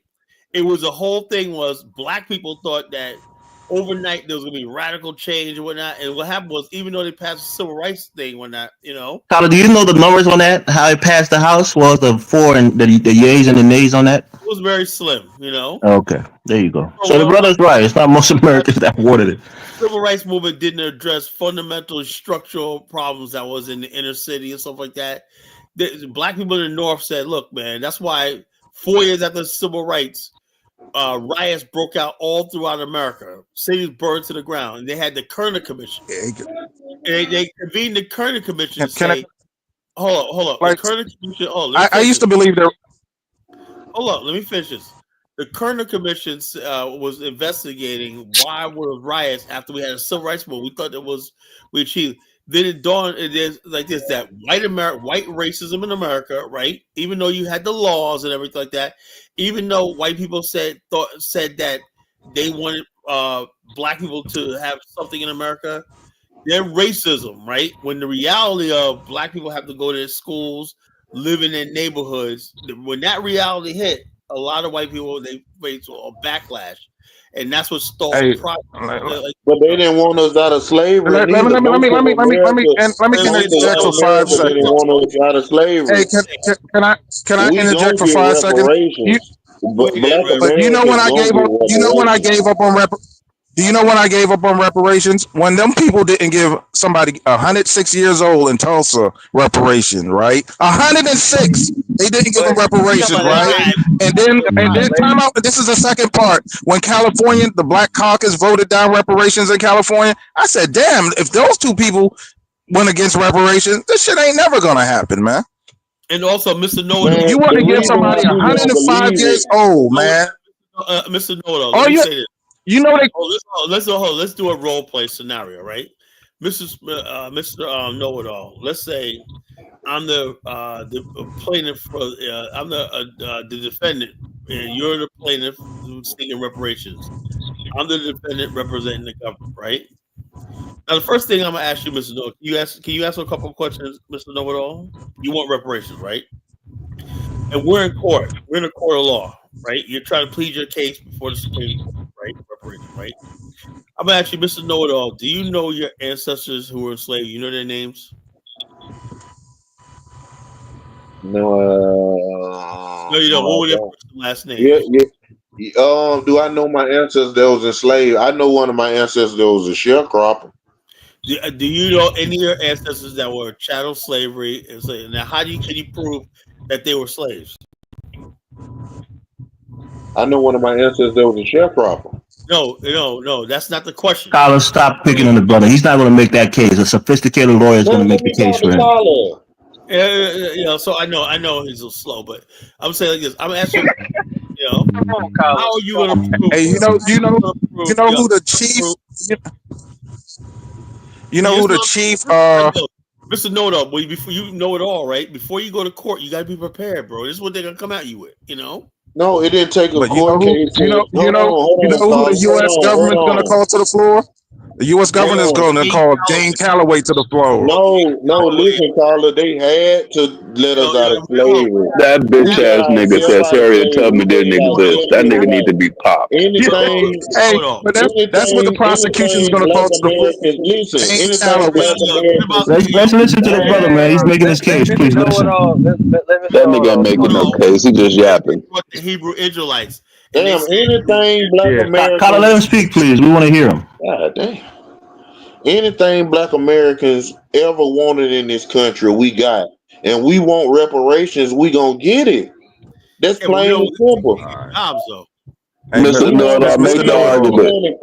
Mr. Know-it-all, right now, you in front of Congress, make the argument for us to get reparations. We got it. We want reparations. That's unfair to him, Jonathan. No, hold on. Carla's right. Mr. Know-it-all, make the argument. Don't say we are not the ancestors that we had before, nigga. We're going to acknowledge that shit today. We way dumber. What? We dumber, nigga. We dumber. You make the argument.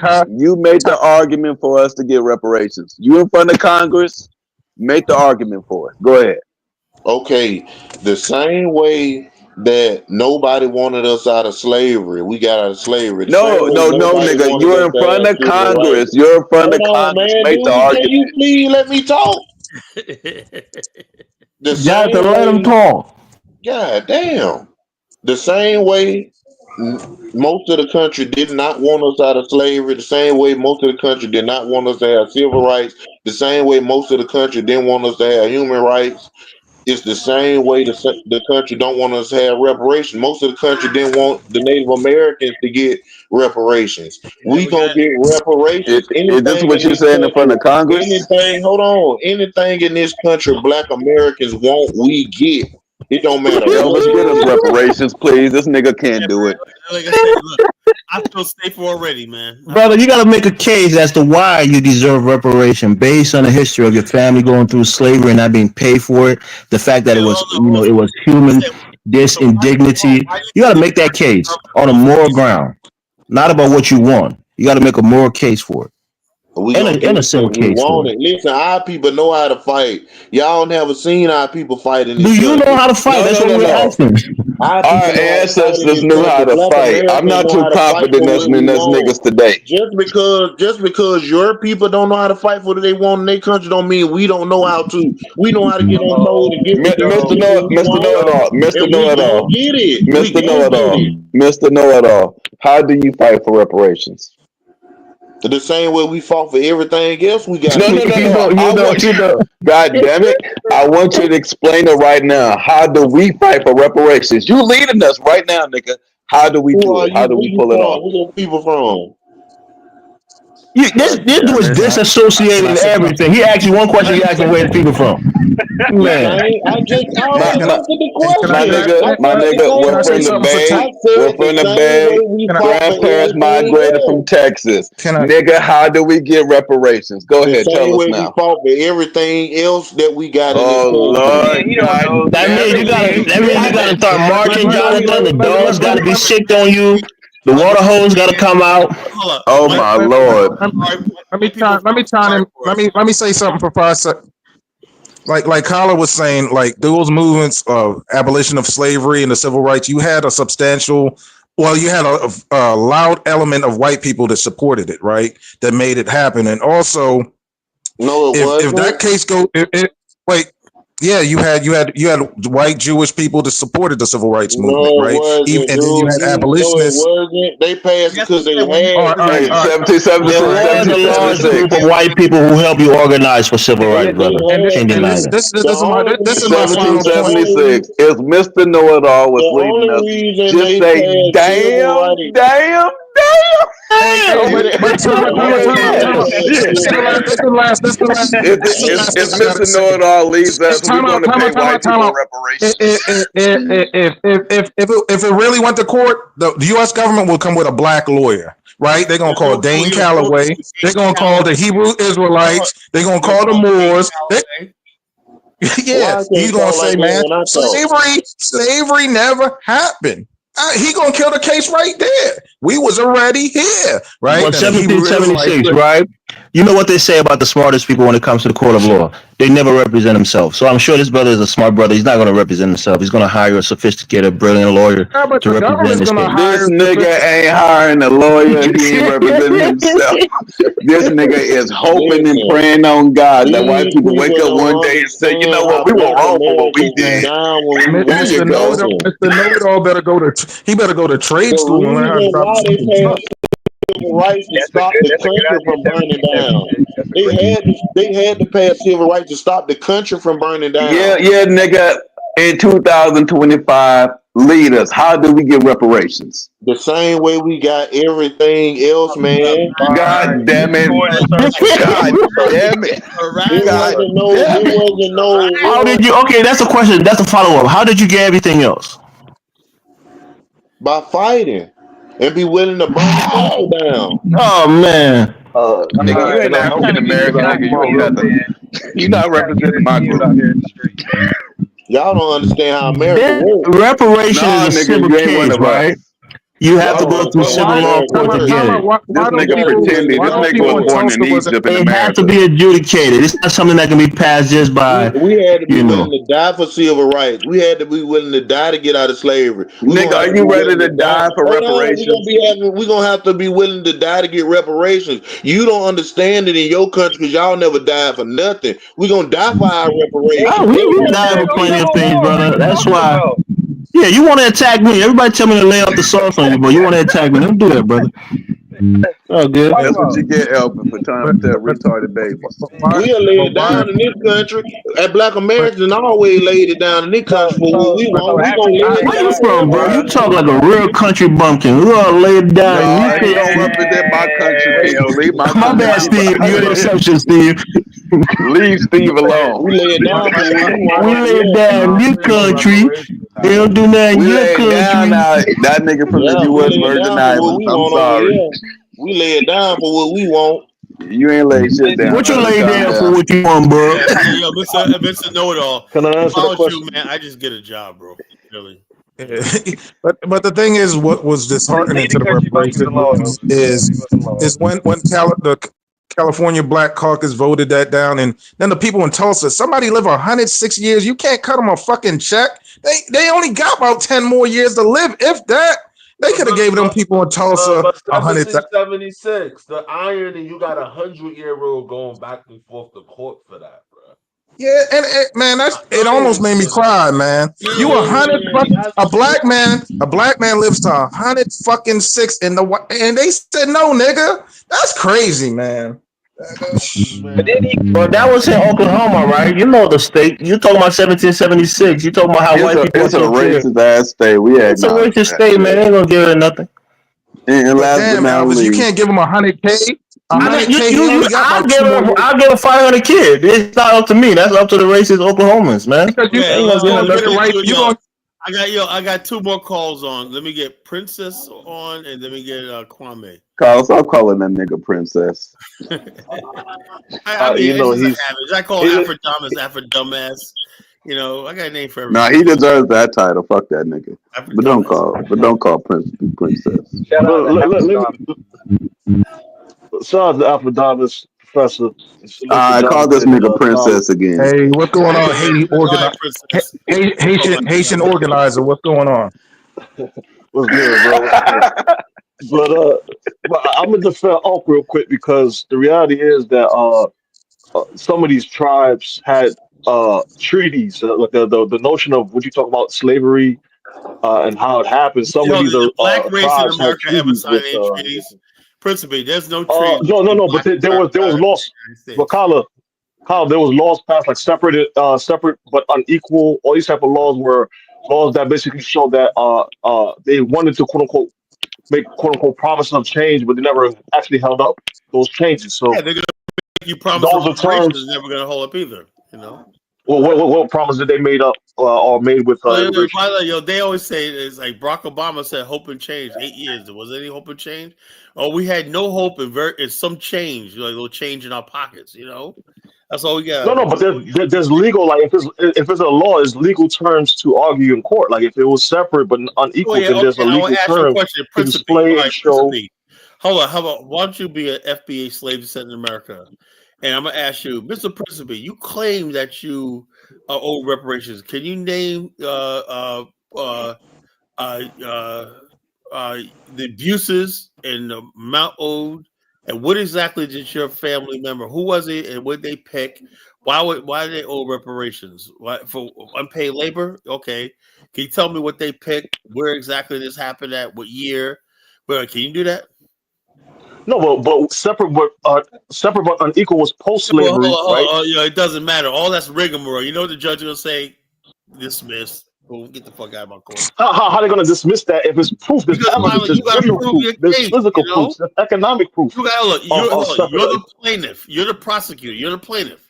You got to But the prove thing beyond is, a reasonable doubt that person owes you money, and you got to I prove don't. the receipt. Hey, Principe, I don't want to seem like I'm being disingenuous, but The GI Bill, when the GI Bill wasn't Man, see, upheld. hey, y'all Principe, got it all hey, misconstrued. Principe, Y'all got it all Oh, misconstrued. We Mr. No, asked. please don't Listen, talk. Please, listen. hey, Hold on. Principe. let the Hell Haitian fight no. We for us. No, no, asked. no, no, no. But Listen, Carla. Jonathan, We Principe is asked gonna. for. Listen, Hey, we asked Jonathan, for 77 says I'm slavery. about to break down Listen, we crying. asked to get out of This slavery. nigga was about to Mr. break Noel down say y'all crying. gotta miss a hey, screw. Y'all gotta Jonathan, miss a screw, Jonathan. One person. We ain't got to miss Carla, conscrew. We got to miss a screw. we Oh, asked. fuck, Lord. Carla, we asked to get out of slavery. Carla, listen, we asked to get out of slavery. They didn't No, nigga, we give it. fought to get They out didn't of give it slavery. to us, and we fought. 600 people Hold died. on, let me finish. We asked to get out of slavery. They didn't grant it, so we fought. So we fought to get out of it. Listen, we asked for civil and human rights. They didn't get it, so we fought to get it. We asking for reparations now. If they don't give it, we're gonna burn the fucking country down. No, we not. You're making a bad. Hey, You're making a bad faith Kyla argument. used to drop FBI me off. tapping this nigga phone right now. Hey, Kyla They used to ain't drop me dropping off the his show phone. for He ain't no smaller damn. fractions. He ain't no damn. And that's what I said. As long as you got people like Mr. Noel out there, this is what I'm This saying. nigga ain't no damn Fred Hampton, man. That's the FBA move. That's We That ain't always FBA, asked Carla. before Stop we it. took it. Anything we got in this country, we took it, and we want You ain't respiration. We got gonna nothing take though. it. You We ain't gonna got Nigga, you just take said our respiration. reparations. This nigga say he want nothing. respiration. He can't breathe, nigga. Let him breathe. He want respiration. We can put no emotion You into can it. have respiration, bro. We'll give you respiration. Kyla, if you They gonna value give us what we African American asking now. identity, you would drop this nigga. He said he want respiration. You want respiration, I don't want respirations, nigga. Please, I don't want Check this out. respiration. Honestly, I think Principe is going to show us the way when he organized and he gets a reparation from France for Haiti for all the shit that France did to Haiti. I think he's going to show us the way through proper organization on how to get it. Man.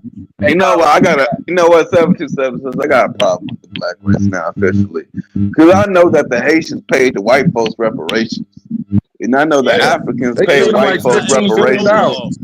Oh Lord! It wasn't. Hold. Let me everybody chill. Mr. Know-it-all, do you know the slave owners was compensated for the loss of slavery? Not only they was paid for the slaves, but the money they would have made, as far as like the slavery, the loss of production, all that, they were compensated for that too. So, but we got out of slavery.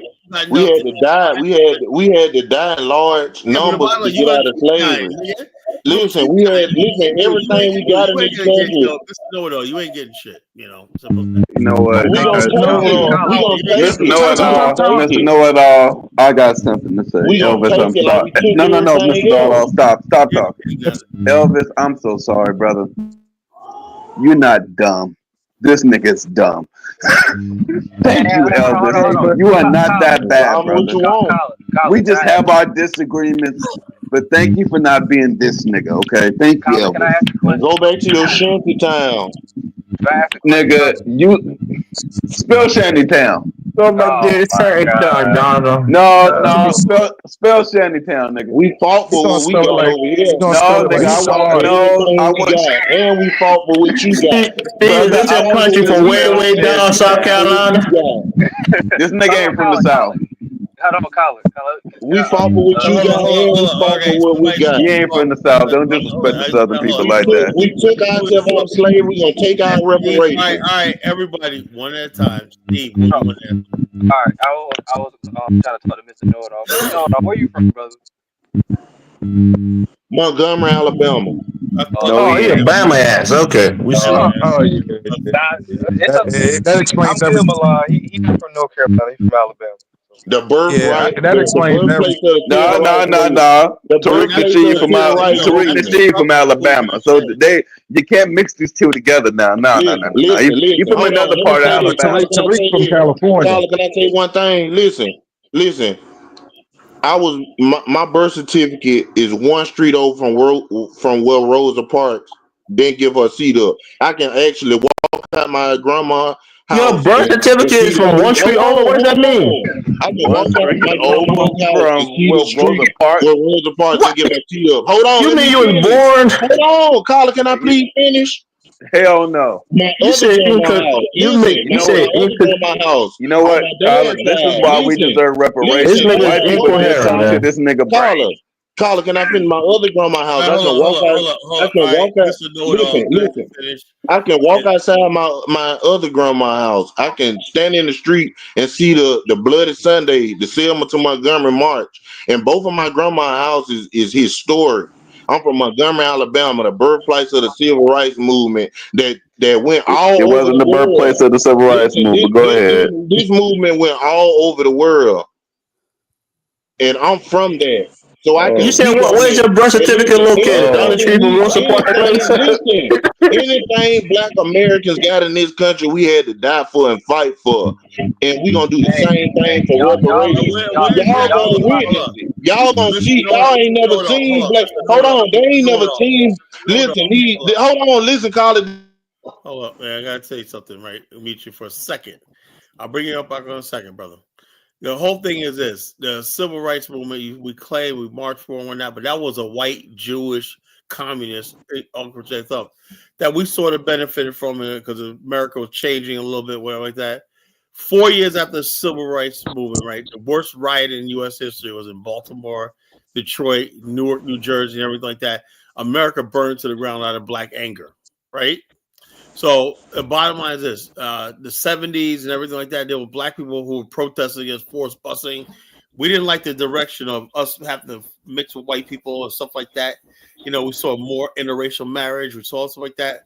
So people start asking. Then, before the ink was even dry on the Civil Rights Act, they amended it to include immigrants and everybody else coming on here flooding the border and whatnot. You know, Then they brought the gay rights in, the handicap rights in, and all shit like that. And so by the time the 70s and 80s rolled around, it's like, damn, black people like, we didn't make no damn progress. You know, what the hell are you talking about? You know, and what progress we did. But look, Carla, every time in this Carla, country, Mr. every Know-it-all time is black an people got some in example this that we didn't country, make no progress. God damn. Every This time black nigga people talking got like some he in didn't this take country, ESL classes. He need to every take time ESL black people classes. got some in this country, man, god damn, every time black people got some in this country burn. And it's gonna burn for reparations too. Nigga, shut up. Man, why you keep saying that? There's legal, You don't have you there's don't have, legal. one, you don't have no support among black people, and you definitely don't have no support among white people for that. White people always give us what we want to save this country. Mr. And they're gonna do Know-it-all, it if you again. got up and gave a speech, we might take you down ourselves. You might tell the white person, hey, nigga, put that gun down. We got this one. Stop. Nah, you Stop. can't. You don't know how to Please fight. stop. You ain't fighting your country. Can I ask Man, Jonathan is from America, man. What you Let me talking give about? Chris his comment. And then I'm gonna say something real quick and pass it to Kwame. The title you said that African hijacking the reparations The movement African Union. or African Union.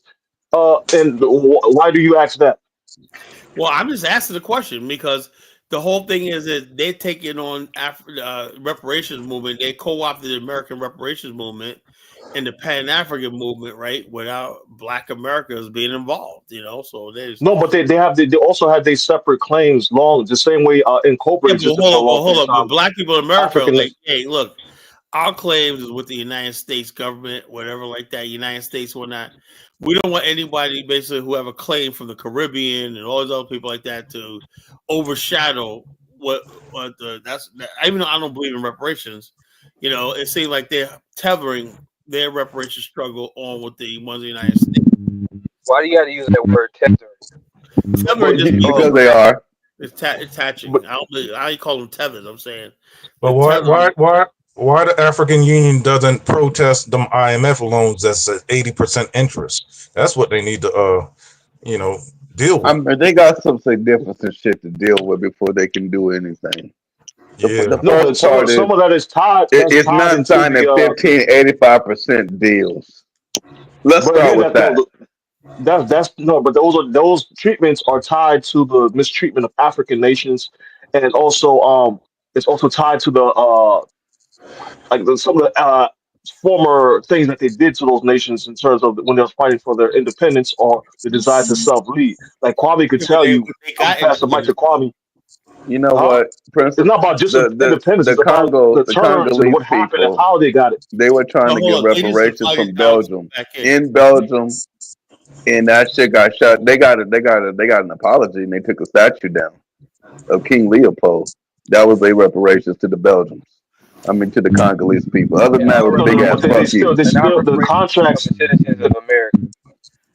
No, but the contracts that y'all talking about is like fixated towards the West, right? And a lot of the leaders that were killed was breaking terms and treaties. Like that's what I'm trying to say. Kwame would know better because CARICOM long had a reparation as well. So Kwame, It's time to be realistic. Zimbabwe had to pay. Not just Zimbabwe either. At the end of the day, Zambia got reparations. We're going to have to be honest, okay? For the West to pay Africa in the Caribbean Black American reparations, we're asking these white motherfuckers to completely sink and burn their economy. They're not doing it, and we're not stupid enough to think they're going to do it. But the Africans, Mr. Know-it-all. They are stupid enough to pay white people reparations. I don't know. But there is a group of people getting reparations. You got the Mexicans, they're getting food stamps, free living.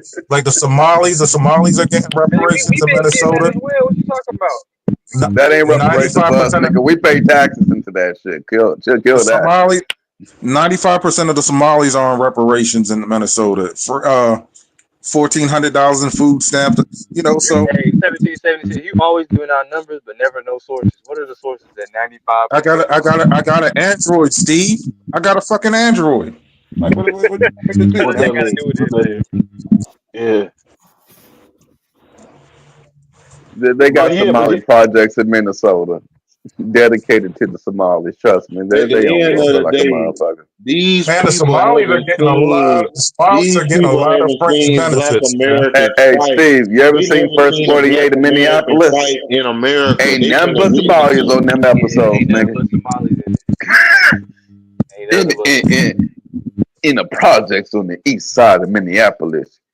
Get the motherfucker, you what the fuck with me? They Beat looking him at on, they nigga. looking at this they looking at this delineation movement like it's some crazy, but they don't understand Black Hey, Americans nigga, know how we to fight. delineated from We you at this gearing up point. for the fight.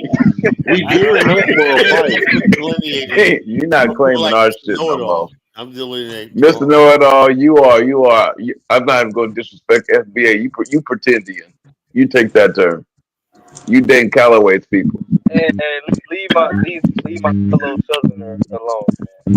I ain't You don't Please do. represent the South. You ain't about Please to do. tell me, nigga, I was born a street away from where Rosa Parks was. Nigga, Rosa Parks was educated. Please stop. Yeah.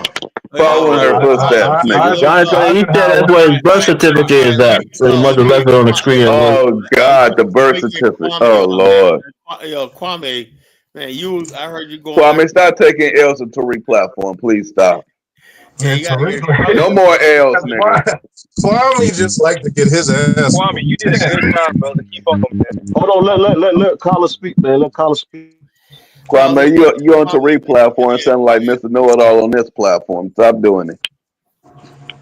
I will say what Kwame has to say about this topic. Kwame, what do you think about this topic, Kwame? Yeah, I don't think the African Union is tethering on to reparation. They actually working in conglomerates with Cobra, which is an African American. And Cobra's a fucking joke, man. You know that, right? I mean, according to you, they're a joke. And Cobra's a bunch of 100-year-old niggas up there. They put in the work, Colin. So Yeah, you can't everybody call them a joke. put in work. They ain't doing nothing, man. Come on. Yeah, they're working with CARICOM and the African Union at the highest court. At the highest level, man. Yeah, they're working at the highest court on earth, which is the United Nations. So you got to at least give them props. Kyler, you looking kind of unfamiliar right now, Kyler. Hey, Kyler. I don't The recognize United you, Nations Kyler. can't even stop a genocide in Palestine. Well, pretty much the United Nations is. Like I said, like Elvis, like I would like to go from the ringmaster, the 3-ring circus of deadly clowns, to Colonization warrior, blah blah blah blah blah. Because I thought when I hear people mention things like in Cobra, CARICOM, whatnot, I'm dealing with clowns, deadly clowns, And so Kyler, you wanted this. It's happening. Why can't you get behind it? I'm not talking about reparations. I'm talking about nation building, So, Kyler, you can't. Let me say this, right? People don't seem to understand something. Look at the pirates, right? When the pirates used to basically rob treasures and whatnot, what did they have to get? They had to get islands to do what? They had to have what? Land. Put their treasure and bury this treasure in their booty. And when you build something, you want wealth, right? You got to have a place. Like America has the Federal Reserve, they have the Golden Fort Knox, they got whole banks underneath Wall Street when that vault's full of billions and trillions of dollars, right? Where they sold slaves. Oh yeah, so it doesn't matter, But the bottom line, But that's evidence, Colin. All that booty that you talking about in Wall Street is evidence. Let me ask you a question. If black people get reparations, where are they going to put this money at? In America. We not getting reparations. You're just the purpose, It's going to go right to the system. But Carla, you don't think that the reparations here will be different from the reparations of the islands and in Africa because there's like different terms and treaties and laws that were broken? Can we stop this? How they tether along? 2 reparationists tonight, you and Mr. Know-it-all, to make your case on this platform, right? And you failed to do it. I did make my case. You sound all you told me, Mr. You're dusty and you need some money. That's all you told me. I did make a lot of people. A lot of people in Montgomery are dusty. Look, I asked you a question. Hold on, you're from Alabama. You know the Carla, you gonna let that man disrespect Montgomery, Alabama? Hold on. I didn't hear that. Anyway, check this out. Kyler, what made Nkroba and Karakama joke? Hold Hold on. Why Let me do y'all just have a bunch of names that don't accomplish shit? Cobra, Jehovah, all this nonsense, man. Listen, man. Man, Like Colin, Jonathan let said, Colin talk. like Who the fuck is like that? Jonathan said, these governments are not going to bankrupt themselves with $1 trillion debt to give you shit, man. The best thing you can do is get a trade, learn how to drive trucks, learn carpentry, masonry, and get a job, man. Like this shit is a waste of fucking time. 1776, Colin was on a whole different subject than that, man. How we gonna have equality if they paying everybody else except for black people for slavery? Nigga, they brought you a slave to mistreat you. Like, what the fuck, man? Y'all some silly, simple niggas, man. Listen, Well, man. like that's why my notion is not based simply on slavery. It's about the treaties and laws that were broken post-slavery, right? After they quote unquote claim Listen. reconciliation, da da da You, da. you, There was you a know lot of what the laws such problem as the is? GI Bill that upheld all that kind of stuff. The So, and again, problem that you have reparations. Hold with on, let me getting finish, Jonathan. reparations for slavery is slavery was fucking legal. Yeah. No. So that's what I'm talking about. Separate but You unequal. don't It's have called you don't have slavery. Once we became even citizens and we have a embraced, basis of that Once you shit. The became a GI Bill citizen, is that post-slavery. basically killed the whole argument of yeah, reparations. reparations can happen on a state level, but it can't happen on a So what national about level. Everybody knows what that. about Huh? sharecropping and redlining? Man, at the end of the Hey, day, yo, at the Kwame, end of the day, Sharecropping hold was a personal Okay. agreement with the former slave Exploitation. master. It wasn't a governmental thing. Exploitation doesn't equal compensation. If you get a 25% car loan, can you sue for reparation because you was exploited? You know, that's just an man, economic at system You of could sue. exploitation. You could sue for the usury. end of You the could day, sue what for the usury, black Americans which is want in this illegal. country, we get. Usury What is the black illegal. Americans want in this country, we get. At the end of the day, there's Oh nothing else that Lord. 25% is usurious. nothing You're that not we making the do not case. own that we. What There's you Well, gotta hold on nothing a that we understand second. about own this. Hold that on a we second. can't Hold on a get. second. What you gotta When we understand about when Mr. we Mr. Know-It-All. repent, Know-It-All. we gonna get There ain't no Mr. fucking reparations. jobs in Know-It-All. Alabama. It's not There's just no First fucking slavery. off, jobs It's in in your Alabama. state of Alabama, how did the black people in Alabama get reparations from the racist white people that run the country, that run the state of Alabama? And you got you got Listen, the Diehard same racists way, down there. the same. Hold on, The, let me answer the, the the question, state that Colin. has Let the me answer the Confederate question, Colin. flag hanging. How did you get Let me answer the reparations there, question. mister? He All right, asked everybody, me Know-It-all. how time. Colin. Listen, he Hey, asked me how do the Hold people on. in, Mr. Know-It-all respond to that. he asked me how do the people in Alabama get slavery from the racist white people? Is that the question? Yeah. How do Reparations. the people in Listen, listen. Alabama man, me making me sound dumb now? Now Get watch this. reparations from racist white people who flag the Confederate flag on state buildings, nigga. How do Okay, you get now let me reparations answer from it. them? Let me answer it. Let me answer it. The way we are going to get reparations in Alabama is the same way we got out of slavery by black men fighting for it. Black men didn't fight for slavery. White men went out there and died. No, Well, listen, the black slave That's owners not in true, Alabama bro. were Nigga illegal. Haiti. We was talking about Martin Luther King, nonviolent protests, holding hands, people being water sprayed, dog biting them. They wasn't clashing with the police and burning shit down. That's not Let me true. say this real Black folks quick. joined the Time unions. out, Don't time do out. that, Like, The Colin. time out. violence was perpetrated Hold on. against the Like, civil rights What's movement people who were protesting, not the other way around. Let me interject this real quick. Abraham Lincoln said the 1776, Union man. could have not been saved if it had not been for Black the folks. Black American He freedmen. gave you freedom. Tell them, man. Hey, let God me damn it. interject real quick, man. You talking about the Time Revolutionary out. War? We're talking about civil No, rights. no, no, no, no. Time out. Mr. Time out. Know-It-all. Mr. Know-It-all, I give up on Hey, you, man. let me say something. Let me say something for 5 seconds, man. Go ahead, 1776. Let me say something. Like what Don't Jonathan do this said. nigga permission to speak again. What I gotta do is Mr. drop No, everybody down. I gotta drop her right down and bring it up. I'm gonna give everybody a minute. Give me 1 second. 1 minute. I see we can't all talk at the same time because it makes for bad radio. Carlos, don't drop all of us down. Just drop Mr. Know-It-all down. We were good before he got on. All right. 1776. You got 1 minute. Go ahead. Like Jonathan said, man, you're in Alabama. You're in the heart of Dixie.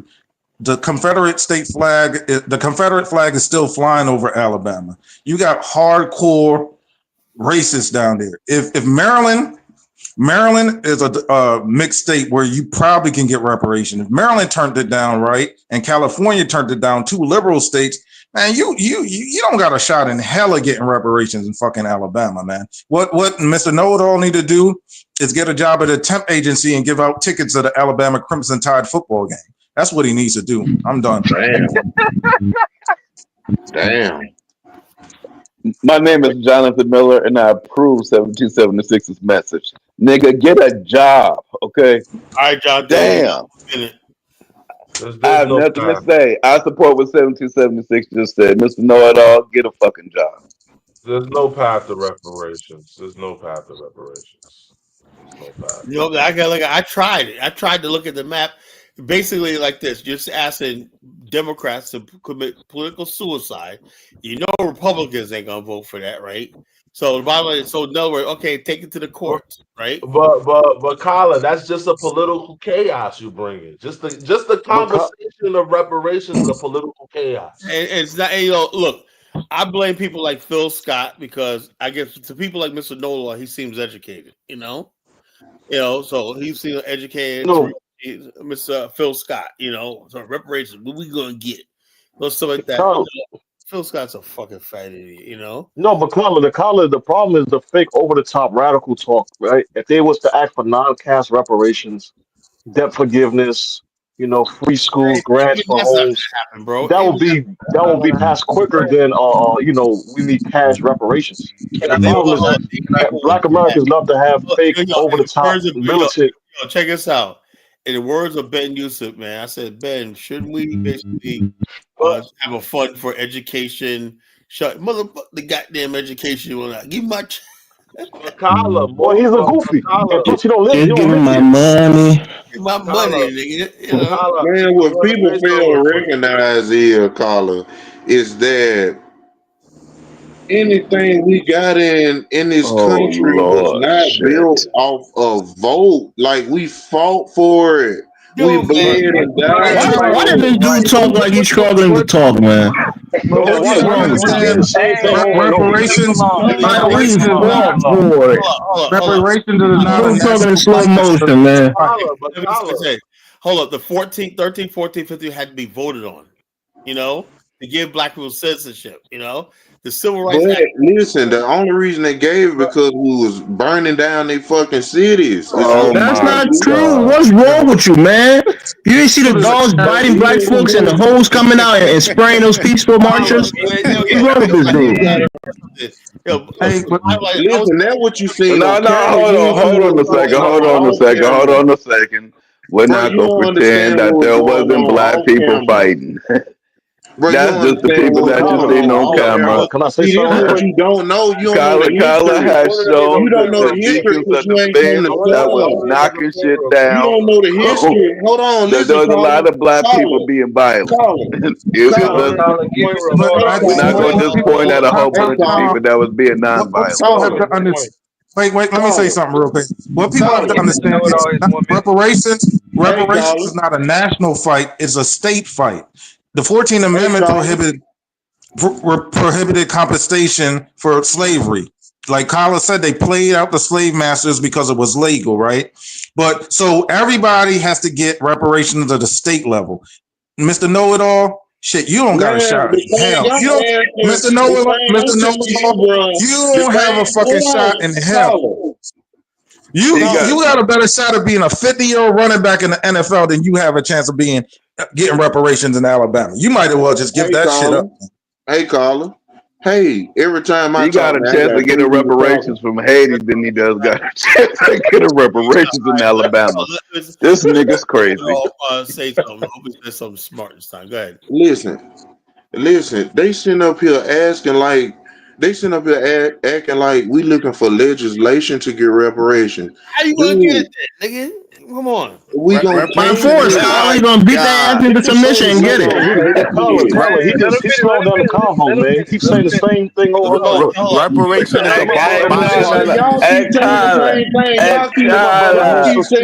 This how we gonna get reparations. He saw like Dave Uncle, man. No shot to Dave. They asked me Kyler, we gon' fivefold it. Like we always did. We gon' fivefold it. Listen, Carla, basically what they asking me. I would drop that, but I would say like this. Kyler, can I This speak is the next? problem, right? This is a problem. I know for a fact that the matter is the whole reparations movement is done online, and it's not the smartest, intelligent people among black people. You know, I know that, and this proves it right here. You know, See, Carla, why you singling him out while other people make arguments such as Kwame and me, but you want to Cause the still nigga zero dumb as a I'm box of telling you, rocks, I'm man. What do you sitting here mean? Why you screaming. kicking the him money out? don't got. Screaming over Can my me brother one Musa time. I'm speak? letting everybody talk. This is Mushmouth Bama. Princer, As you this related to nigga birth Bama Mushmouth too. certificate is a They got block another away from Mushmouth. Rosa Parks was, okay? That's Listen, why. Alabama, I ain't Alabama, never heard some dumbass Can shit my hold brother like on. Musa that. speak? Alabama was so racist.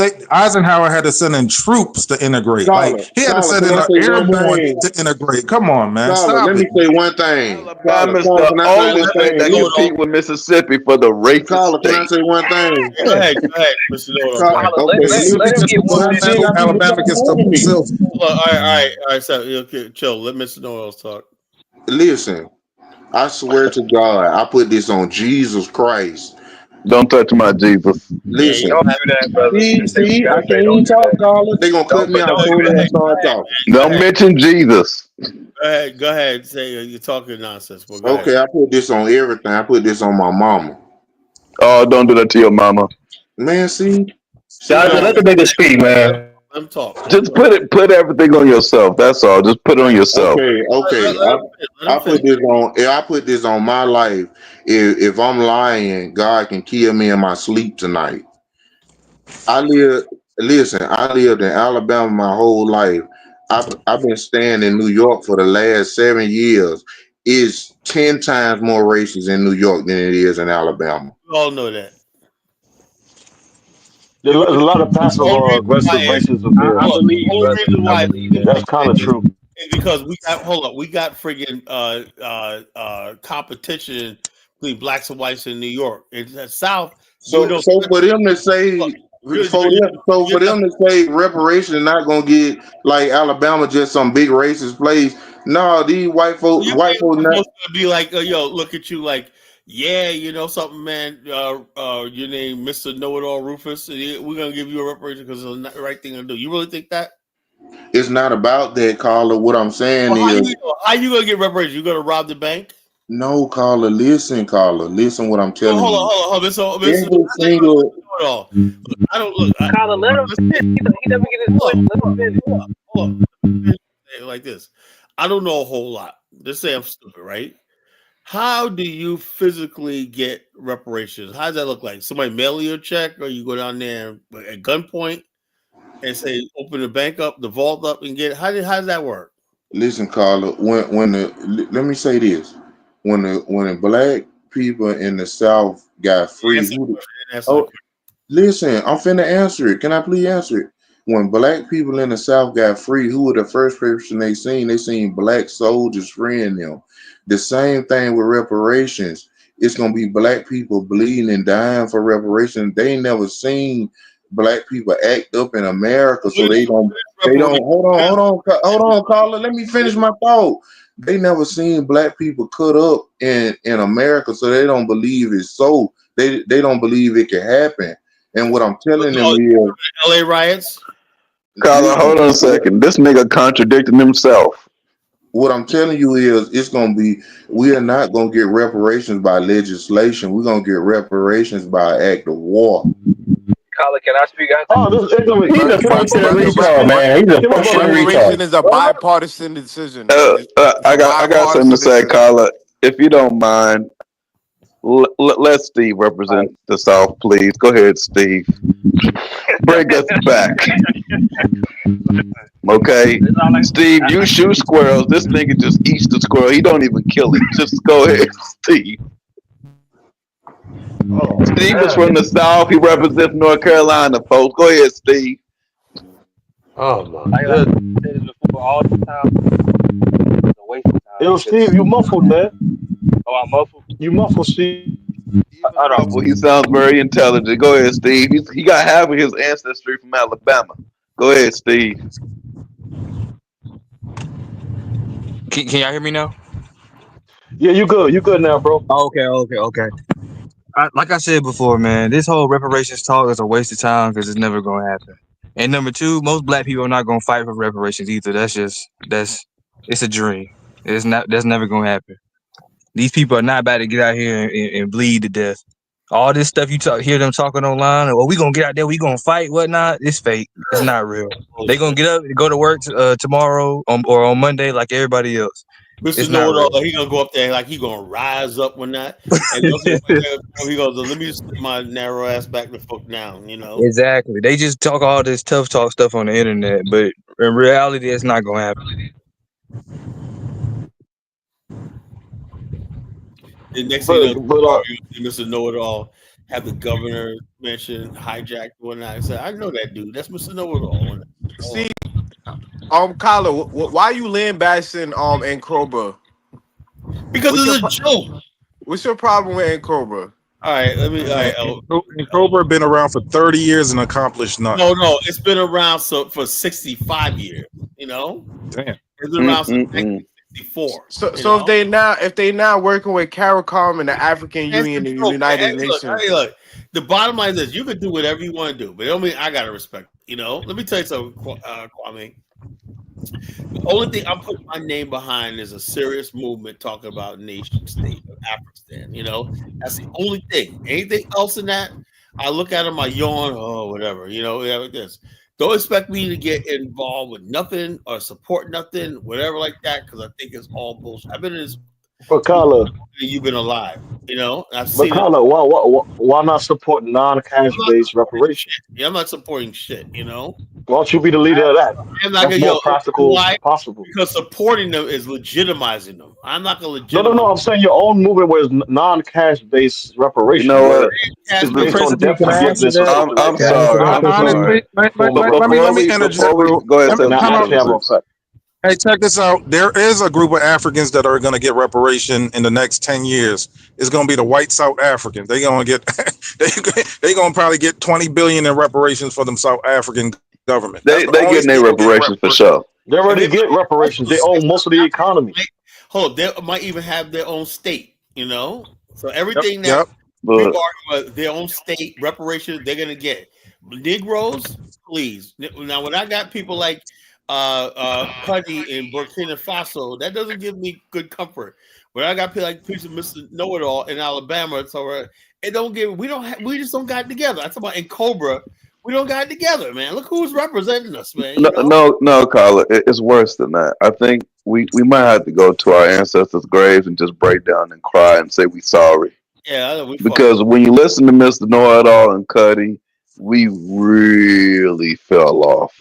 Yeah, we're fucked. I mean, at this point, we might as well just go and commit a mass suicide. We sorry, y'all. We failed you. Yeah. Okay, we failed the hell out of you. Black Americans ain't depend on no legislation to get what we want in this country. Mr. Know-it-all, reparation is a bipartisan decision. It's a bipartisan decision. You can't march in the streets and get reparation. It's a bipartisan decision. Listen, they pay reparation because they want their country burnt down, not because they want to. It's a bipartisan decision. Reparation, not respiration, brother. I'm saying reparation. Speak, man. Musa, saca Fedman, como ir lá, man. Y'all speaking of Schnagalaga? What Musa said, No, man. no, it's not It's called French. It's a beautiful language, man. Y'all speaking of Schnagalaga? Beautiful language. Rosmos. His name is Musa now. His name is Musa. No, I'm still calling him Ros. Rosmos, I want you to explain to the panel what you discovered yesterday about the black race. Some respect on my name, bad luck, John. You said what? Explain to the panel what you figured out yesterday about the black race. It's not religion, it's just us, brother. Yeah, man, it's us, man. He want to say that shit because he got converted to Islam and he don't want to blame them Muslim up in northern Nigeria. No, nigga, he blamed them too. That ain't true, Elvis. No, Elvis. Okay, say it publicly so they can chop off your head the next time you go there. Say it. Denounce them. Listen, man, don't put It's me in the saying, nigga, don't be spotlight, scared man. now. I want to hear it. I'm not scared. I'm not scared of anything, man. Don't put me in the spotlight, man. Don't pressure me, man. See, Listen, man, we got a lot of he's scared. No, we can't got a take lot it. of stuff to work on, Final man. call. His That's final all I call, must say. baby. We have a lot of stuff to work on. But It says who but is Color, let me address my brother. Hold on. Assalamu Color, alaikum. let This is Sister talk, Starla man. hold Muhammad, up, hold managing up, editor of the ho, Final Call everybody, newspaper. quiet. And it is Emilio's my coming. honor to be sitting here with Queen Mother, Mashariki Jawanza. Yes, ma'am. She is the female national co-chair of Cobra, and we are here coming to you from the 30th annual Cobra conference. And Queen Mother, first and foremost, for those of our viewers who may not be familiar with Cobra, can you explain who and what Cobra is and a little bit about your work? Yes, ma'am. Yes, ma'am. And COBRA, of course, stands for the National Coalition of Blacks for Reparations in America. And we are a coalition. We encourage other organizations to join us, particularly those that have a reparations platform. And our work is to obtain full reparations for our people because it's due. It's a just demand, and we have been doing this work for over 30 years. But there were those who were before us as well. Yes. And so we're trying to carry on the legacy of Callie House, Queen Mother Moore, and educate our people to understanding and feeling the need to join this demand with us. Talk a little bit, Queen Mother, about exactly what is reparations for some people who may think, well, is it just writing a check to Black folks? I know it's a lot deeper and more complex than that and many layers to that. But for those who are maybe just now becoming familiar with reparations, and particularly over the last, few months that it's kind of been in the news, kind of talk about that a little bit. Well, reparations is about repair and repairing our people. And, first you have to understand that there's a need for repair. So we encourage our people to learn your history and see what our ancestors have gone through. Our theme this year is 400 years of terrorism. And that's what we have been experiencing. Now, unfortunately, many of us are very comfortable. And I say that we are the most comfortable slaves in the world. And so a lot of times young people don't see that. A lot of young people are void of their history. That's because our school system does not teach them their history. And that's one of the pillars of in Cobra is to have independent education and African-centered education. Because if you know who you are and what you've done, it really lays the path on what you need to do. And so we want young people to be able to know all that we have gone through and to understand that, we are the survivors. Right. We have survived a lot. And our young people don't know that. Right.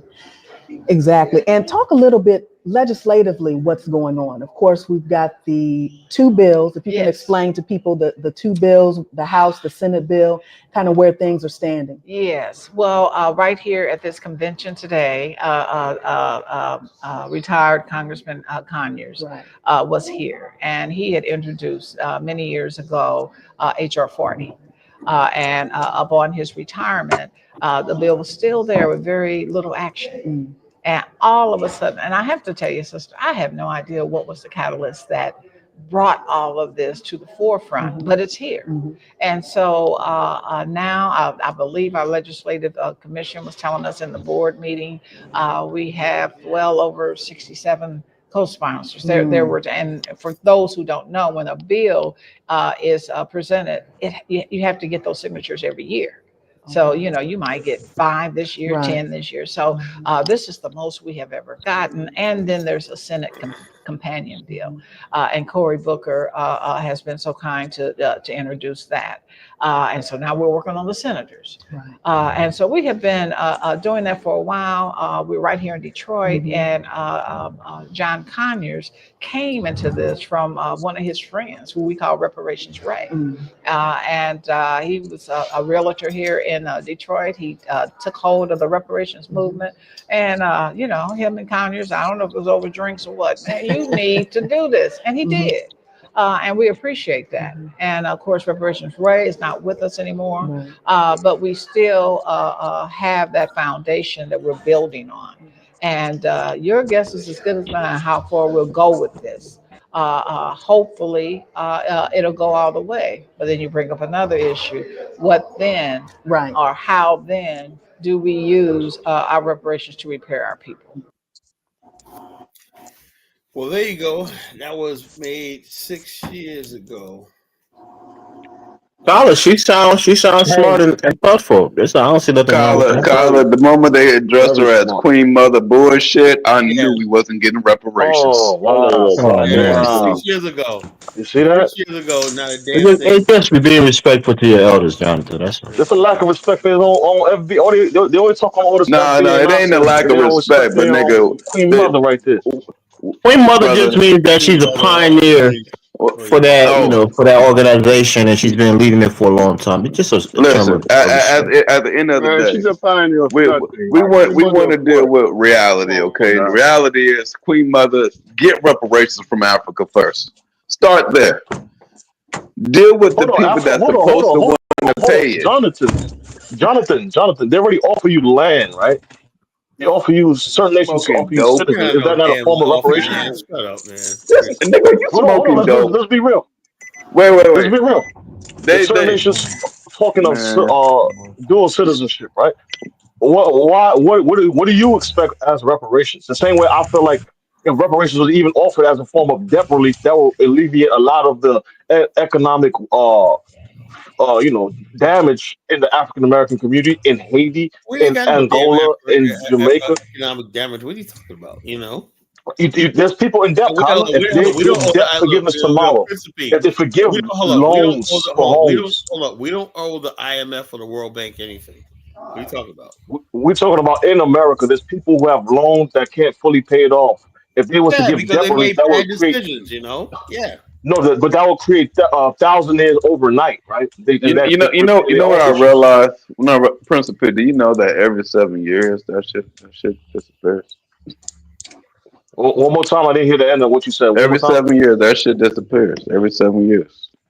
What disappears? Your debt. If you don't pay it after a certain amount of time, they can't even go after you. So if you've been like constantly in debt all your life, nigga, that means all your life you've been making dumbass decisions.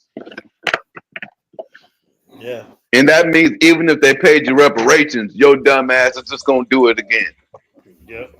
No, but I'm talking about forgiving housing loans. You don't think if somebody owes $50,000, listen. I'll be the first one to acknowledge my people. We got a lot to work on before you even try to get reparations. Okay, let's start there. Let's fix ourselves first, and then try to get some reparations. Now, if you talk about debt forgiveness, niggas gonna go right back into debt tomorrow. Because every 7 years, you're damn near get debt forgiveness.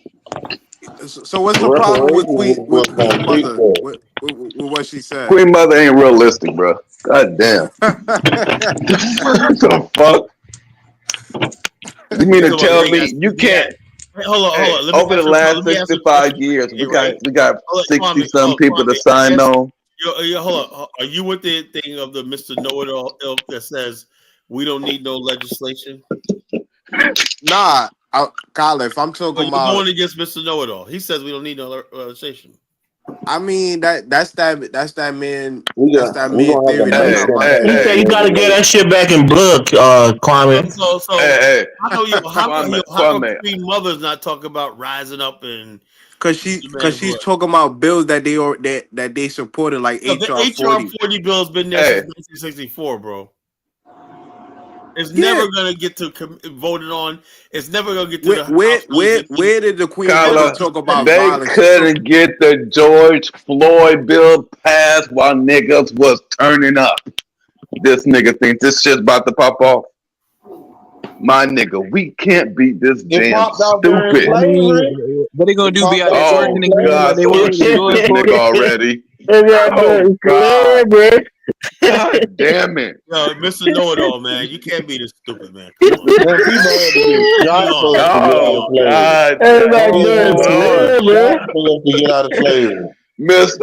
Kyla, I'm mad at you. Kyla, let me say this. I love you, yo, bro. I love you, but let this nigga on here for this long. Have a good night. I mean, goddamn. Let me speak. Let me say this, Kyla. Y'all leave my brother alone, man. It's all Man, good. fuck him, you know. You can't be that stupid. I want to let people know, Hey, right? Steve, as long as he represents the South, it's all good, nigga. Take that L.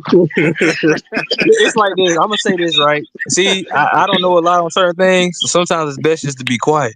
Yeah, that's what I said. We got these stupid, ignorant black niggas down there right now. They don't know shit, man. It's like, oh yeah. You ever see these black KKK dudes, whatnot? They're ignorant, whatnot, and all they do is just take the white man's racism, hatred, violence, whatever like that. You always political violence, and just put a black face on it. That's all Mr. Know-It-All is, you know. Hey, Steve, Mr. Know-It-All is that one dude that'll be hunting squirrels with you. You have the squirrel on the motherfucking cook pot, cooking that motherfucker. And that nigga will be like, but when we go cook the squirrel? that nigga's that level of dumb, bro. No, nigga.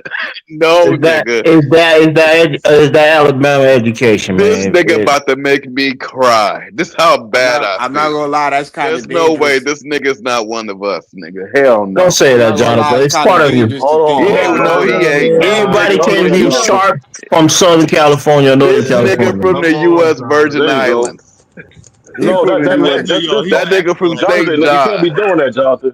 That's one of That Kamala nigga actors right from there. St. John. That was a brother Kamala alone, actor. man. No FBA left behind, Jonathan. You Hey, got to bring everybody Yeah, along. no, we FBA left leaving niggas behind, right? No behind. FBA left behind. I like that. No We leaving FBA niggas left behind. behind. But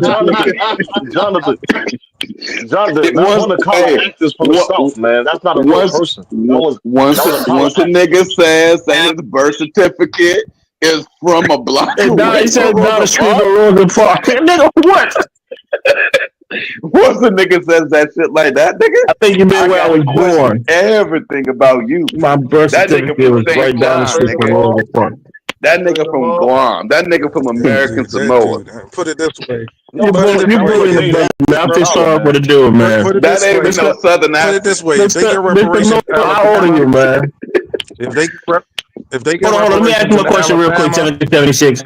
Mr. Know-It-All, are you there? Or you dropped off?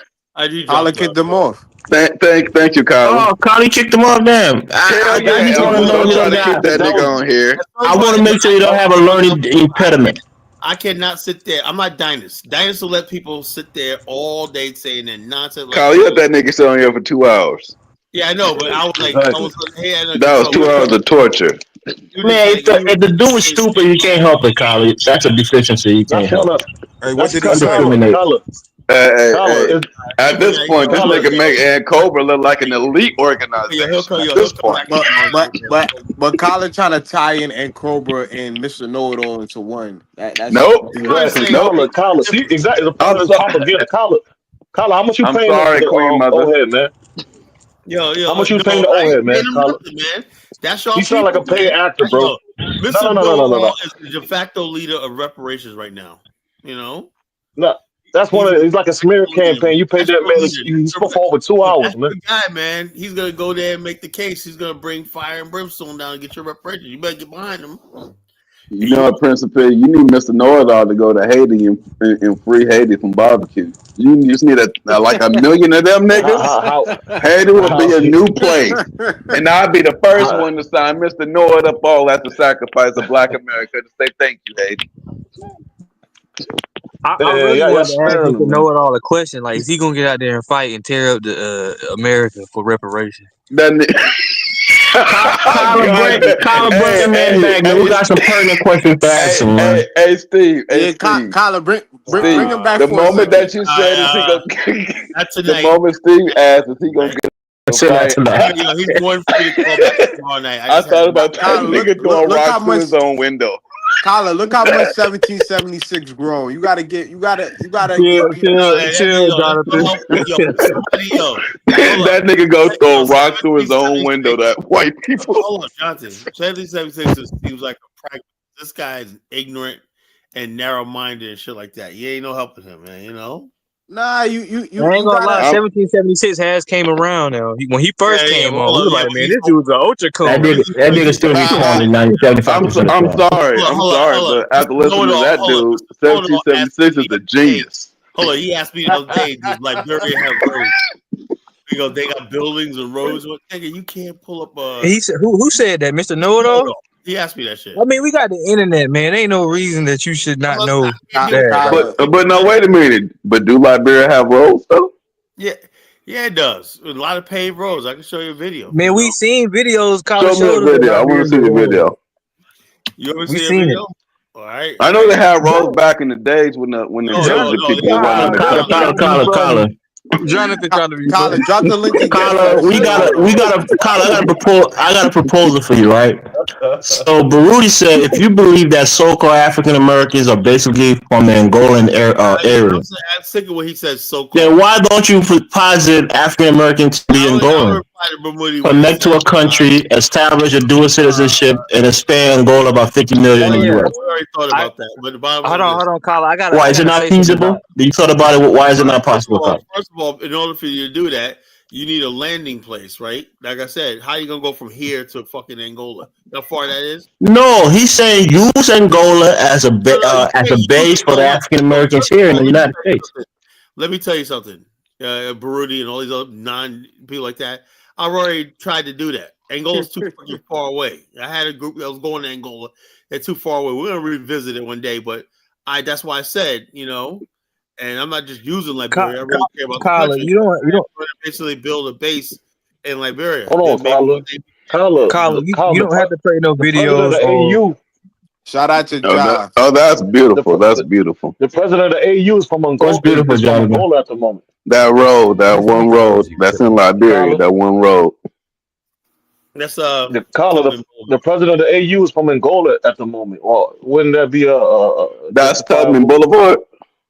Yeah, this is Tubman. No, wait a minute. This is the road leaking. It's going to really turn into Tubman Boulevard right here. Oh, that makes sense. It's connected to the greatest president Liberia ever had. This is the Pan African Plaza. That's where heads of state used to be and go in and everything. That's like that. why they backwards now, Carla. They tried to pull that bullshit off. Carla, Jonathan know they got roads in streets in Liberia. Here's where Tubman Boulevard starts. Now I gotta see it, brother. Tubman Boulevard starts right here. Tubman Boulevard street's about to be paved with gold. Go ahead and show them. Jonathan, you never been to Liberia? You've been all over. You He only say that because the natives are controlling Liberia now. So he think that's the reason he said that. No. That's the miracle Liberian Boulevard. All the block offs means look at those men. Look at those men that carry sidewalks. Now go to the other areas where the natives made. I guarantee you, them things about to be upside down. Hey, yo, Ja, come up, man. Yeah, Ja, come up. Yeah, Ja represent the South. Ja is from Montgomery, Alabama. No, Ja is from shut up, nigga. I'm trying to put Montgomery, Alabama back on the map, nigga. Please, bro. Okay. My fault. Yeah, right. Ja is from Montgomery. He is. That's right. I remember him saying that. See that this is why the South and the North niggas can't get along, man. I always talk down on the niggas from the South, made them feel like they're stupid, less educated, less sophisticated. You doing the same thing? What you talking about? Cause the nigga dumb, man, stupid. That's not cool, man. It was like they called that man slow. Like you talking. Dude said he need respiration, bro. He need respiration. Sometimes when you go down south, some people slur their words, so it sounds like something else. That's all that is. I knew what he was talking about. I understand. Okay. You guys pick your own snuggle locker. We get it. Yeah. Some people down here, they be talking. They be like, what? Some people up from up north be like, man, what that person just say? Oh, he said X, Y, Z. Like they don't understand. Steve, that nigga drives by with his windows up. He don't even roll the windows. That nigga like, hey, we gonna slide on these niggas. Niggas shoot to his own dog. This nigga shoots his own relatives. He shoots his own dog. Lord knows. This nigga gonna bomb himself, nigga. That's nigga, we right, about John. to kill these niggas. Boom. John, the north and south is all love, man. We don't talk bad about northerners. We don't talk bad about northerners down south. We don't say nothing. And I don't talk bad about southerners, but this nigga is different. His birth certificate was born with a few blocks. He said my birth certificate from down the street where Rosa Parks sat in the bus. Nigga, what? Nigga said his The birth certificate ain't a place, nigga. It's a paper.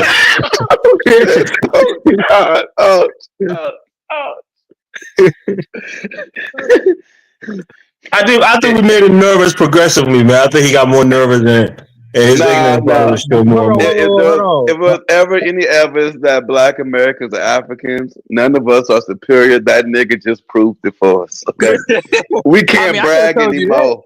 I could have We told can't you brag that. anymore. They said make a case, and he said he in front of the judge, in front of Congress, talking about we always got what we wanted, so we want this now. Let us get it. You think that's how that shit works? You're not making a compelling case. You're not using case study. You're not using any kind of established case law. Hey, Talking about what you Elvis, want. after saying that shit, that nigga walked off like I did the damn thing, nigga. Kwame. Hey, but they ain't heard a nigga like me before. That's what's gonna go to the court, and before the Congress and everything, ask for reparations. Right there, give us reparations or else. Ooh, Hey, you know, hey, hold on, guys, hold on. Brother man said, well, bro man, he said that he didn't know Elvis was a native Liberian. I don't know how you didn't know that when he said it multiple times.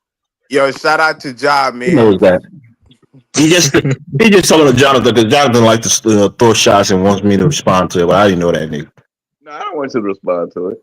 Talking about this is because of that and that's because of this. I grew up in this neighborhood. Look at that place right there. Shout out to all the Africans and the Caribbeans and all the Black people everywhere. Shout out. Shout out to you, bro. I Shout was out wondering to what happened to you, Steve. I was wondering what happened to Steve and Kwame. They're the two. Steve do the sidestep, kumbaya, chants, or whatnot, you know. Now I'm being dead serious, man. When I see Black people, no matter I see people in general, but when I see Black people, no matter where they at, and they doing good, it makes me feel good. If they doing bad, it makes me feel bad. That's how I was. Even growing up, I've always felt like that. I don't mean you gotta love everybody. Yes, it does. Steve, when you see Mr. Know-It-All, you cry too. Man. Exactly. So I understand. Like I said, Mr. Know-It-All may not be the But with a name like that, and you barely know anything, that's a disrespect to your name. He's still my brother. That's why I said names don't have meaning. Colin, you don't support the Sahel Niggas can country. call You themselves don't support anything. Nkroba. Colin, what Black people it's like support? the only thing I support is Liberia and the future Afghanistan. Now, when you guys get to that level, then we can talk. Other than that, I can give two shits about the Sahel. I give a shit about the African Union, African Union, and I give a shit about reparations and in Cobra. You know, I know what I want. I mean, for 35 years, this is what I came to the conclusion. We needed Black America. It's time for us to have the governance. We've outgrown this country. I think we're way more intelligent than the white America. I think we're superior to them and intelligent and everything. Why the fuck are they governing us? That's what I feel. You know, why the hell they ain't governing us? I know we're more intelligent than they are. I know we're capable of building a nation. If we was away from them. Do you know Black America by the 1920s had over 100 Black Wall Street throughout the country? 100.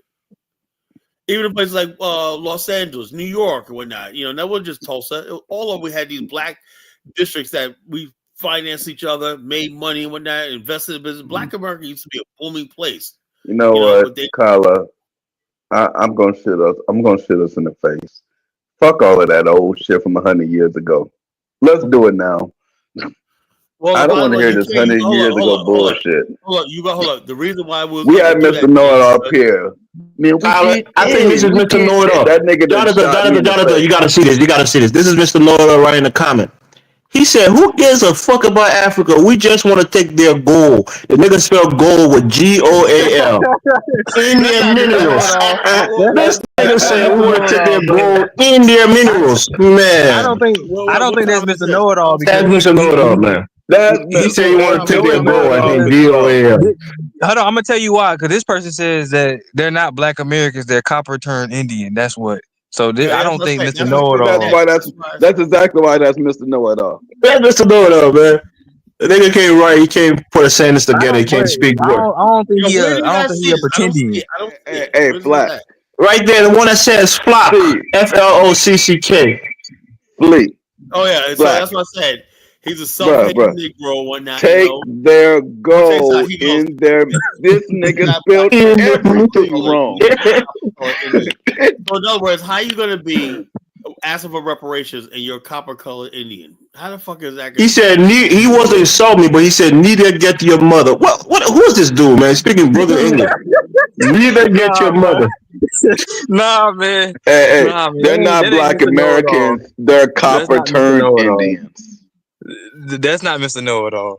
Neither get your Don't try to mother. protect your southern brother, man. The nigga can't write, can't spell. Can't put a functioning sentence together, man. Collar, you need allies. You got to support other people fight. No, the fuck I don't, because I need strong allies. Now he's using a double negative. I didn't ask for no reparation. I didn't ask for reparation. That's the problem. I didn't ask for no reparation. I can't spell. But Elvis, he didn't ask for reparation. He said he wants respiration. So you got a point there. That's accurate. Can't breathe. Like that Fabulous song said, breathe. Flag. Are you Mr. Know-It-All? You can tell. We can tell people by the way they speak in the comment who they are when they come up, man. We know that. Oh man, come on, brother. He said he can't spell, but he can read very well. That make you a half illiterate, man. If you can't spell, you don't know the words, but you can't spell them. How do you write letters, man? How do you write? Speaking of African ethnic groups, man, I was talking to Milan, right? We was on Dining Show. I was typing in the comment section. I think I might delineate from my West African, heritage, and I'm officially a Bantu man now. But okay, all right. Oh, so you about to be dumb like Baruti. Okay, cool. Congratulations, Steve. I'm practicing. What a smart dude, man. No, he ain't. Darth Legal said he uses voice text only. I know somebody that actually does that shit. Baruti is a Ugandan cosplaying African American. I don't believe it, Colin. You got to prove it. I talked to him before. He's Ugandan. No, he said he's Ugandan. No, because he met Elvis. He wrote a comment one time. He said, "Colin, how do you know I was Ugandan?" So he is Ugandan. Somebody asking, how do you know? That mean that they are. I just gotta see more evidence. I ask the question right now. He's in the chat. I spoke to Baruti a couple of times. Baruti, if you're Ugandan, please say you're Ugandan in the chat. Hey, point blank period. I never met listen, I know a lot of African Americans. Baruti would be the first one that's always atting somebody. Look, for years I thought he was Zambian, right? And then when he starts talking about the Kiswahili, I said, no, he's not Zambian. They don't know he's either Tanzanian or Kenyan or Ugandan because they don't speak Kiswahili in Zambia, or in Angola, So I said, even Uganda is kind of far off. How'd you know? If anything, he might be Kenyan or maybe Tanzania. Yeah, so, but I think he's Ugandan actually. He speaks like he's African American the way he writes. Oh, no, I heard his. No, you don't. African American history. No, you don't. He is not African American, Elvis. That man is from Uganda. That's what I said. Let me ask you, Baruti, if you're out there, tell us, are you continental African or you African American? Bring your ass on the platform. Why are you scared to Did you talk to Dollar Bill about him? Dollar Bill and him are friends. He doesn't want us to hear his accent. That's why you don't come on. That makes sense. Real, African guys, the education down south has always been bad compared to the rest of the United States. He forgets. No, it ain't. No, you don't get no Condoleezza Rice, no Martin Luther King, no Medgar Evers. Let me start naming people from the south. There wasn't an average person down south, Jonathan. Been following me for like 10 years, I know who he is. Those people were not the average Southern. But the average people in the south were smart, nigga. They weren't dumb, bro. I didn't say they were dumb, but they weren't. That nigga. Baruti's not African. I'm sick of people like freaking. I mean, let him answer, bro. Baruti, if you're there, just let him know. Let us know. Are you African American or continental African? He's a continental African. He's been here. Let him answer for himself, Collins. You're right. You're supposed to come in a little bit. We need to all practice in Ubuntu. That's what we're gonna do. I ain't pledging shit. It's cool with Dollar Bill. I'm sure he's not in Uganda being in constant contact with Dollar Bill. The thing is, like I said, when you talk about this, I said, look, Black America was served us right as we were rugged individuals. That's American. That's since the Pilgrims. Everybody's American about rugged. We adopted that way of life, and it served us. We built the largest Black middle class, the only Black industrialized society and whatnot. We had generations of families and everything like that. Until you show me an Ubuntu society that actually works, whatever the hell he's talking about, they talk to me. You know, all I see is look. How did Ubuntu work out in Rwanda with the Tutsi and Hutu? Carla, name me a first world Ubuntu city. Ubuntu in the way that he's saying it is going to be for. Listen, Carla, let me speak. Let me speak. Ubuntu will work if it was Asians. If it was Listen to what I'm saying, Carla. Ubuntu, in his way, the way that he's explaining it, it's going to benefit you because listen, you're going to use Africa as a resource base. Make connections with them and use their resource to benefit you here. Ubuntu. Because you're both going to be mutually benefiting from each other. First of all, it's the way things work in the real world, right? If two people have interest in something, they're ready to build something, right? We're going to benefit, right? And it's the residuals be the people left over, right? What Ubuntu means, there should be no boss. There should be no smart person. We're all going to make decisions like this. Well, it goes against. That's not what it means, Carl. It means we all benefit individually because collectively we'll benefit each other. Bullshit, you know? Can I address a comment real quick? Carla, if you don't mind me, because of the collective. Steve, I want everyone on the platform, name one country that practiced Ubuntu and made it. Name one. Oh man. Ubuntu is not a form of governance, Jonathan. It's a form of name one people that practice a form of economic interconnectivity. It's a form of economic interconnectivity. You know what? Hold on, Carl. I think the Ubuntu areas might be the poorest places in the world. Let me look at that. It's predominant amongst the Bantu people, the Kiswahili speaking people. Exactly. That's what I'm Bantu. Kiswahili countries. They don't even practice. All right, here's Rudy answer our question. He says, I'm an African. Oh, my Lord. Hold on, listen. I don't come on the panel because I'm intimidated by the power of Carla's intellect. And as the comedy of the panel on occasion is towering. So I listen for reflection. So he says he's an African. So, okay, Rudy's an African. We get it. Yeah, hey, look, I have nothing to do with Baruti, you are Ugandan, right? Carla, now I see what's wrong with the Democratic Republic of the Congo. They practicing Ubuntu over there. Burundi, one of the poorest places in the world, they practicing Ubuntu. Mozambique, another poorest place in the world, they're practicing Ubuntu. Any concept that is not practiced wrong will not be a success. Oh, Lord, don't practice this shit, people. We already got our way of doing things. Yo. We don't need Ubuntu. Hell no. He's only positioning. You guys always talk about how other people talk down on your ideas and tell you that it's impractical. He's giving an idea. You're not supporting his idea. You're dashing it and talking down on it. Elvis, it has to be practical in his world first. Don't bring it on me. If it doesn't work in Ubuntu land, it ain't working nowhere else. You can use an idea and perfect it. They created the philosophy and they fucking themselves over with the philosophy. Luis Ferreira, somebody basically I respect and whatnot. He abandoned it because it was a complete failure. You know? That's a good point, N1. It says the hoods in America need Ubuntu. That's true. Yeah, we need that. Yeah. Okay. Yeah, we need Ubuntu like the genocidal people in Rwanda. Thank you.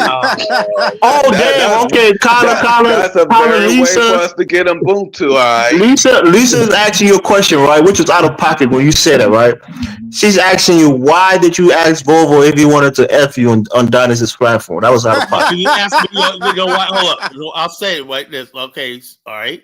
I say it like this because he kept asking me about talking about my looks and whatnot, said, look, dude, I said, I'm not the most sexiest guy, but I'm already good looking. That's a fair question. He said, so when people like talk about your looks, guys, I think you're funny. I was saying, what, you want to fuck me or something? Are you sweet? I'm like, damn, Carla, I was laughing. I couldn't see myself about it. I agree with you. I agree with you, Colin. Why? I don't understand why dudes be looking at other dudes like that. Like, so if you, I think he was trying to clown. He was trying to clown you because you were talking about his hairline shit. He was trying to come on. He was trying to clown you, bro. I get that, but like, if you call another dude, you looking at other dudes attractive. Do you think other dudes are cute or something? That's what niggas call each other ugly at a time. Talk about their facial features and call them ugly and shit like that. I get that, but do you find other dudes cute? That's not that wasn't the conversation. He was calling Carla ugly. He said Carla had a big old head. I know, but do you I Call me get that, but ugly. do you see other dudes as cute? He called me fat. I said, "Well, I'm not fat." When I said, "So, what do you care about my looks?" When you want to fuck me or something? Isn't Carla, that was out of pocket on that platform, man. There. I don't care what people say. I'm looking at him like, well, whatever. I got confidence in my looks or whatever like that. I ain't gonna care like Lisa said she was concerned that you read. Hey, Carla, I got a question. You ever been so desperate for African intellectualism because you listen to all the European scholars and shit like that, and you try to go to Africa and you try to find some intellectual shit? Yeah, I can never find it. Oh, Jonathan is the most depressing nigga on this platform, man. This nigga is so negative. Everything is negative about him, man. Elvis. Yeah. I'm not bullshitting this. When I remember when I was in school, right, and they used to talk about, the motherfucking philosophers and shit like that. I'd be like, man, Plato, fuck them white Aristotle. people. I want to go. I mean, where the African scholars at? Yeah, we always had to go to Egypt and shit. We couldn't listen. I said Can this y'all? before. Can y'all? I just want y'all. Can y'all Wole name? Soyinka in Nigeria. He's a Nobel laureate. He's an excellent writer. Name Hey, me one of Jonathan, his. you got Dr. Name me one of his. Obadali Cambone. That's in Name Ghana right me now. some of the. Give me some of their quotes. The most intellectual quotes from those people that y'all know about. Go. I mean, I'm giving you one name, Jonathan. You can study Bro, just look on up him. African No, farmers. Yeah, Just give me African go farmers. study him, Jonathan. Study him You when he got was a part of the. You got Dr. Obadali Cambone. He's a respected scholar. And he ain't Yeah, but got I'm giving you one that is a Nobel laureate, meaning that he's an excellent writer and won a Nobel Peace Prize for it. Jonathan, listen, his name is Wole Soyinka from Nigeria. One of the only African Nobel laureates. You got Wole Theophilo Soyinka Benga. is a black fucking British man. You got Theophilo Benga. What are you talking about? Wole Soyinka is a Nigerian man, Carla. He was there doing the coups of IBB and Abacha. Jonathan, you got Theophilo Benga. You got No, I mean, tell me some shit. Like, educate me. Don't tell me who these people are. Tell me some shit that makes me want to go read. What is his name? Is it Chinedu Achebe? Things Fall Apart. That's an African book that teaches you a lot of things about Africa. Is an anthropologist and a linguistic. There are a lot of Africans who are smart. You're just not interested. But I'm giving you one name, Jonathan. You're a Nigerian, right? You got the Nigerian citizenship. That's your fellow compatriot. Read about You him. also got Shane Interdio. Wole Soyinka went on to the British, right? All he does is sit in the British, complaining about the Nigerian governments that he doesn't power and whatnot. Are you telling me you're not going to give Wole Soyinka props for being a Wait. Elvis is what Carla's saying, right? Most Nigerians go to the U.S. or go to Britain, and they have. They're used by white think tanks. So that's like Carla, you think the white man wrote his book for him, Carla, like the earning the Nobel laureate? Soyinka was basically brought the British to basically undermine and spread lies about President Abacha back in the guy was a dictator. He was a part of the pirate. Tell me anything new. Look what he did for the Nigerian economy. That's what I saw back then. That's what you saw. You wasn't on the ground. You didn't know that he was a brutal dictator, Carla, and people were afraid. So-called famous Liberian Wole Soyinka is a fucking race trader. You know what happened to Kadatu Abiola? How they killed her? How they killed Fela Kuti's mother?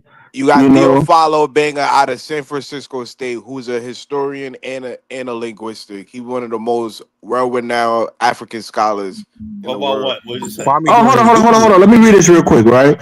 So here's what Baruti is telling you. If you want to research him, he said that he presented the first Ubuntu conference at the University of Zimbabwe or Zambia, but I'm guessing it's Zimbabwe in 2024, attended by scientists. I asked Carla if he wanted to present at the second one in 2025. He scoffed at this. What an intellectual. Carla, he's giving you opportunity. The guy is actually doing stuff on the continent. You're complaining about people not wanting to support your work. Get in contact with him. He can give you some contact to other people. So in other words, African goddess, thank you. You did something that the panel couldn't do, but they've been talking about the guy. Thank you, African goddess. Go ahead. Hold on, check this out. When he says attend a Ubuntu conference, I'm like, look. This is what I'm saying, right? Either we're serious or we're not. What the hell is that going to do? An Ubuntu conference. You come away from it and what? Okay, I had a good experience. Now what? So, Carla, working with scientists is a waste of time? Hold on. For scientists to do what? You don't know. You don't know what they You don't know what they specialize in. So how could you undermine?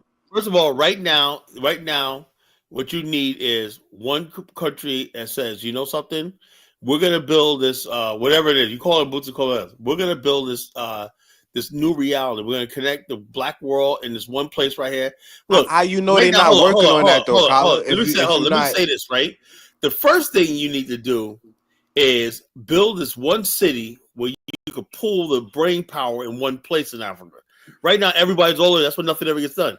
Look at Asia. They're building futuristic cities all over Asia where they're pulling the best minds together to build the future. Where's Africa? Are they building smart cities? No. Are they even talking about smart cities? No. Yes, they are, man. Yes, they are. Yes, they are. Kala. Burkina Faso got electric vehicles and electric airplanes. Oh, they do got electric vehicles, though. I don't know about airplanes. They do got electric vehicles. Are you being Kala, can I say something? I'm just saying what the Pan Africans been telling me. You know Jonathan's a pessimistic, negative guy. I seen a video about that though. They do got electric vehicles. Go ahead, Princess P. Yeah, hold on. They got a couple electric vehicles, but nobody can afford them. You know. Kyle, how you know nobody? How you know nobody can afford them? The man just lifted 700,000 people out of poverty. Look, yeah, and 700,000 people out of poverty. Energy. I don't want to hit on the brother, but they're assembling vehicles. They're not producing it. They're not manufacturing. Yeah, that's still better than a lot of countries in Africa. Come on now, don't say they're making it. Ford is primarily Lord, so in Mexico. We doing another lie. We doing another lie. This is like the Nigerians saying, "Man, we make our own vehicles." No, nigga, you just assemble them. Why we gotta lie to ourselves so much, man? Fuck. Innocence Vehicle does some of the fabrication using metal from Hey, man, based on that, Black Americans, man, we got our own vehicles too. We assemble shit in Detroit, nigga. We do the same damn thing y'all do. A lot of car companies that only assemble vehicles. Ford, Chevy, most of the materials made in Mexico and Canada assembled in America. They don't build vehicles. Can I say something? Can I say something real quick? Because you guys are very pessimistic, negative, dogs, and then mentally drained in America's anti-blackness. But there's a lot of activity going on, right? Ethiopia is creating like a lot of they're trying to hyper focus around the aviation sector. They had like a meeting recently. Kyle doesn't even talk about that. Davido father recently invested in energy in Nigeria, building power plants. Kyle never talks about none of that. Yeah, can we see the evidence? I haven't seen no evidence. You know, look it up. Look up Davido father. He's a very popular figure. Who? You know, Davido, the singer. His father is investing in energy. Nigerian rapper? Are you kidding me, bro? He's talking about his father. His father is a well-established businessman, the billionaire. He owns Universal in the energy sector. Whatever, you know, what the hell has that got to do with anything? Okay, I think his name is Ayadele or something. Such as energy. So within the next couple of years, you'll see more consistent energy throughout Nigeria and the surrounding regions. Right? The different billionaires are investing in. The reason why we're at the bottom globally is because we lie to ourselves and believe it. No, Jonathan, your problem is your self-pity, bro. If you look at Jonathan is a pessimist when it comes to Africa, bro. Jonathan, no. I'm talking about globally, Black America, all over. Jonathan, we lie to ourselves way too much, and we got to stop this bullshit. Jonathan, when did African Americans receive full rights citizen in America? Kyle, what is this? Is this the Farmington? No, this is what are they like in the 1960s? Oh, Atlanta. Okay, yeah, I mean, it's coming together, man. Building a city is freaking expensive, bro. You think this shit can be built overnight? It's expensive. It takes a lot of resources, a lot of planning. These guys don't want to take time. Yeah, there's actual buildings and infrastructure being built in that college. It's going to be a beautiful place, man. Shout out to Nigeria, man. I hope for Nigeria's sake it does, man. You know, you're seeing it, college. You're seeing something tangible. What do you mean? I hope it does. I said. I hope for Nigeria's sake it works out. Once this place stops popping up, a lot of wealthy people buy land and start building over there. Right. And yeah, shout out to Nigeria, man. I like to see some Angolans come there. Shout out to the Lebanese that's building Echo Atlantic. Oh my There you go again with Jonathan, the consummate pessimist, man. Jonathan, what do you say about No, hey. Shout out to the Lebanese that's building it. And I just want to say something. Just go back to what I just said. We'll lie to ourselves. We'll lie to ourselves and claim some shit that we not even the ones building. The people in Dubai, they didn't build Dubai, Jonathan, but you gave them praise for their country being so great. The people The Emiratis didn't build their country by their own hands, but they had the money to do it. First, Elvis, I don't give praise to no Arab country. Fuck all of them. You gotta talk to Kyle about that. Consummate pessimist, Jonathan Miller. Jonathan, Brand. We got what is it? You know what? No, hey. You know what? Let me tell y'all something. Black America, we got to celebrate the businesses that are blowing up in our community. Shout out to the Chinese for doing it. Shout out to the Hispanics for doing it. Y'all can't complain that Black Americans don't run shit in our own communities. If you want to give praise to Nigeria for some shit that the Lebanese people are doing. Do y'all realize that don't make money buy service, Jonathan? You use your money to buy service and buy things that you can't do personally. I'm sure you do that, Jonathan. You can't do everything, so you use other people to do things for you. You pay them with your money. That's what the Nigerians are doing. A good example of this in America is T.I. Hold on. T.I. is investing in property throughout the South. That should be praised in the Elvis, say the correct word because I know Elvis say ESL. Commemorating. Okay, thank you. Right. So rather than just say, "Oh, nobody's doing nothing," people are doing stuff. Right. People are investing in property. Right. Rather than applaud that and encourage more of that, you guys want to just be negative and pessimistic. You got I'm sorry. African goddess did correct isolationist mentality. It's the white South Africans that's also working on that project. In Echo Atlantic. But African goddess, at the end of the day, we're so weak as a people that other races build shit and we're going to fucking bro. You're negative as a man, bro. When your people's doing one step forward, you want to criticize how they walk. That's not a step forward, nigga. Damn. So for me to get an engineer, most of the workers are black. Where is Bomani? Who said I criticize people and I don't support people? Yes, Jonathan doing that. Hold on a sec. Prince, the Chinese bought the fucking mines in Jamaica. That is a step forward, my nigga. What are the terms of the contract, bro? We gotta. What are the terms of the contract? The government even China sold it, even nigga. China to That's build, the terms they of had the contract. 50-50 contracts with America. Prince, listen to yourself. That's why we fucking suck, nigga. Because you're looking for positivity in a fucked up situation and trying to claim that little teeny group of little positivity as a win. Nigga, we fucking suck. No, Stop, we don't nigga. suck. Jonathan, how did China come up? Nigga. Jonathan? Didn't they have 50-50 contracts similar to what Africa has? Nigga, name a 50-50 contract. Is it the 85-15% that Burkina Faso did with Russia Liberia that we praise them for? That's is not it the 85-15? That was one mine. That was one mine. Name the deal. Name the deal. Oh Lord. We gotta stop this shit. That was one mine. That wasn't.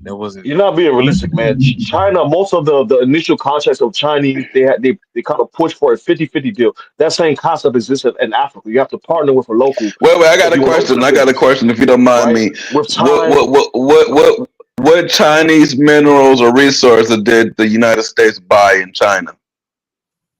Human capital, one that you was bragging about the other day. Human capital. They force people out of school to go work in Ladies and gentlemen, this nigga just proved my point. They're not buying human capital in Jamaica. They're not buying human capital in Africa, nigga. They're taking the actual resources. Just shut up.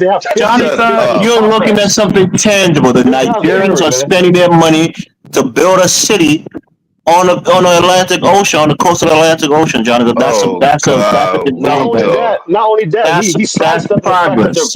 Give them They're increasing prosperity. Tyler, in look how infrastructure. beautiful They're Nigeria look. increasing in Look how energy. beautiful Nigeria They're look, Tyler. increasing in Exactly, Colin. It aviation. looks very They're nice, man. It looks very increasing nice. in car manufacturing. This guy just sidestepped all that to say This nothing. was like Brickle in Miami. I think I should play Mokoko after this. Tyler, you better Come not. on, You Yeah, man. better play not, Tyler. Mokoko. But why not I play that? protest if you Play do that shit. no, Carla. When you finish playing that, go play what they talk about I in want y'all to California. verify something It's a shanty that town. A you shanty guys town are is praising created. everything that non-black people are building and claiming it as our own and No. What do you considering that shit a mean, Engineers is win. not the only Jonathan? ones Man, building. bro. Most of the workers are black. Jonathan, did you build a house Most of that the you live workers in? are Did black. black people build the house you live in, Jonathan? If you pay for it, it's yours. No, I want to know, did black people build your house that you live in, Jonathan? Or the apartment or whatever condo, whatever you live in? Most definitely. Tell you a damn lie, Jonathan. What's the name of the White construction Castle, company that built it? Jonathan, White Most Castle. definitely. You're lying now, Most Jonathan. Don't definitely. lie. Negative, man. Jonathan Most Most black Castle. people definitely. live and claim homes that they live in that wasn't built by black people. I got a question. That's not what you're celebrating, are you? What do you Brother, mean? What about the this is Mexicans that build owned by houses in Africans, America? brother. This is Workers majority theirs. They African. bought it. It's almost like buying Oh something that's This is already God. built. What about the Mexicans that build houses in America? Should they get the credit for building America? Yeah, they should get the credit. They built it, right? He just being disingenuous now, Jonathan. Man, Who just leave that owns it? shit. Shout out to Nigeria for building this. They spent, I'm sure they'll probably spend a couple billions to build this spot right here. It's good. If we use Yo, that, it's if we use that beautiful. logic, we didn't It build look like America. Brickle in Miami. Yeah, this is a city that's coming together. It's not even fully No. finished With yet. that logic, we actually did build America. Either way, So, Jonathan, like you so said.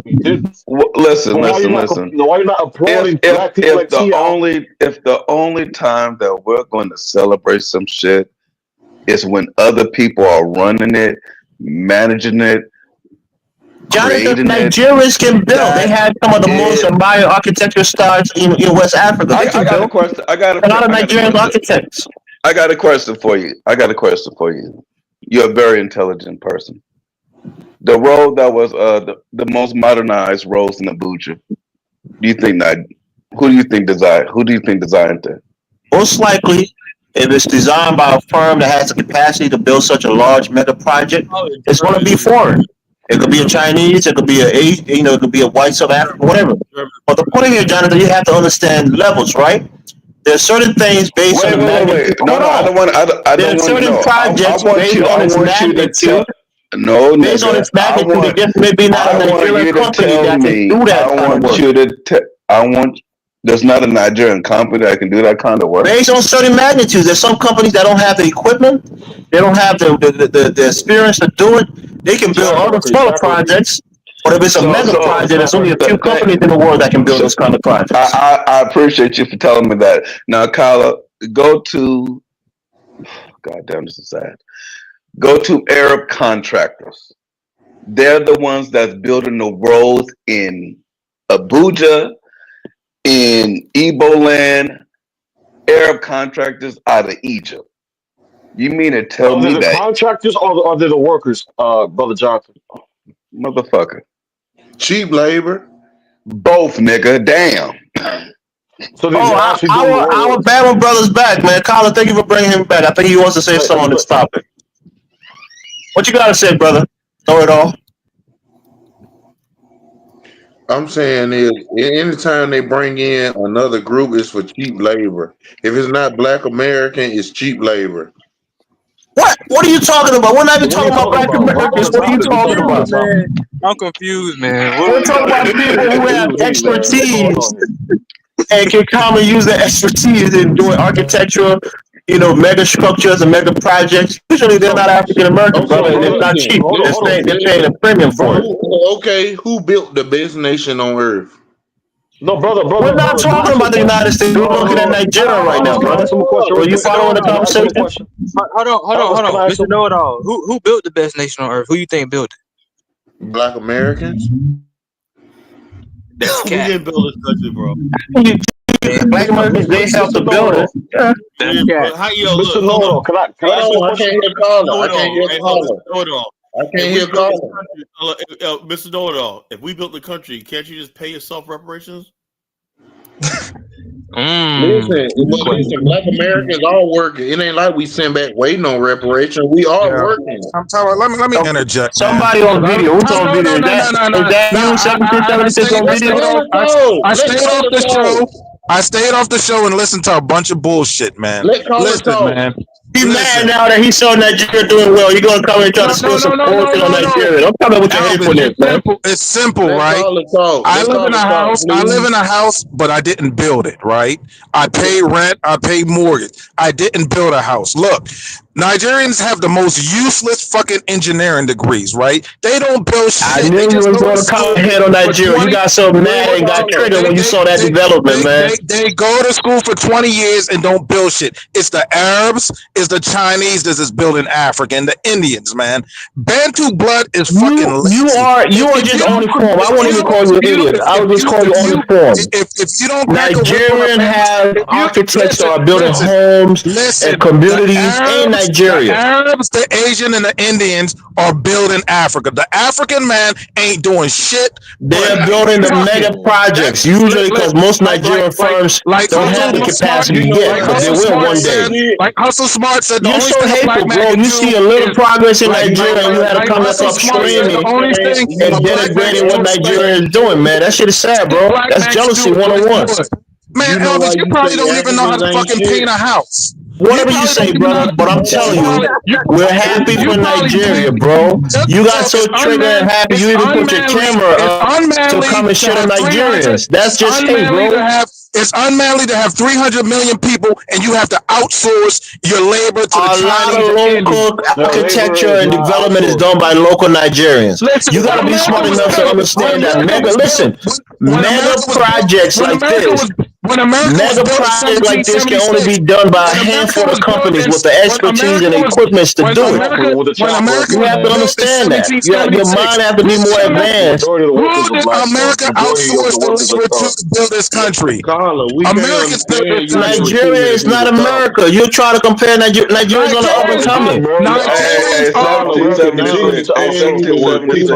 The saddest part about all of this, you're wasting money you don't have.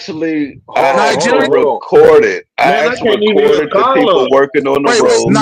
The majority of them are not wasting money they don't have. Nigerians are wasting money they don't have. That's what I mean by lying. Chinese. Have you seen neighborhoods in Abuja, places like Gusupe, Matama? Most of the houses there, the infrastructure there is built by Nigerian firms, right? On smaller scales, Nigeria can build these things in their country. Most of the neighborhoods, they build them.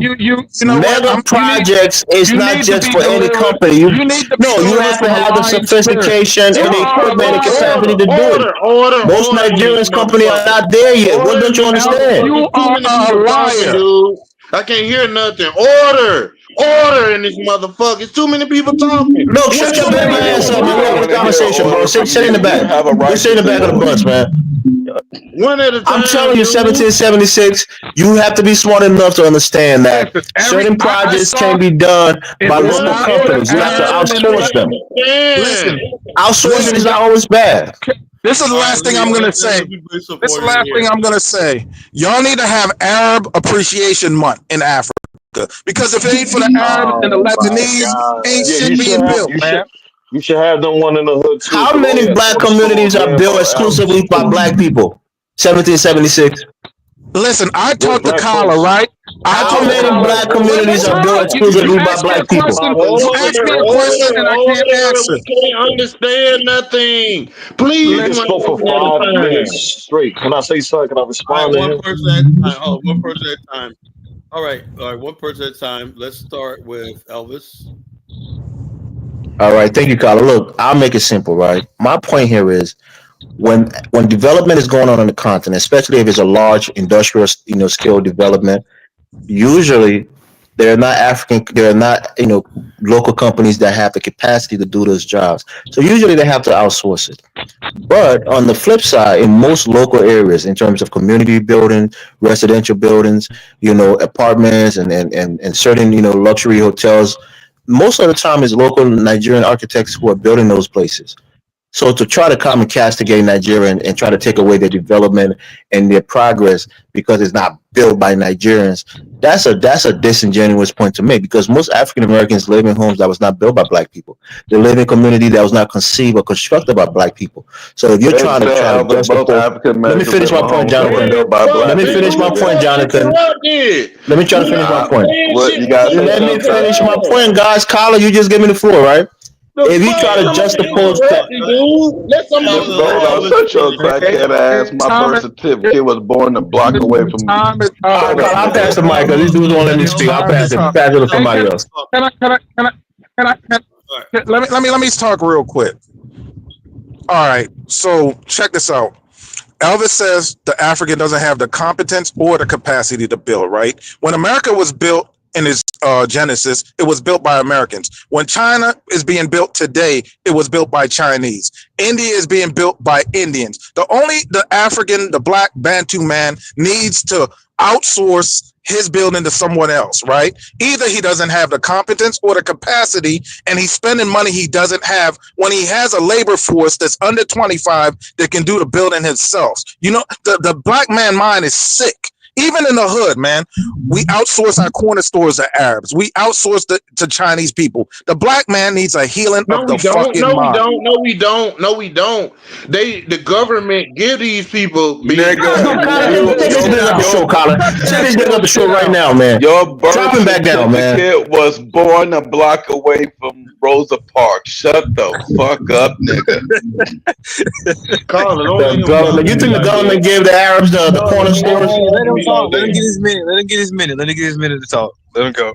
Carla, don't let him talk to me like that, man. I'm from Montgomery, Alabama, man. Don't let him talk to me like that, bro. That's what does that mean? Everybody be respectful and whatever like that. But okay, Mr. Doe, let me ask you a question, right? Now, if the white people say, you know something, black people, you threaten us, we're not gonna supply you with electricity. We're gonna cut the water power off. They can do that too, you know.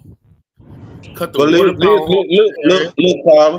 Look, Carla. Look, what exactly would you do? If they cut the water off, you couldn't take a dump. What would you do? The thing about this, Carla, is that Black Americans created and invented the plumbing in America. The Black Americans in America. Hold on, Carla. It's too many people talking. I gotta go. It's too many lies tonight. We cannot understand what's going on when there's too many people talking. There's no way. This shit is like jumbo. Tell us how. So we gotta let one person talk at a time. Well, how much is plumbing? This what I'm saying. This what I'm saying, Carla. Everything that makes America a first world country was invented by a Black American. So what I'm saying is, y'all have a good night, man. I'm out, man. Have a good night. I'm gone, man. Too many Don't let your blood pressure go up too high now. Can I talk to Carla? I want to have a serious conversation with Mr. Know-it-all. All right, Mr. Know-it-all. Listen, Carla, hold on one second. How is it that? Well, shouldn't they be coming to us for reparations? Carla, can you please just like mute everybody mic except for two people at one time? But yes, okay, but listen, should they be coming? Should who be coming to us for reparations? No, you said that we invented plumbing, we built the country and whatnot. Why don't we own it? Because we are outnumbered. So if you built the country, how'd they get outnumbered then? How we get outnumbered? How did we got out? We are outnumbered. We are the brain. Don't you understand? It's a numbers game. You don't have enough money to force. You don't have enough numbers to force anybody to do anything. Kyle, can I ask him a question? Listen, Black Americans are the brains of America. Oh no, I don't think so, bro. No. Can I ask him a question? As I would like to say that we are. Please shut the fuck up. Nigga, what are you? So you want protective custody, bro? This is a show. You're a man. Be a man, man. Damn. Protective custody. I want. I don't want protective custody. You sound like Billy Madison, man. Carla, I don't want protective custody. Carla, I don't want to protect because I want two people to talk at a time. All right. You got the floor right now. Hold on, I'm gonna time you.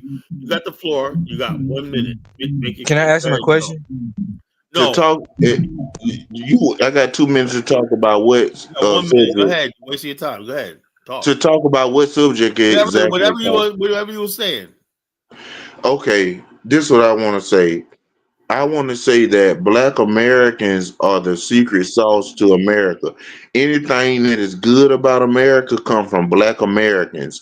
Far as the light bulb, which made other countries around the world, first, second world countries, far as the air conditioning, which you would be sweating in your sleep if it wasn't for air conditioning, which came from Black Americans, heat in your house. As far as Europe, the coldest places in Europe, you would need heating systems in your house unless you're gonna burn wood the whole winter. So every invention that modernized the Western world came from Black Americans.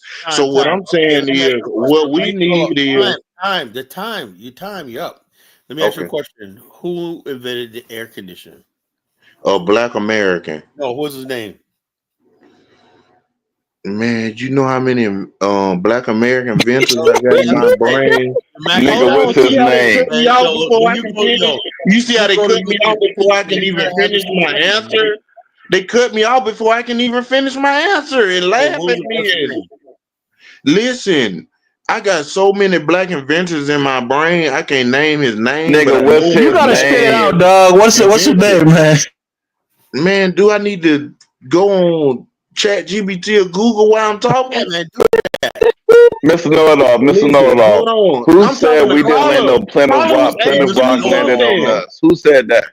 You're supposed to be Mr. Bruh, Know-it-all. listen, the air conditioner was created by Black Americans. The doorknob was created The by Who door Black did down. it? Americans. They didn't have door knobs Listen, before that the time. refrigerated truck, you can even have grocery Oh, stores. Listen, around the world, you can even have grocery stores if it wasn't for Black Americans creating a refrigeration Oh, system. you got the hold on. I heard something like that, but you remember the guy's name? Bro, I got 1,000 names in my head. nigga, Yeah, just look, Have look, a Google look, the thousand look, names, name not look, the and problem. take You it just need out. one name. Mr. Mr. Know-it-all, should you change your name to Mr. Know Nothing? Bruh, no, Carla, please don't get into ad hominems with me. Oh I no, I'm love saying you. you say you Why Mr. did you Know-it-all. sound so? I asked you a question. You say you don't know. Please, So, Carla, don't get into that homonyms Carla, with don't get him. in ad hominems with me, bro. I love you, bro. You know Carla, this that. nigga, you gotta drop this dude, man. man. Look, I asked Mr. you. Look, Know-it-all, is Egypt in I asked you. America? Look, I asked you, Mr. Let me ask you. This is what I meant to ask you before I got interrupted. Now you're from Alabama, Montgomery, Alabama. Do you know the plantation your family was on? No, I don't, Carla. Now, how does that, man? You're right there in the same town, man. How you don't know the same thing? You never asked anybody in your family, what the hell, what plantation Yeah. was Black Castle? My granddad just died 2 years ago, and I asked him You never every asked question. them? Yes, I asked him every question I can possibly ask him, Then Carla. what did he tell you? He said, "What family did what white family owned your family? What's the name?" I don't know the family or the white family that own Well, my most family, likely Carla. the name you inherit from your father. What's your father's name? Is it Plumber, Baker, or what? My last name is Moore. You're Moore, okay. So Oh, I'm therefore, gonna have raise you you ever some done more. research about the Moore family? Shut up, Steve. When I can you Change your name to Mister I don't know at all. Listen, I know my dad, I know my granddad, and I know what my granddad and my great granddad okay? was. So you should have an idea of I know my mammy, my what pappy, and my grandmammy. Don't Listen, get personal with his listen, family my though. dad. That's Hold on, unnecessary. let me talk to Carla. Listen, my dad was a jack of all trades. My dad Oh can God, listen. Hold on, who is interrupting me? hey, go ahead. brother, Man, I'm coughing. I'm Damn. spending, No, I'm go ahead, bro. spending, I'm spending, Go I'm ahead. spending American history I right want now. to I want to get to the point where I'm trying to make the case that if you want reparations, you got to show your family. You mean tell me nobody? How do you know your family was slaves?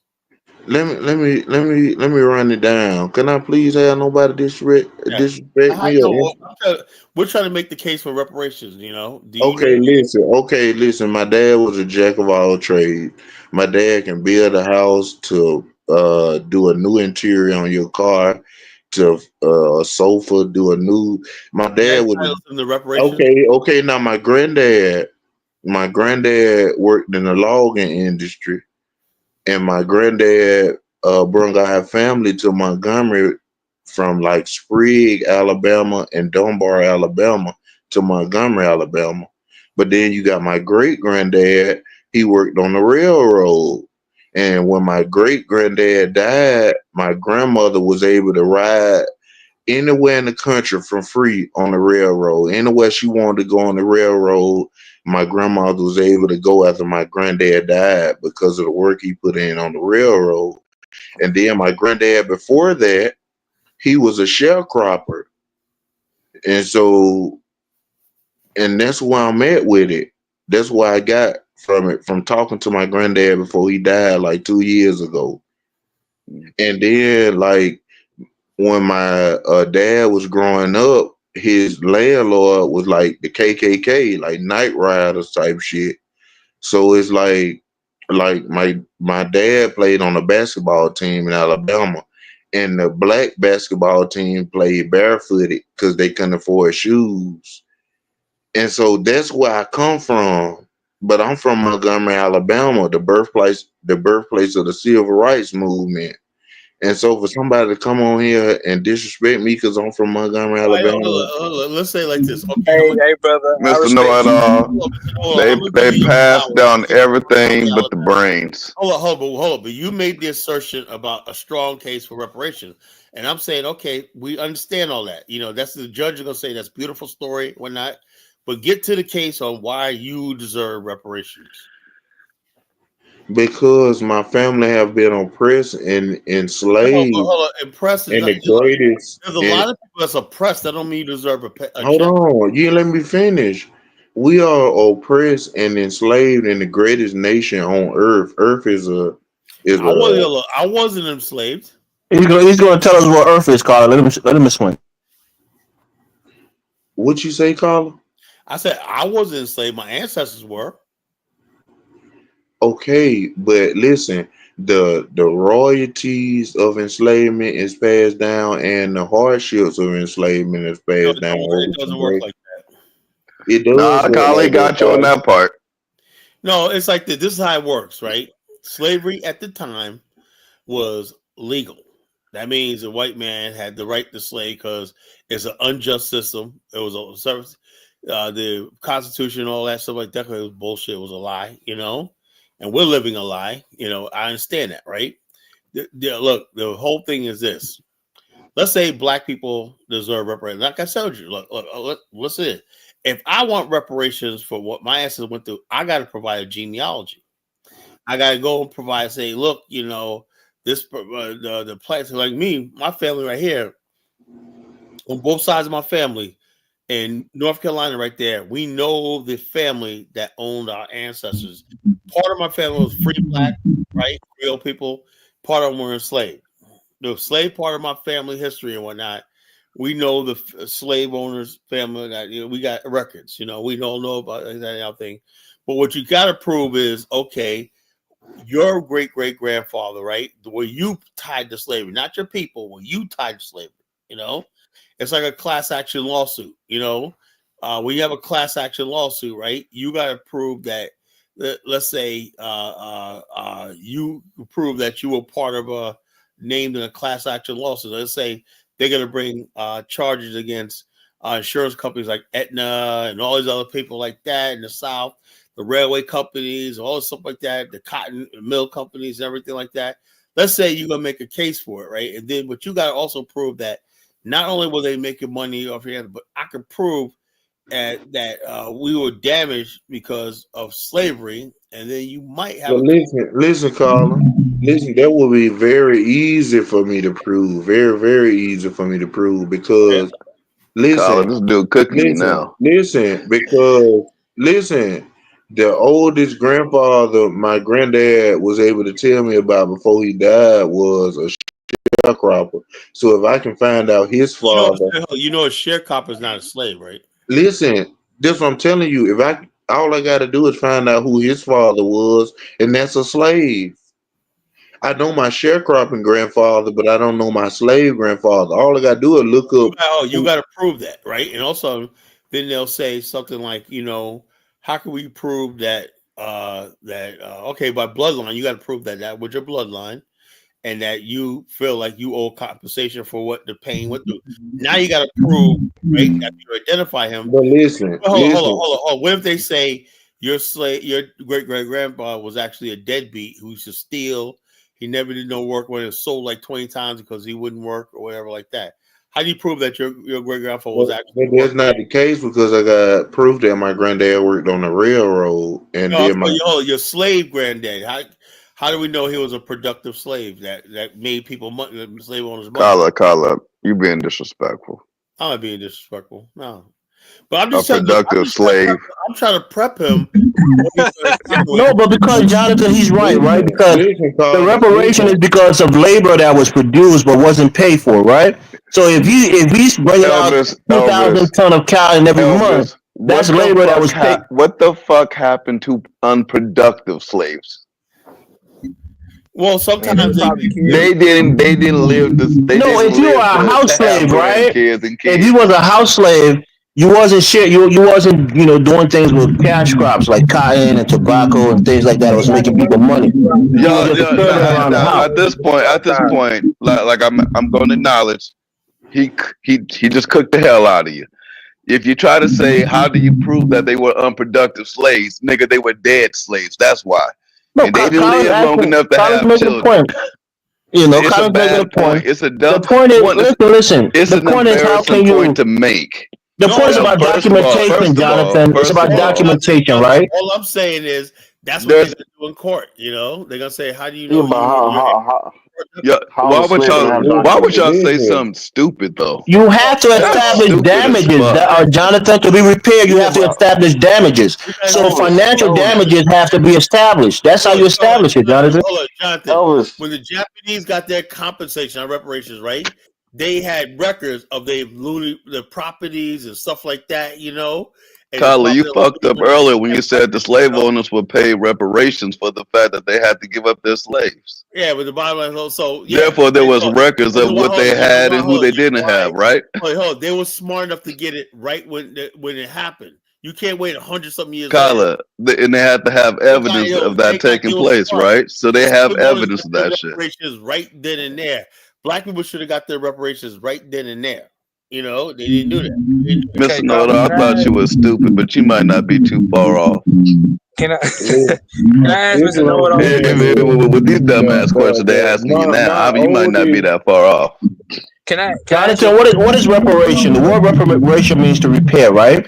And for most people, it's a financial repairment. And you have to show that you were damaged financially through the unpaid labor of your ancestors. So now you got to quantify that labor by putting a value on it, right? So if the cost of cotton was like a dollar a pound back then, and you can prove that your ancestor picked 200 bundles of cotton every month, then you're quantifying that. How does a slave prove that? So then, how do you get reparation? That's the point. You gotta come up with a plan and show that you have financial damages, and that's why you want to be repaired financially. That's the point that we're trying to make. Well, then, based on that very fact, what's going to do? Africa really can't help us because they can't quantify that shit either. I agree with you, Jonathan, but that's the point. So how do you get reparation? This was bullshit from the very beginning. Is it just by arbitrary number that somebody puts out there, or can you quantify by truly financial damages that your people suffer? Actually, but the problem is with that, Elvis, you can quantify based on the fact you don't go by individual, you're going by the whole group. And with the whole group of Black Americans produced, that's been tracked. Yeah, Hey, well, hold on. Jonathan. As soon as you pull out a number, there's gonna be people in there for the government or the southern states, whoever like that. But to come up here, Carla, and say, how do you prove that your parent? Jonathan, I got a question for you, Jonathan. What about losses that slave owners took? Losses. They got compensated, Carla. You said they got compensated. Make your mind up. Did they get compensated or not? Carla Chapel from Master tonight, man. Can I ask Jonathan? Can I ask Jonathan a question? Carla, you went from smart to Kuna too quickly. Hey, Jonathan. Hold up. Hey, Jonathan. Let me ask you a question. How are you from Alabama and you don't know your slave ancestor? Most people in Alabama ain't moved but 2 blocks from the plantation. Man. I can go further than that. Right? Carla, Slavery wasn't a long time ago. Just name your third grandparent and you're back in slavery. Listen, Carla, the white people. You gotta know who the fuck your grandparents are, damn it.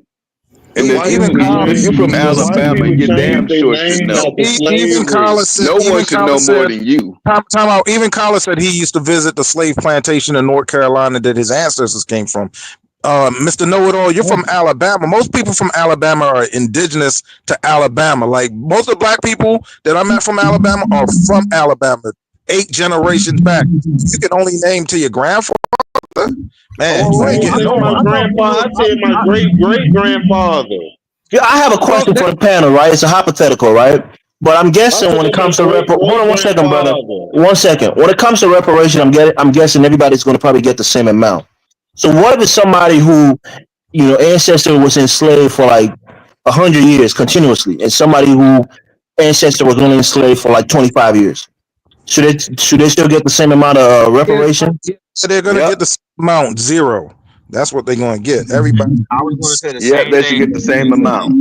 They should get the same amount. First of all, I didn't say I can only list my grandfather. I said I can list my grandfather all the way back to sharecropping. I can list my grandfather all the way back to sharecropping without doing a genealogy test, just by asking my granddad before he died. Do y'all ever realize that when the Japanese people got their slavery or their reparations for being in those internment camps? Wait, hold on, Colin. They didn't be like, well, your grandparents was only in there for a month. But your grandparents was in there for a year. They didn't do it that way. Y'all know that, right? Jonathan, I was studying that issue in college, right? It was it was a writer on a civil rights bill, right? The whole thing is this. Do you know about that bill? Each Japanese who was named in the class action lawsuit brought by the Japanese government to the United States when Ronald Reagan fast-tracked that as part of a security deal that they wrote in on a civil rights bill that was being passed that same year. Now, the thing is, though, the Japanese people, if you aggregated all this stuff, because the Japanese did that, this is how much money we lost. It was literally trillions of dollars worth of real estate they lost with that. But they settled for a compensation of $20,000. That's put in history. That was less than 1%. Yeah, so they didn't really get much out of it. It was just basically settling something because the Japanese government was like, look, you guys got to pay our people that lost their property. Yeah, it's more like a class action lawsuit, right? You get penny on your dollars. Well, I'm saying, hold up. Being part of a class. It's going to end up being a class action lawsuit because it's never going to be a legislation. Look at it. HR 40. That was 6 years ago. So I got hope. I got hope, Queen Mother. I got hope. She ain't got no damn. She didn't say anything wrong. She was articulate and she made her point clear. I could understand it. Don't try to come out. If reparations could be had at a national level, I would be optimistic. But at a state level, I don't see it. You know what? I can say that at state level, but boy, they gonna vary on a state by state basis. It ain't gonna be nothing flat across the board at all. Can I ask Mr. Know-It-All a question? Yeah. I mean, Mr. Know-It-All, are you looking for cash reparations? Yeah, I am looking for to get out of this trailer that Why does this talk like this, bro? What's wrong with it, man? Let me tell you something. No, it's not even me talking. Like,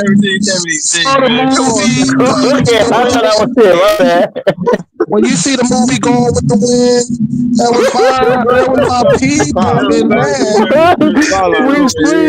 All right, stop roasting, man. Come on.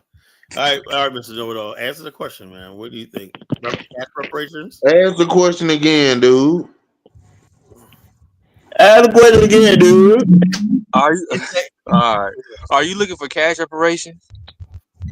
Yes, I am. And let me ask you another question. What are you gonna do with your cash reparations? Ain't So worried what the about fuck you want? Yo, I'm I hear the going. same thing. Whatever you Can got. I ask him a question real quick? Yo, look, he goes to the Ben Yusuf school of give me my goddamn check. You know, that's it. When I get my reparations, I'm gonna buy me a little boat on the bayou. He I'm gonna gonna be put. the street. He gonna be streeping with Forrest Gump. I'm gonna No, start my own shrimp business. Yeah, they Stop gonna open all a this. shrimp business. Hold Bubba. on. We're gonna have Hold over on. par shrimp, Hold on. I'm Man, gonna y'all get not me a even certificate bucket. y'all not shrimp, even some building white nothing. shrimp. Come on, man. I'm gonna get me a Carla, bucket. I'm gonna get me a bucket hat and a Caller, shotgun, and I'm gonna go hunting. Know-it-all's asking me a question. Go ahead. Caller, you the judge, jury, executioner. You can't stoop to their level. I'm not stupid level. God forbid Kyla did any of that, but go Carter the ahead. Jew. Carter the Carla, Jew. Carla, can I Kyla ask him talked a about the question? lazy slave. Hold on. Let me Kyla say, can't be none of that now. hold on. Let me say this. I'm saying like this. In all seriousness, obviously this is a real heavy topic, right? And people have a lot of heavy feelings about this, right? Yes.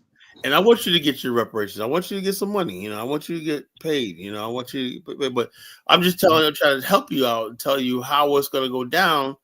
If you go to court, now you can go. Well, Carla, if me and you having a one-on-one conversation, yes. But you the judge, jury, executioner. You can't stoop to their level, bro. I also been at that level. I just asked you a question. How You Carla, it's got. Carla, can I ask him a Kyla, question you real went quick? lower than our level when you mentioned lazy slaves. Hold up. No. Hold on. Yeah. Look, I would say I'm saying like this.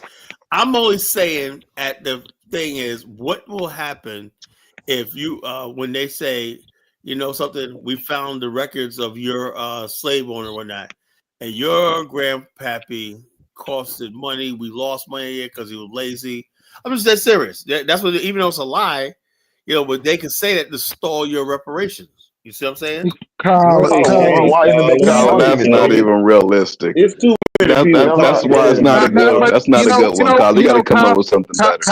Kyla is he's being funny, but the slave owners kept detailed Bro, records of a Carla lot of asked stuff, me a man. question, bro. Are y'all serious In right now? 1776, they Can I killed ask can your I ask ass him if a you didn't question? do what the fuck you were Yeah, told. because I read like a slave narrative Oh, what where one of the guys The stole. fuck? Time out. I read a slave narrative where one of the guys stole some peaches. Those people kept detailed Carla, records.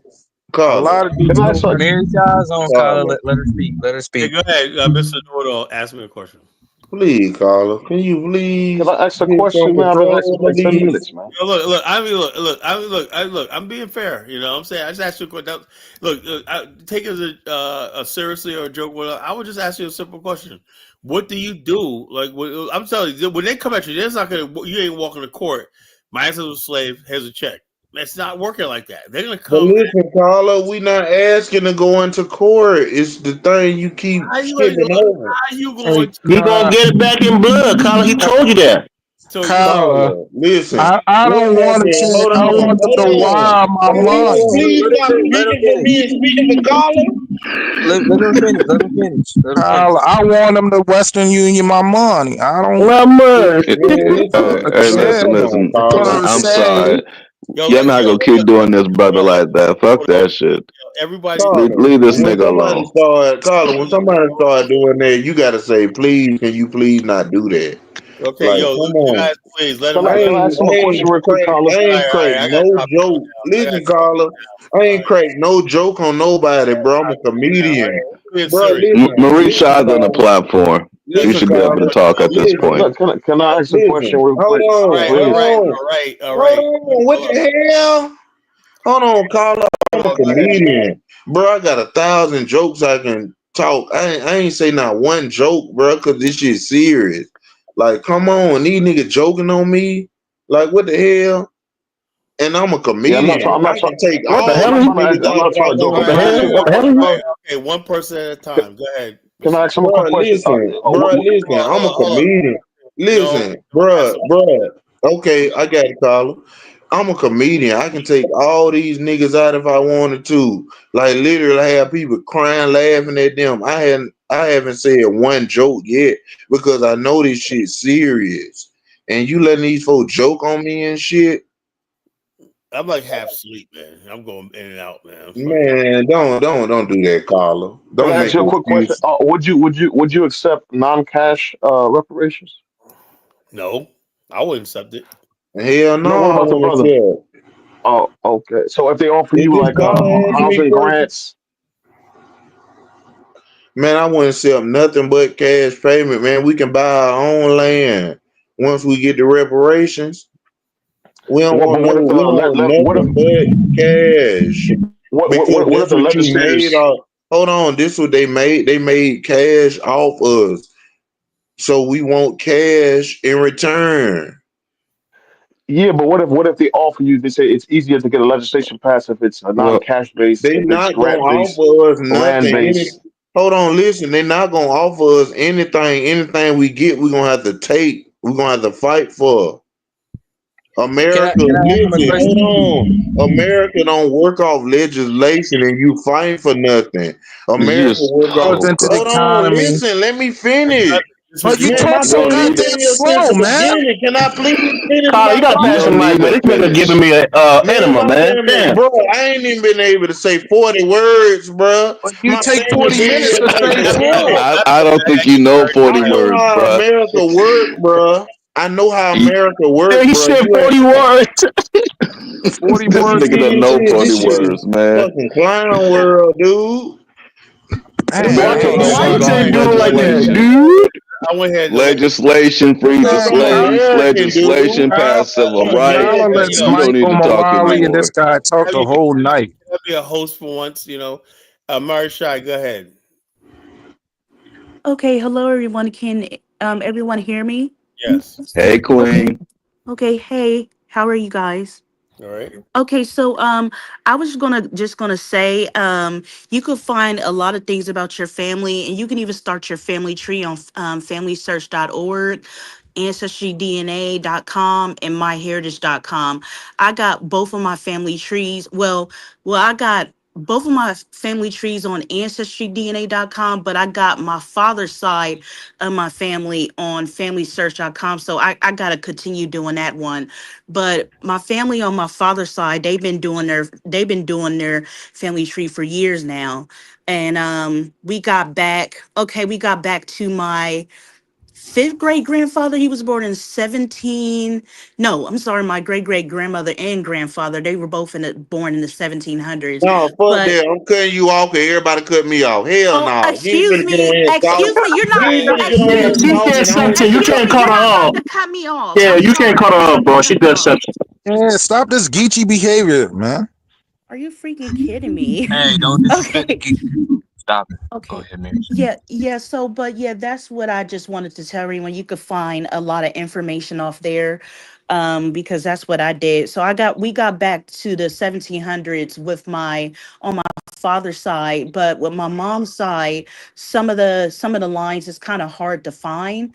So, I wanted to hire like a genealogist for that for my mother's side. But yeah, that's all I want to say. Let me Yeah. ask you a question, Marshai. What do you think about the accusation that African Union is hijacking the reparation Pan African movement? What do you think? Well, I don't know about that. I just know that, I mean, I feel like the people who were enslaved, like including like the Caribbean and like okay, the black diaspora, I feel like they should go for reparations. So I mean, I really don't have Now, a problem. one point I'm trying to make is this. Now, I'm like this. I have no qualm with the African Union taking involved with this issue or not. You know, because God knows that nothing's being done.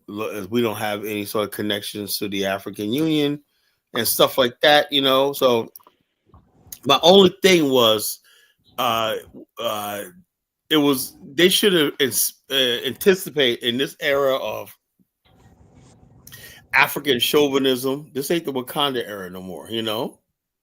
African chauvinism and a lot of jingoism and like rivalry between diaspora wars and whatnot. The fact that a Nigerian American, even though she's probably African American culturally, you know, to talk about reparations, you have to be some sort of radicalized Black American. But the thing is, like I always say, these people are radicalized on the left. So therefore, there's a blurred line between what's Black. That's why I say I have the colonization. I'm not a leftist. I'm not a rightist. You know, if people follow my lead and whatnot, we'd be free. But the bottom line is, too many Black people are basically either they're MAGA or they're globalist, leftist, LGBTQ, you know, intersection, whatever the hell that all that weirdo shit is, right? So I think she basically the people that sponsor this are one of these. The Pan African movement is becoming a leftist movement. You know, now the BAIO, when I started in the colonization, this is more of a right wing Pan African movement. You know, it's on the right. You know, we're not leftists. You know, we're either centrist or we're center right or centrist. You know. But we tend to be on the right, you know, of things, you know, like we believe in a patriarchy and stuff like that. Now, the global left is against the patriarchy. They're against borders. They think borders are oppressive. They think capitalism is oppressive. So we're going into this movement, right? The people who believe that have now hijacked the Pan African, so they make it seem like all the Pan Africans are a bunch of leftists, anti-capitalist, globalists. You know what I'm saying? So I think that's what it is. I think we have never defined ourselves as Pan-African. We just everybody all linked together. All this leftist nonsense. What Pan African organization is left leaning, Carla? You just made that up. All of it. Look at Afro Think Tank. All leftists, you know. Hardcore. He's a hardcore. Majority of Pan African or conservative. Conservative views. It used to be like that, but the majority of Pan African, if you believe in the government, if you believe in social welfare, even if you're freaking sitting back thinking that the salvations and reparations, you're a leftist, you know. If you're a leftist, tend to believe in social justice. So what's a right leaning Pan African, Carla? Well, somebody who believes in language, defining. And what Pan African support homosexuality or LBGT rights? Because look at Afro Think Tank. You know, he's basically like. But Kala what's a prerequisite of being a conservative? Because I seen you asking for lazy slave documents. I imagine. Look, is that one of the prerequisites? I imagine the old days when Black America was a patriarchy. That's what I. That's what I want. You know, I believe what Pan African is left leaning and not a conservative, Collar.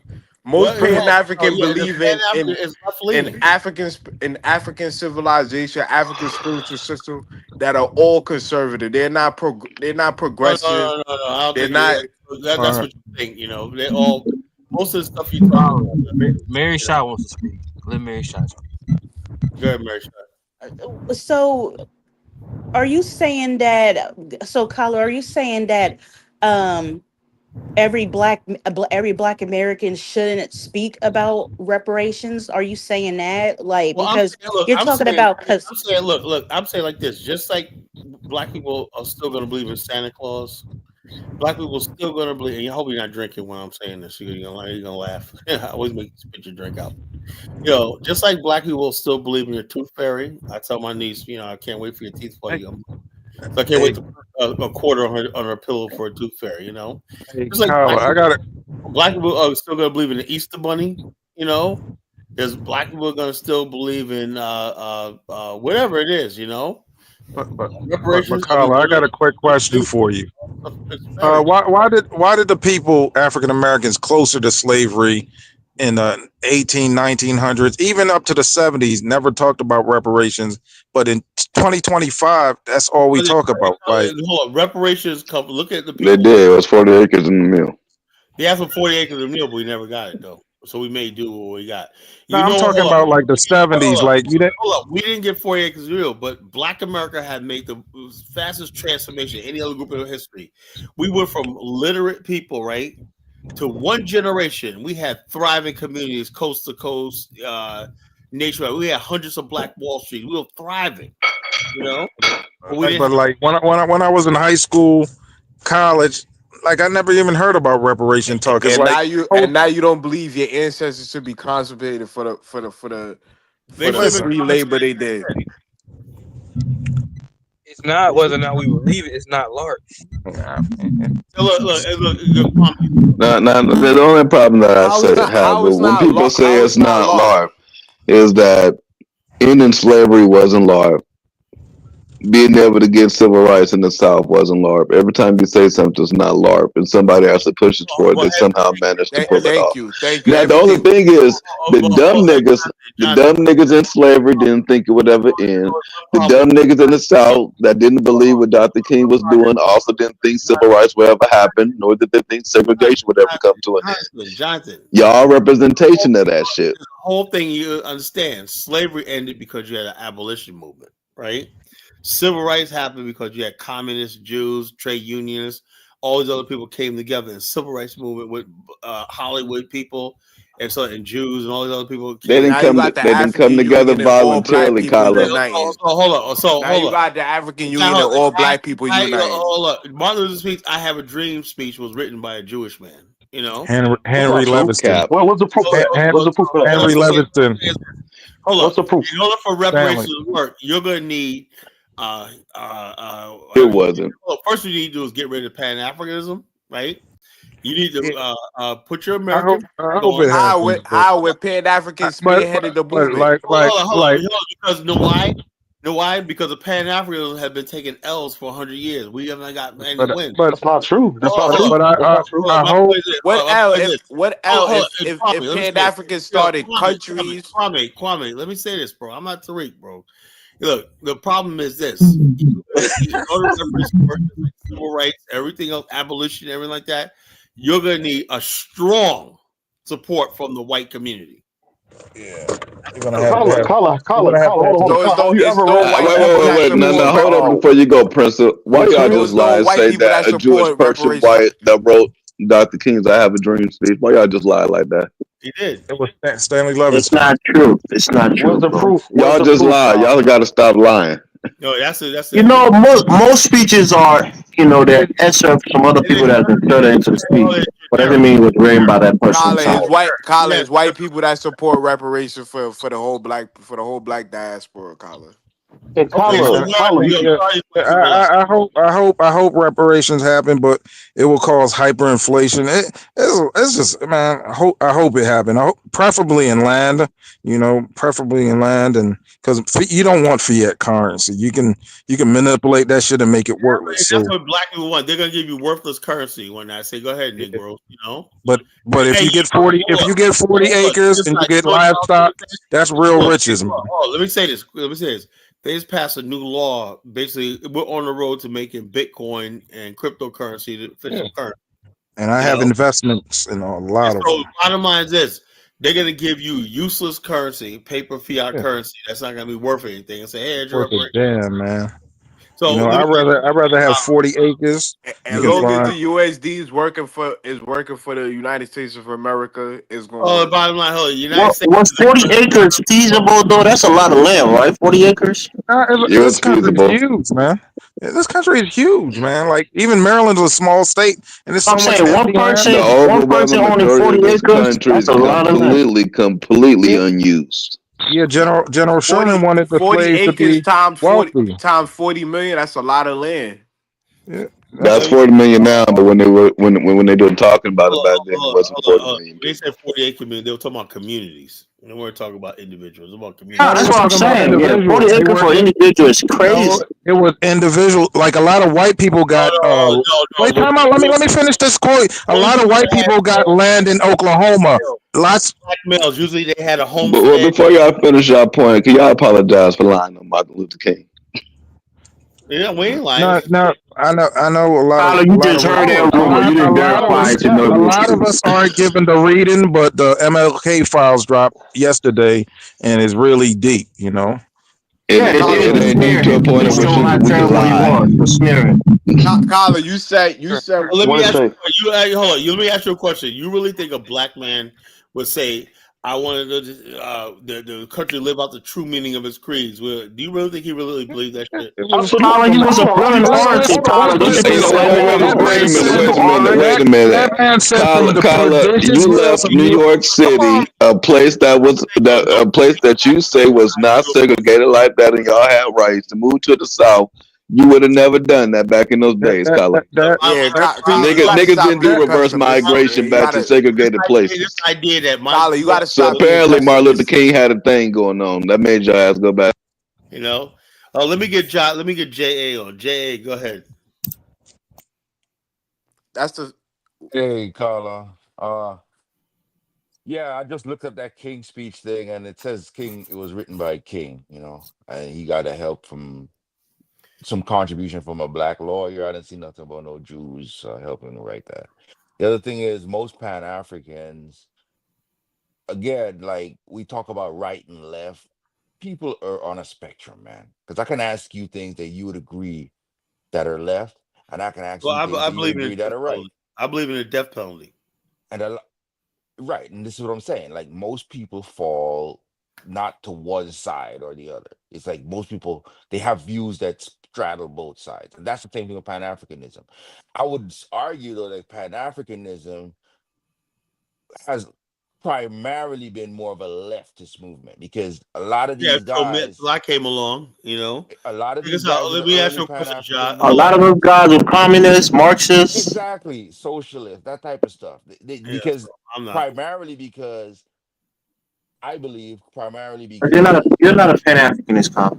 You're a nationalist. I'm a black nationalist, whatever. Same thing. Nationalism would be more of a right wing idea. Now, same thing. I got an issue on that too because most like Pan Africanism, most of them I would argue would be more of a leftist type of movement because I feel like what happens is because America historically has been because it was kind of built on like this or this racism idea, right? And it kind of oppressed the people, right?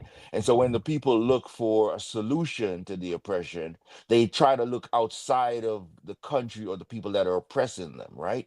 Even though the people that are oppressing them and the society that's oppressing them has some good ideas that they should actually adopt for their benefit long term. And so communism was looked at as like an escape, as a way to separate from this system and join that system.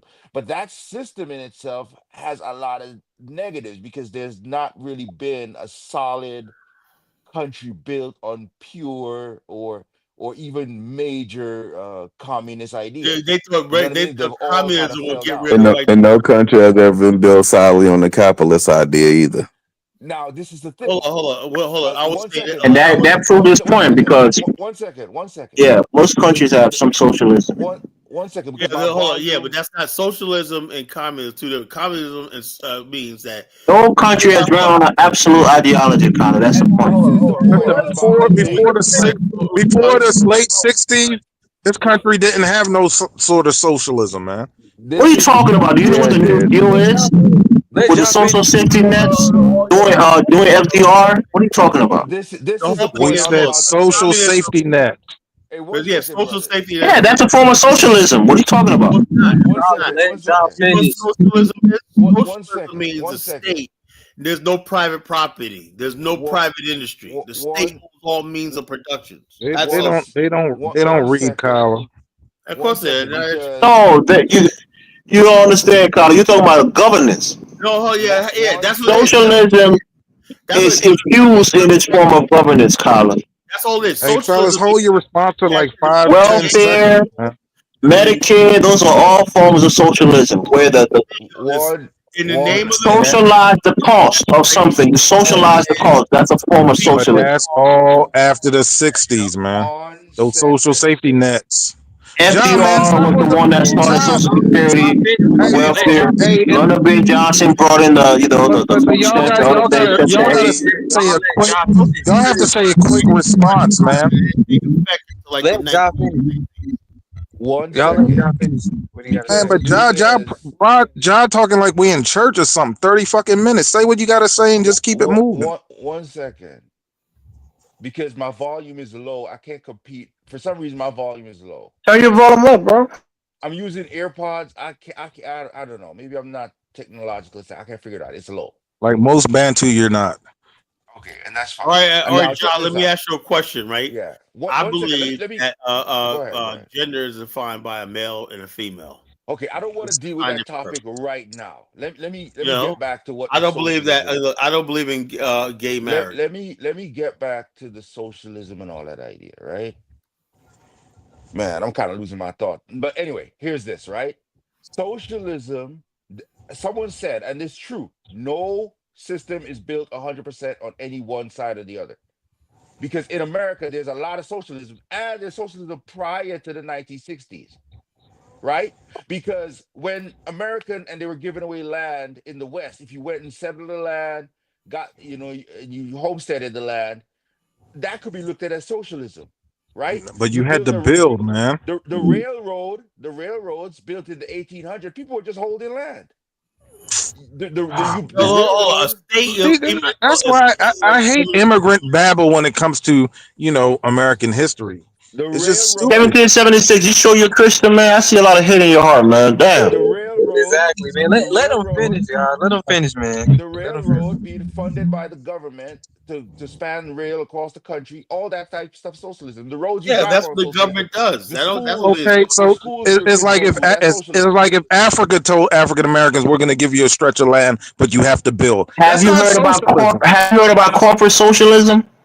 Where corporation go to the government for subsidies, go there for taxpayer money to the benefit from the social partnership, Nah, Carla. They're socializing the cost of things.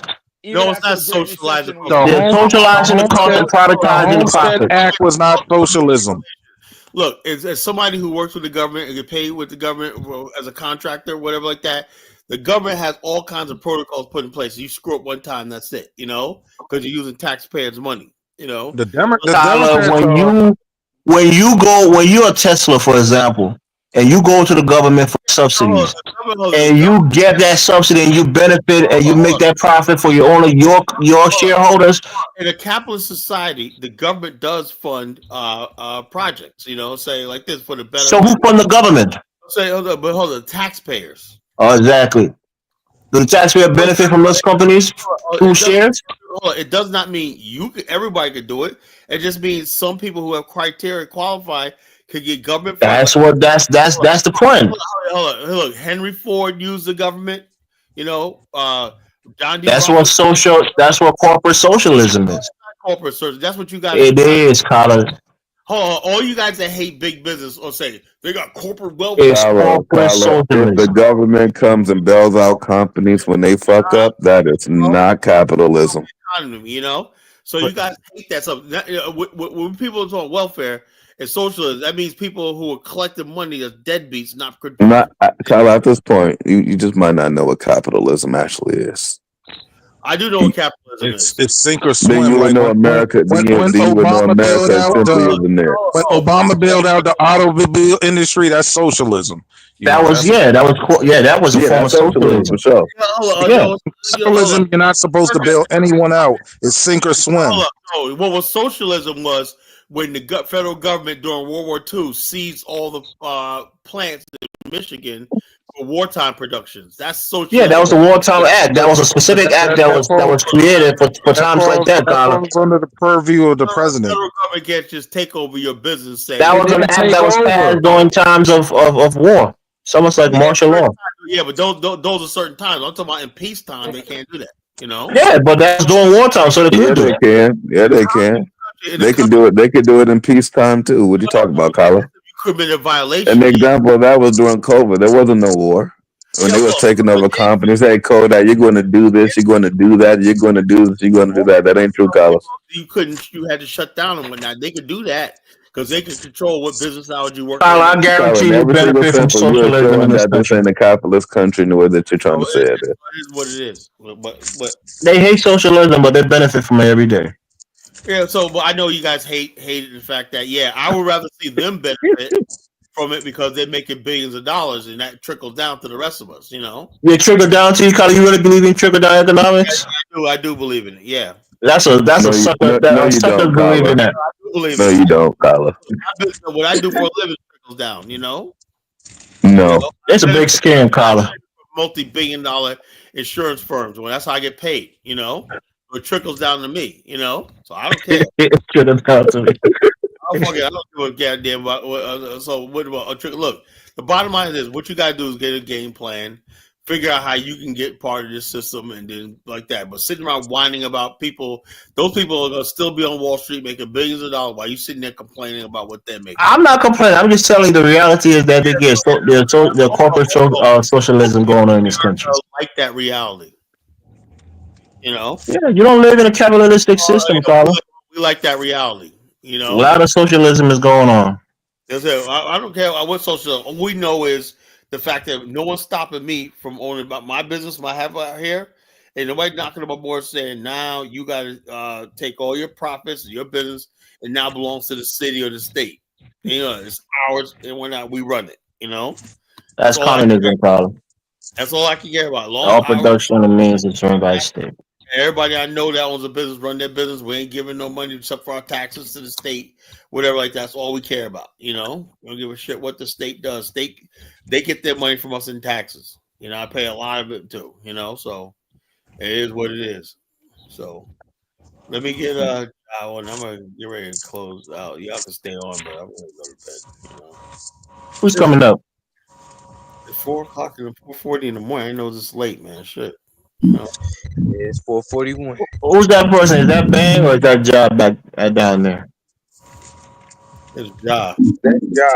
Man, the conversation was great, man. That dude need to come back on more. I got a question for Elvis or someone because Carla says he's going to quit doing the show or step back from it a bit, and I was wondering what are some of the other channels the guys or might have are going to be on.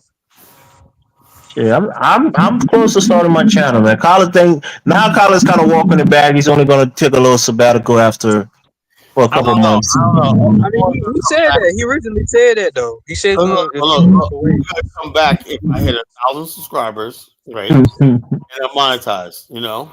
So that's all you're doing it for. Everybody on the panel just create 2 new YouTube channels and then just subscribe to Kyle and he'll be at 1,000. You know, so the bottom. Oh yeah, I create a few more. That's my time because if I do monetize this and make money, it all goes to my operations in Liberia. I ain't spending no money. You ain't gotta justify it. You spend your time. You want to use that money and buy some food. It's your money. Look, I look at dinosaur shows. He only does an hour and a half, 2 hours at the most. You know. Sometimes you do like 4 hour shows. Sometimes 2 hours at the most, and he has a few weeks with Dinah's doing about 6 hours. Yeah, Carl. Sometimes he does long shows. Sometimes he don't. A long show. I was surprised. You know. Sometimes he have shows and he disappears. Sometimes he leaves. Like where's he picking his son up, going to the store. Yeah, he's multitasking, man. It's not an office job. You don't gotta be there every minute of the day. Just straight up leaving there. I'm here 7 hours when I don't budge for this thing. But in closing, I think we all need to embrace America and really start to get Africa out of our minds, man. Because bro, you eating too much of that lemon pepper wing, man. I saw you driving to go pick it up, man. I can tell you eating wings right now. I kind of like Old Bay wings. That's my thing. Old Bay. Gotta stick with Buffalo. But I'm giving. We'll be making 3-hour run to the wing stop. Hold on. Check us out. In my life, I'm dedicated to giving Africa one more chance to make it right. That's what I said. The only chance we have with Africa is in Afghanistan. That's what I was saying. Give me one more day. I'm not asking for a week. I'm asking for a month. Just one more day. He loves it to give him 1 week of not getting attention. No, I think, look, I got too much work to do in my business when I'm behind. My group, right? I'm an MGA. My group, my brother's kicking my freaking ass. Well, they told me the other day. But you better slack him up, Colin. Your sales are down. And I said, I'm not blaming this on that, but I need to buckle down because I'm like, I don't want to lose my MGA spot, you know? Because production. So the bottom line is this. I gotta get out there and I gotta get my agents making money and whatnot. We gotta start putting stuff on the board. My brother's, his group is killing me. You know, I'm usually always about the best group, but he's killing me because he can spend more time on his stuff. You know, because I'm doing this. All right, Tyler. Month off and farewell, brother. We'll miss you, man. Focus on making that money. This is the last show. Can you make a co-host? What? Can you make Frenchie a co-host so she can start the shows? She never asked me. Or I'll can you make start someone? a channel, man. Marie, if Frenchie is the co-host, all of us is getting banned, blocked, and booted. Don't do that. Is this the last show? Frenchie's a great person. No, it's not. Hey, when is the last show? Last show will probably last day of the month. Tuesday. I'll be Tuesday, Monday or Tuesday. Anyway, what I'm saying is, after this month, the premium for the stream is going away, and I didn't want to pull out the money for a whole. We was refunded. We can do No. When I get monetized here, I'm gonna let that pay for it. I'm gonna say, okay, you guys want me on? That's what's gonna pay for the platform. Like I said, I did my part. I came here a whole year. I gave everybody a year. But like Yvette Carnell said, we don't have expendable money. I promise. Yvette Carnell said African Americans don't have expendable money for StreamYard and pleasure and everything. We're struggling. Yeah, but 50% of Americans can't pay a $400 bill. 1776, all the Africans are six-figure earners, so they should be able to just knock this shit out quickly. Yeah, that's what Yvette said. We ain't got no money. Carla was coming at me yesterday on Dinah's platform because I sent a little something to Dinah. I don't know Elvis got money. Niggas didn't know his thing. I'm like, come on, Carla. What hour mark was that so I can look it up? Are you ready for the see that? That was the first time I ever seen you do a super. Carla, I bought 3 copies of Dynas's DVD for like $35 a piece. I support Dynasty. I disagree with his politics. I disagree with him on other things, but I support him. No, the one thing about Dynasty, he never comes on there talking shit about African, disrespecting people like that, like you do.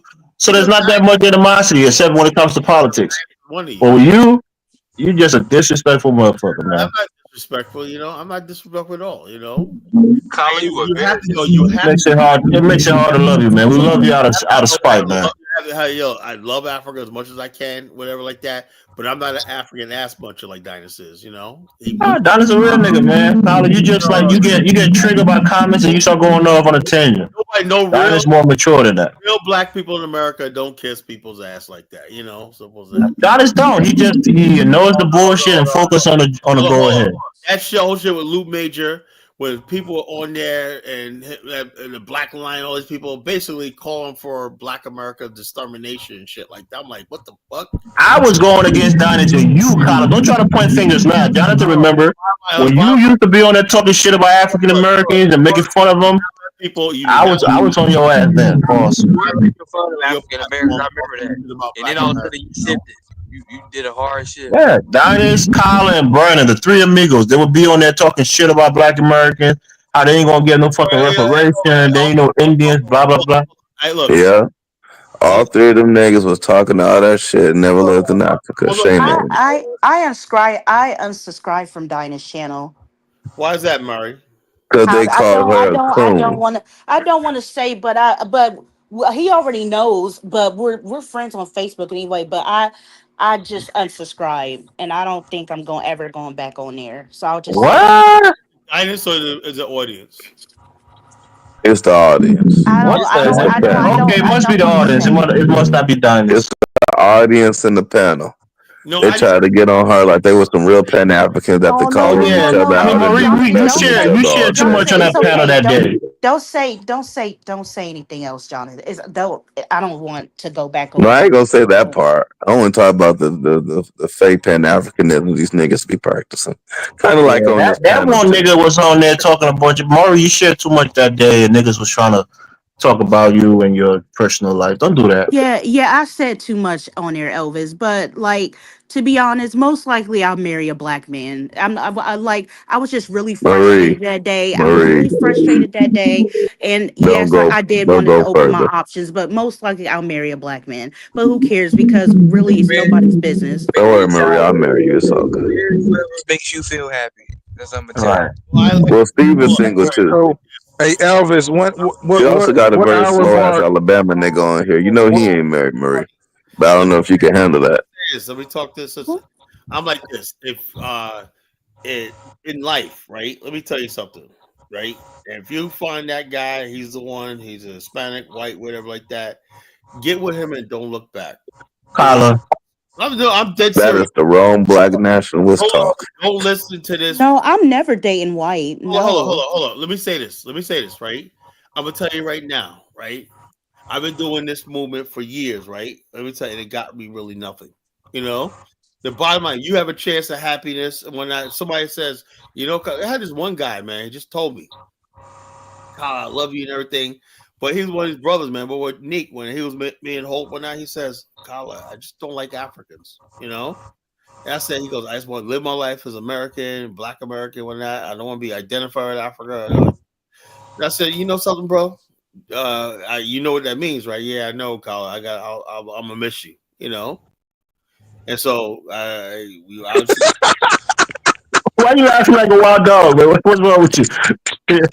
No, I'm just saying. No, I'm saying. He goes.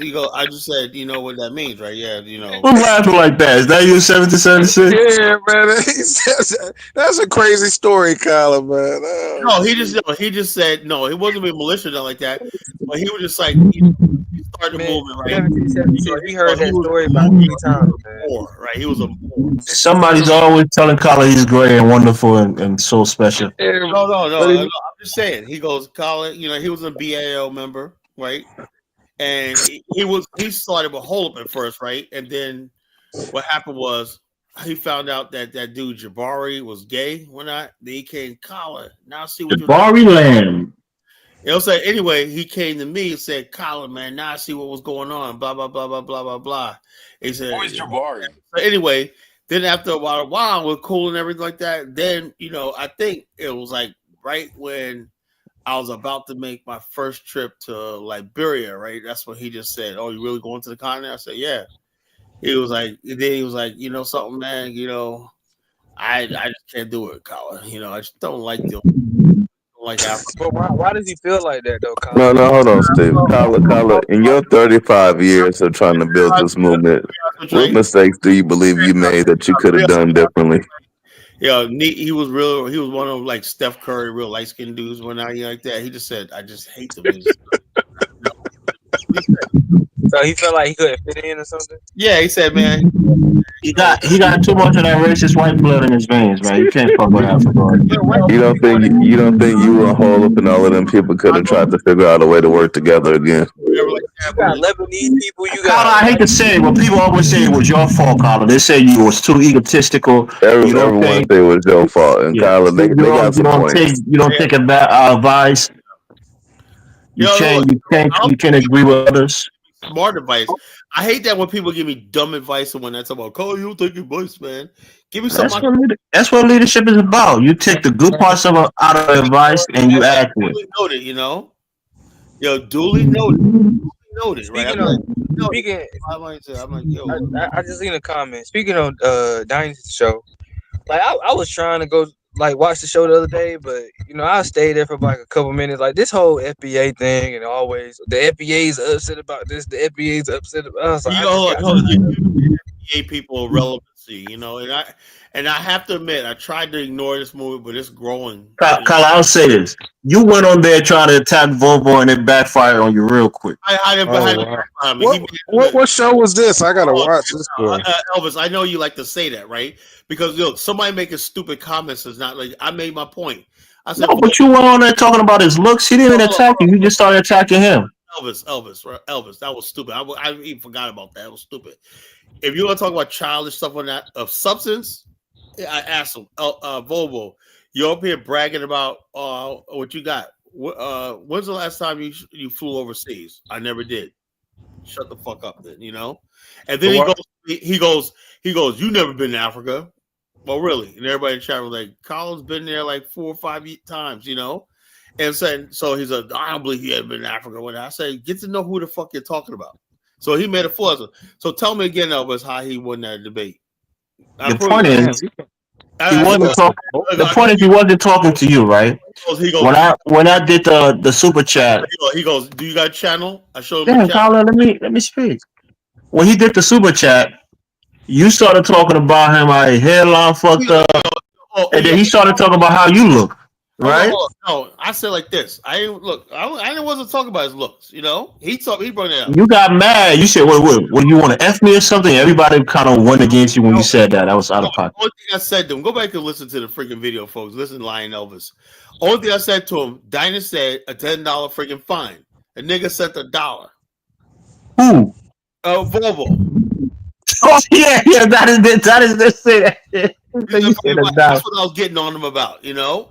No, but the whole thing happened when I said my 20, and everybody was talking about it, and then you jump on him and started coming at.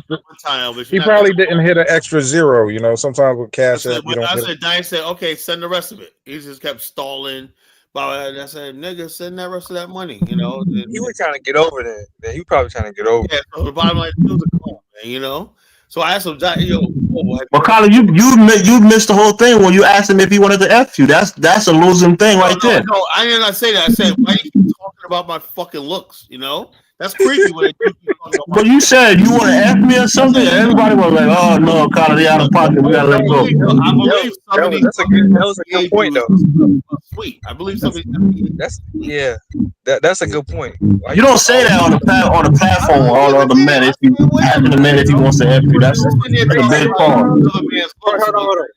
There's so funny about that shit, you know. You want to know something that was crazy? Was that when that hello woman was talking to what's that dude name from Liberia? CD. Yeah, you remember her? Yeah, when he was going off on for bleaching and all kinds of shit. He was like, and he was roasting his ass on Liberia that day. Ola even was roasting his ass too. That was out of pocket. I ain't gonna say what she said, but I remember that. I want to see your X, Y, Z, right? And yeah, she said you want to see this thing, his manhood. I mean, that channel be going off some days. All I said was, what are you talking about? You want to fuck me something? Well, Scholar, you can't say that. You're a grown ass man. You can't say that on a platform like that. Did you say with that tone, Colin? He kept telling Will, he kept telling Will, put your camera on one night. I was like, this dude's sweet, man. Yeah. You got telling Will put his camera on, me put my camera. Nigga, what the fuck you need to see me for? You know? You was talking about your hair shit. You was talking about you an old nigga. You was coming on. You was getting at you, man. Okay, I am old. So what? Hey, Colin, that's one thing you can say about me. People act like they're stalking me when I say, Colin, yeah, I'm old. So what? Colin, that's one thing about me, man. I don't disrespect my elders. I keep it respectful. I mean, we can go back and forth, but when people think they got me on something, or Colin called you old. No, I am old. I'm 57 years old. Sometimes that's not old, Colin. Marisha, that is old. That's 75% of your lifespan right there. He's my mom and dad's age. Yeah, my daddy's old. My daddy's like 61. What? Fucking what? Every last like most people think 50 is middle age. You don't live to 100. You probably live to like 75. I thought Colin was I am right now where I'm supposed to be in life, right? Successful man. I'm doing what I want to do and stuff like that. I got everything I want in my life, you know. But at that age, Colin, what the fuck I care about fucking Hey, Kyle, at that age, you got to embrace the 1776 dream, man. Get close to retirement. Get that cigars. Live on the beach in Miami. That age is too advanced for nation building. I don't believe something I don't believe in. You know, I don't believe it. If I believed in it, I would. You know, that's how I am. I'm real. That's true. 1776 Kyle too old to be trying to nation build. It's time for him to focus on money and retirement. Anybody feels that way? Like when they feel that way, what you need to do is stop listening to me. No, I said when they went to Liberia, they only took men in their 20s. They didn't take any old men on that ship. It's a different time period. It's about. I'm not trying to build nothing. I'm just saying I'm the architect, right? It's gonna be young men that's gonna do this shit. Building nothing. You know, I'm the architect. I'm the brain. I'll work for you, Kyla. I'll build for you. I'm the brain. This nigga Steve still in his prime. This nigga 25. You got all the energy. Kyla, you're like Moses. Steve, I'm electing you as king of Afghanistan. somebody was smarter as I was, I step off and move on and never do this again. Yeah, you got David Hitt, Carla. He's smarter than you. Oh, no, who? Hey, Kyla. The bottom of Hey, yeah, Kyla, you gotta pass the baton to Elvis. He's young. Elvis a race trader. What the fuck am I passing? Elvis a race trader. What does that mean, Carla? You're not one of us, man. I want somebody on my lineage. Okay, I get that. But wouldn't be a race trader. It was 7 months ago that I asked you and David Hitt about this constitutional convention. He said, "They said it's coming. It's coming. It never came. It's been coming for a long time."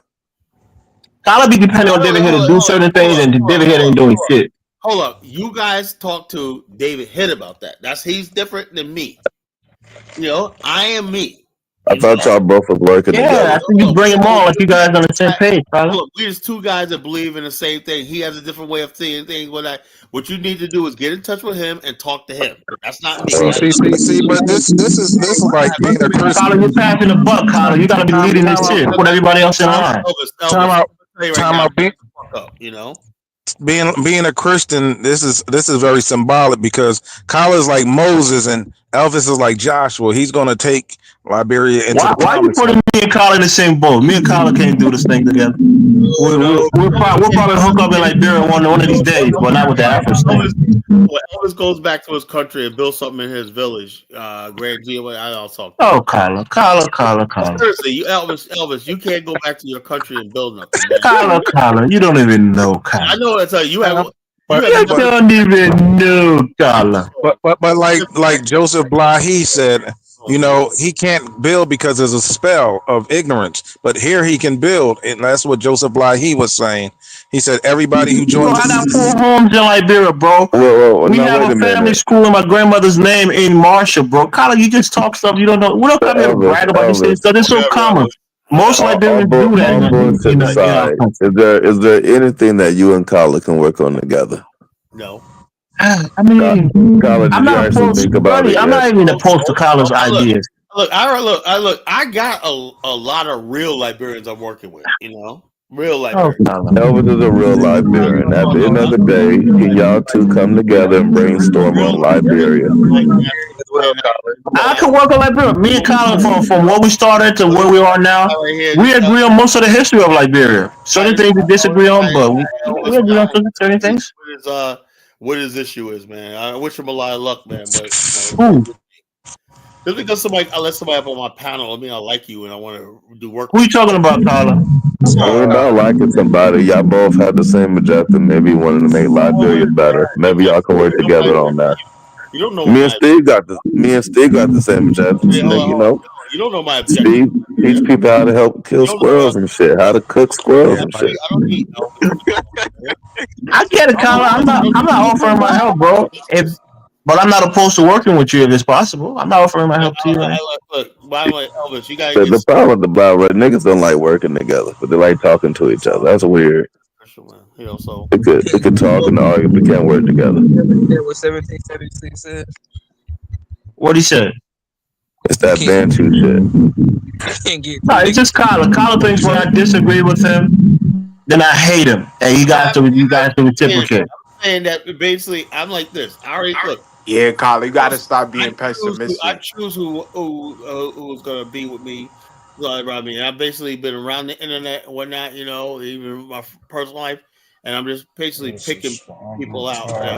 Yeah, Kyla, but you know the kind of personality that will follow you. You know I'm not one of those personalities. I gotta get people that I know. My personality is too strong to follow you. I'll work with you, but I won't. I think a lot of the issue is that some people, when they feel like they're very intelligent, they tend to think people are way below them. Or they have this like inferior complex. They don't want to work with someone that might be a little bit more knowledgeable than them. I'm talking, you know. I told Bomani, I said, look, man, after a whole year, I gave this whole thing a year. He said, yeah, you did put a lot of effort in it. I said, yeah. I thought I'd be able to pick. I had a few prospects that I came across with that, but you know, I got one guy, Dave. I know I'm going to work with Dave. You know, Dave's a good kid. You know, Focus Dave.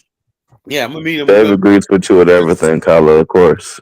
Colin, like you like people who don't. Not, iron's sharpening iron, Colin. You gotta have people who with a strong mindset, not bullets. Me and Dave don't agree on everything, but the bottom Colin, Name something y'all don't agree on. I know he knows Liberia, he knows the country and whatnot. No, just name something y'all don't agree on. I'm curious. Well, I don't know. I mean, sometimes he says stuff that I don't necessarily. We do agree on a lot of stuff, but sometimes Like an example, Colin. Some stuff that I say he don't agree with. I'm cool with that. Like what? Agree with me on everything. Colin, guess what day it is today, Colin? It's just my earnest prayer that Liberia. It's the Independence Day of Liberia, Colin. Happy Independence to you, honorary Liberian man. Happy. One day. Check this out, man. I just hope that July 26th. Liberia forges stronger ties with the United States. Most of the people have English names.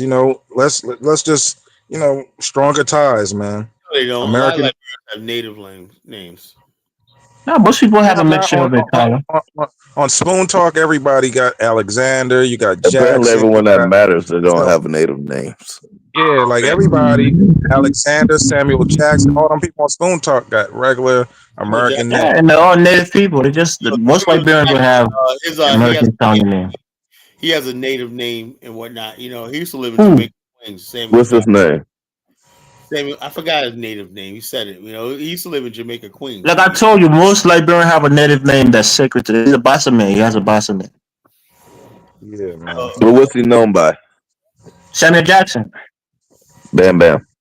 He went to the London School of Economics. He's a smart dude. He was with the progressives. He worked in the Samuel Doe government after the coup. CLLR. You got Isaac. You got Isaac Doe. All them guys, man. The Avengers, the Spoon Talk Avengers. Nothing. The bottom line is he's part of that group of people. And that's how I learned about Liberia from Kala and Spoon Talk. Went around spreading the lies about the Congo people, blah blah blah. Me and him had it out so many times, man. I almost had who? Me and Samuel Jackson. Samuel Jackson was dead, Colin. You can't talk. Colin, look. Samuel Jackson was a bona fide progressive. He was there during those times. I caught him in so many. Elvis, don't get kicked off. No, I'm saying, Colin, you're talking to a man who lived it.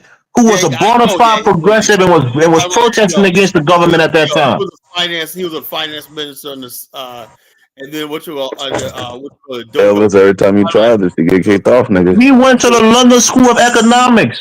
You know what it takes to go to the London, and then he worked on Wall Street in New York, Colin. What does that mean? He's a very smart guy. London School of It means Economics he ain't a dummy. own banking system. Say that again, Colin. My Liberia don't have his own banking system. You think that's the thing I don't understand about you. You think it take one person to get a? Yeah, he went to the London School of Business, man. He should be London School of Economics. He should have came back to Liberia. He came to New York. He worked on Wall Street during the war. Let me tell you something. He's a grifter. Oh God. You want people to respect you, but you can't even respect people who accomplish good things, Colin. No, I'm sorry, man. That dude is a grifter. Yeah, I talk a lot of shit about Nigerians, but I work with them all the time. I acknowledge there are a lot of very intelligent Nigerians that know a whole lot more than I do, and I appreciate them. At some point, you gotta be able to work with people, even when you disagree with them. Shit, it ain't that deep. Well, the whole thing. If you fundamentally can't get on the basic fundamentals, like I said like this. The basic fundamentals isn't agreeing on something. The basic fundamental is the goal that you guys have. I'm on track. My plan is once I get set up in the country, right? Liberia is just going to be a base where I think Black people from America should have a base. I'm trying to get the UNIA involved. I'm waiting up to UNIA and stuff like that. They were giving up on Liberia. Like I said, we're trying to reintroduce. Why don't you reach out to the African? Colin, how many more active years do you think you got left? It doesn't matter. No, it does because you got a limited time. Ask yourself this question, Elvis. Right? Why you're not doing nothing, right? What do you think doing something is? You know how old Mr. Rosenthal is? Colin, that's another man. I'm talking to you. Rosenthal's 80 years old. He still travels the continent doing. What are you doing, Colin? Since you like to have this conversation, what are you doing in Liberia right now? Don't worry about what I'm doing. Because you're not doing anything. Oh, wait, hold on. What you need to do is worry about what Elvis is doing. I'm going That's to the point. No. You worry about what I'm doing. I'm asking you what you doing. I'm curious. What are y'all doing in Liberia at the moment? So the bottom line is, so look, Shut up, Carla. Yeah, we got a good tour next year. I'm going to have a business conference. We're going to do a lot of big things in the country, you know? You think having a business conference is doing something? Yeah. We're going to hold it. We're going to offer office, all that stuff you're not doing. Oh, Carla. So Carla, why didn't you go to the Ubuntu conference? I don't know. You can go to the Ubuntu conference.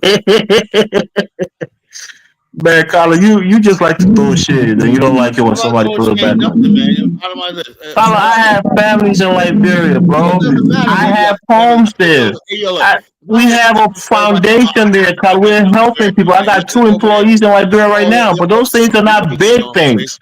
So it's nothing to brag about. Elvis, give me your. I'm gonna have my guy Roscoe look at your business. What's your business? What's the street song? Oh man, come on, Colin. No, really. What's your? I'm gonna call. I'm calling your bluff. What's your business name? What's the street song? You said my business? I said I have an employee for me. I didn't say I have a business, Carla. Okay, where? I'm gonna have it checked out. What do you mean where? I'm gonna have my crew check you out. You said you got doing business in Liberia, right? No, that's not what I said. You said you doing business in Liberia. No, that's not what I said. Bluffing, man. I have 2 people that work for me on a regular basis. Okay, what are they? I'm not going to tell you, Carla. What is that going to do?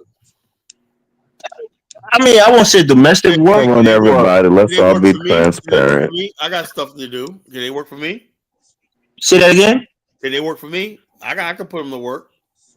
Nah, I got kids that I got. Well, it's not a kid, but he's in university. In Liberia, doing shit, whatnot. I can put them to work. Give me the names. No, it's not that kind of work, Carla. It's more like teaching work, right? Oh, we do that too. I got my guy Jesse. Got his school. I got several Liberians that got their own school. My guy, Mr. Newton, he got his own school. That's what I'm telling you, Carla. Those things. I got so many Liberians in my network. Well, wait a minute. Why don't you invite these people on the panel on your last show? Because the bottom line, I don't want to. Look, what I'm going to do is I'm going to be doing conference calls. Now, after this, I'm going to be doing conference call. I'm getting down to business. I'm done. I wasted. Look like I felt I wasted a whole fucking year doing this shit. Carla, you talk about all the people that you're attached to, Carla, and I'm trying to tell you, right? Jonathan, maybe you know this, right? When somebody has a school, right, or they have some organization, or that they're supporting, right, financially, whether it's like an orphanage. For most people, it's not a big deal. Most of us would do that. It's not a big deal. That's scary. We're talking about moving the needle. We're talking about basically getting involved. I mean that's the thing. Hold on, we just had a big business conference back last week, and now we're going to really bring that business group that we postponed it because of your freaking march. We postponed it. We didn't want to see people like Raphael Warnock and several senators that were supposed to attend. The march is over. Hold on. It lasted like a half a day. Hold on. We didn't want them to see that. See, all of us who know Liberia. We know you guys are a bunch of idiots, right? But the march is over now. You can do your thing. Well, to be fair, Elvis has actually brought people into the platform. Well, I know so many people that could have been a benefit to your platform and expand your network. Like I said, I hope Elvis, when I'm gone, Elvis has his own platform and he can continue doing what he's doing, and I wish him a lot of luck. Elvis gonna start a platform sometime next year. I'm on bigger platforms than your platform, right? And we have shows that have thousands of views in the Liberian community. I'm on radios on Saturday mornings in Liberia, on Care Radio. It's not a big of a deal, Carl. Elvis, you got to bring Kyle on the show. I wanted to bring him on there on one of our shows, but I think it'll be a bloodbath for Kyle. Say that again? You said focus on Liberia? Yeah, focus on Liberia. We're on the radio on Saturday morning on Care Radio. 20,000 times, and the bottom line is I refuse to go on there. Simple as that. Why, who invited you, Carla? Who was it? The guy Dennis and Cal. Yeah, I was supposed to be on there like about 2 years ago. Why you didn't go? Because I didn't want to. Okay. Not my crowd. That's a Liberian platform. We're talking Liberia. Those are people who knows about Liberia. Yeah, well, I know, but I have who have the channel dedicated to Liberia. Most of those people are in the States. I deal with mostly Liberians in Liberia because they're ignorant, right? You want to deal with them because they're ignorant. You have some financial power, and they will agree with things that they will already agree with because they will ask you for $20 after they meet you. I like how you take the worst aspects of a. It's the reality, Colin. You said it yourself. I'm gonna tell you this. I'm a Liberian. A Liberian person will go along with everything you say. When they're going home, hey boss, can I get $20 for a cafe?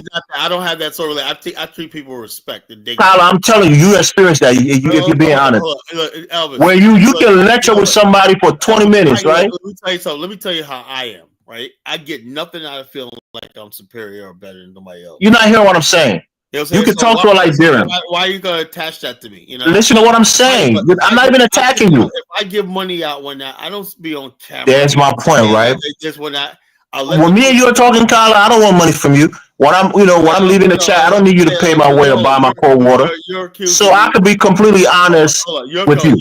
You're completely accusing me of looking like I'm better than a Blovic. No, that's not what I'm saying. What I'm telling you is you like to be attached to Liberians because they will agree with everything you're saying.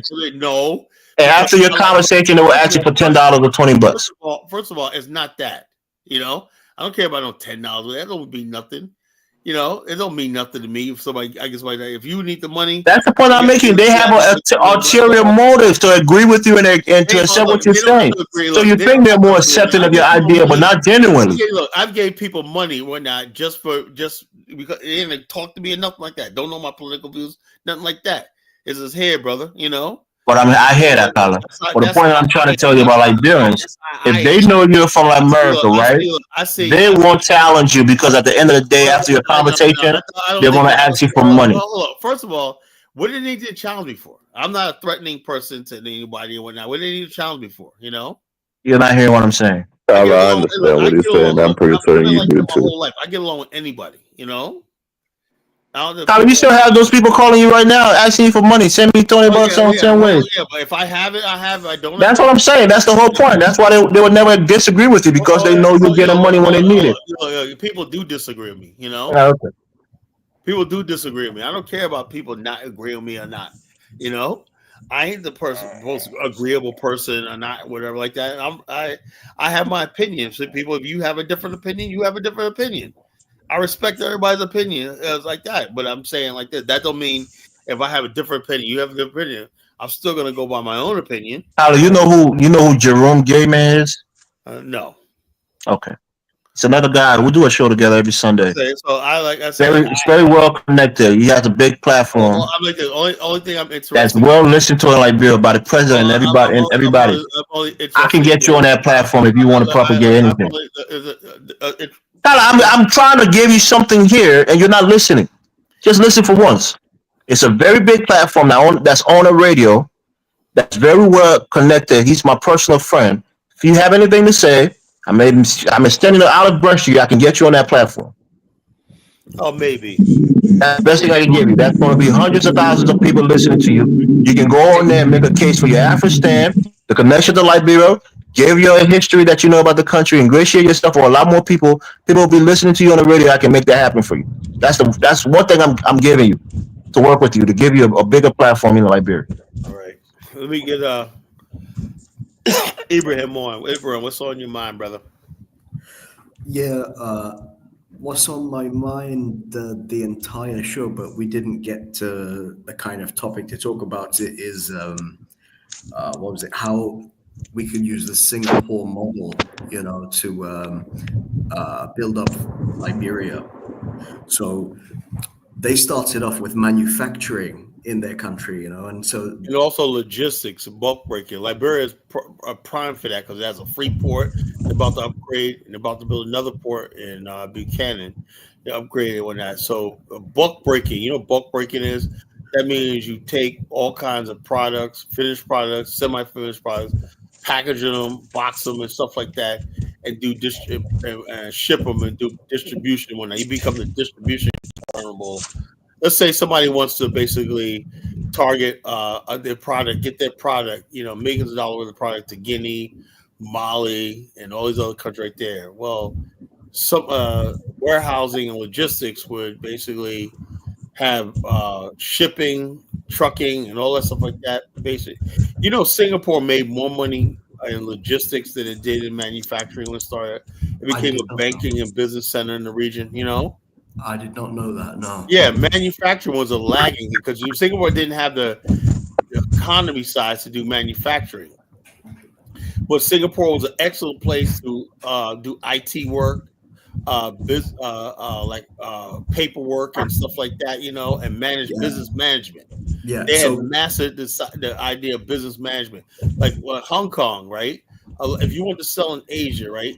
Hong Kong was a place of a lot of countries have the headquarters in Hong Kong and the operations in Singapore. Because it was so good. It's like if you have shipping goods, let's say you have textiles. You send them to ship Singapore, they would repackage them and ship them out to your customers and whatnot for a fee, Right. So in other words, basically, instead of you, let's say you made a whole bunch of shirts, right, in Hong Kong, right, and they just in one big thing. They need to be sorted, boxed, sized, everything like that. Singapore was a place that handled that. Yeah.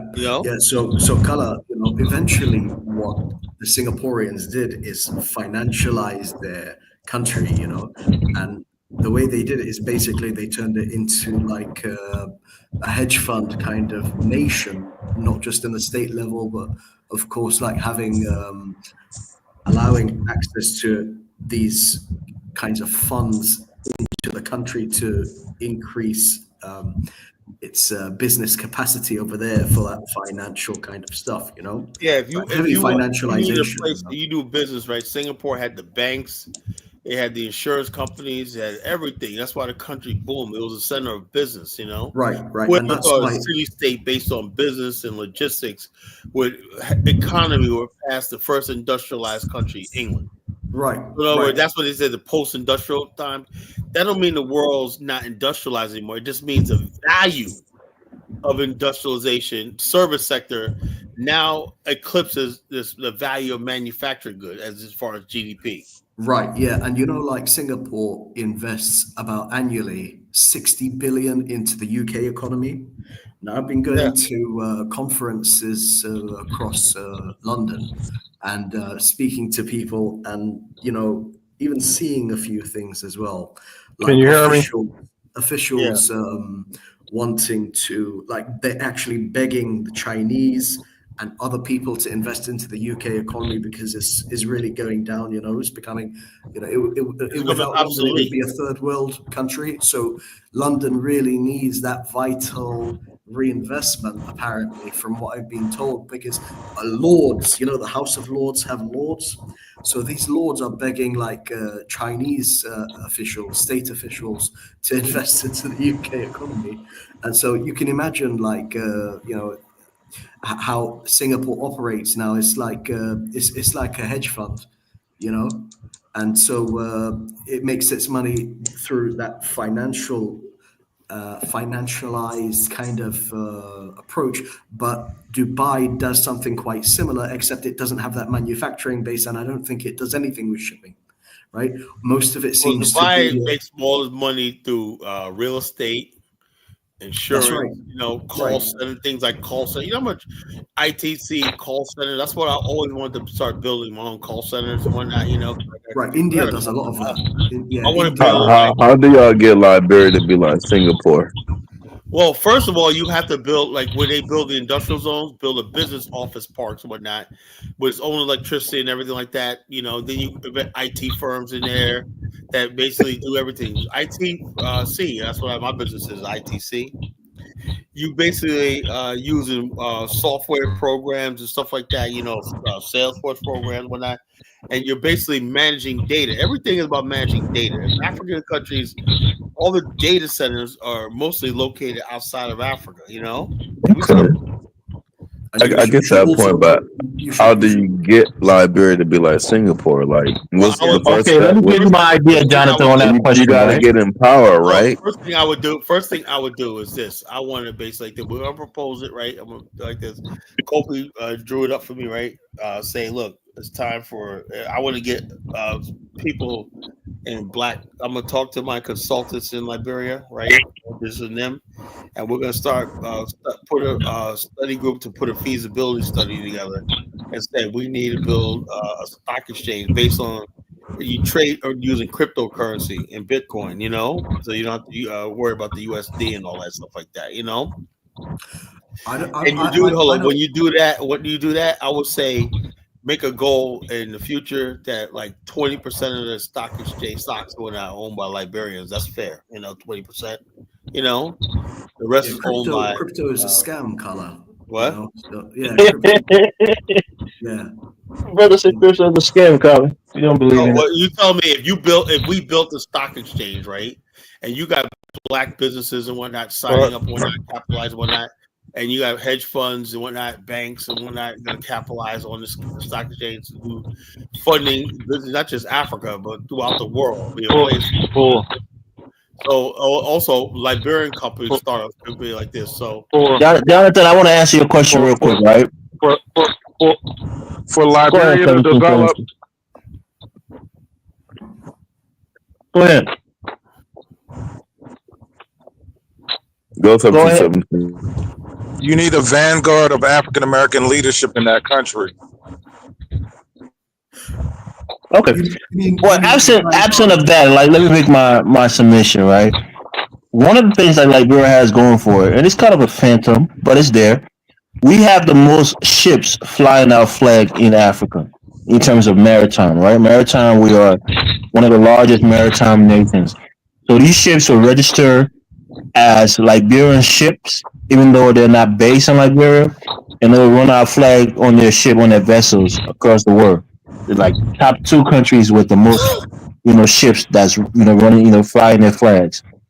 Now, if we invest in ports, because we have a high maritime, of credibility on the world stage, build more ports. We have the Port of Buchanan, Port of Greenville, our Freeport in Monrovia, and really try to make ourselves a shipping point, even if it's a transitory shipping point where ships can dock and be serviced and really, be a stopping point or even a point of commerce.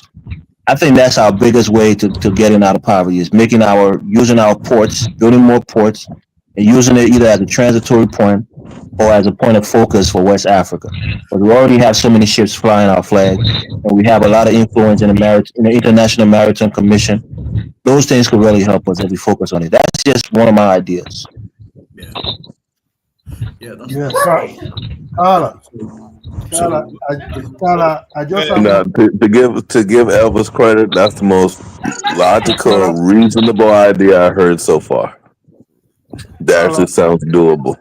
Go ahead, it's like Carla, you kind of like biased in the way. And that's all this in the background. Now, well, hold on a second now, Carla. What do you think about Elvis' idea? All my kids going out, Carla. Dude, that's stuff I've said it for years, man. I've been talking about Liberia is a maritime country, right?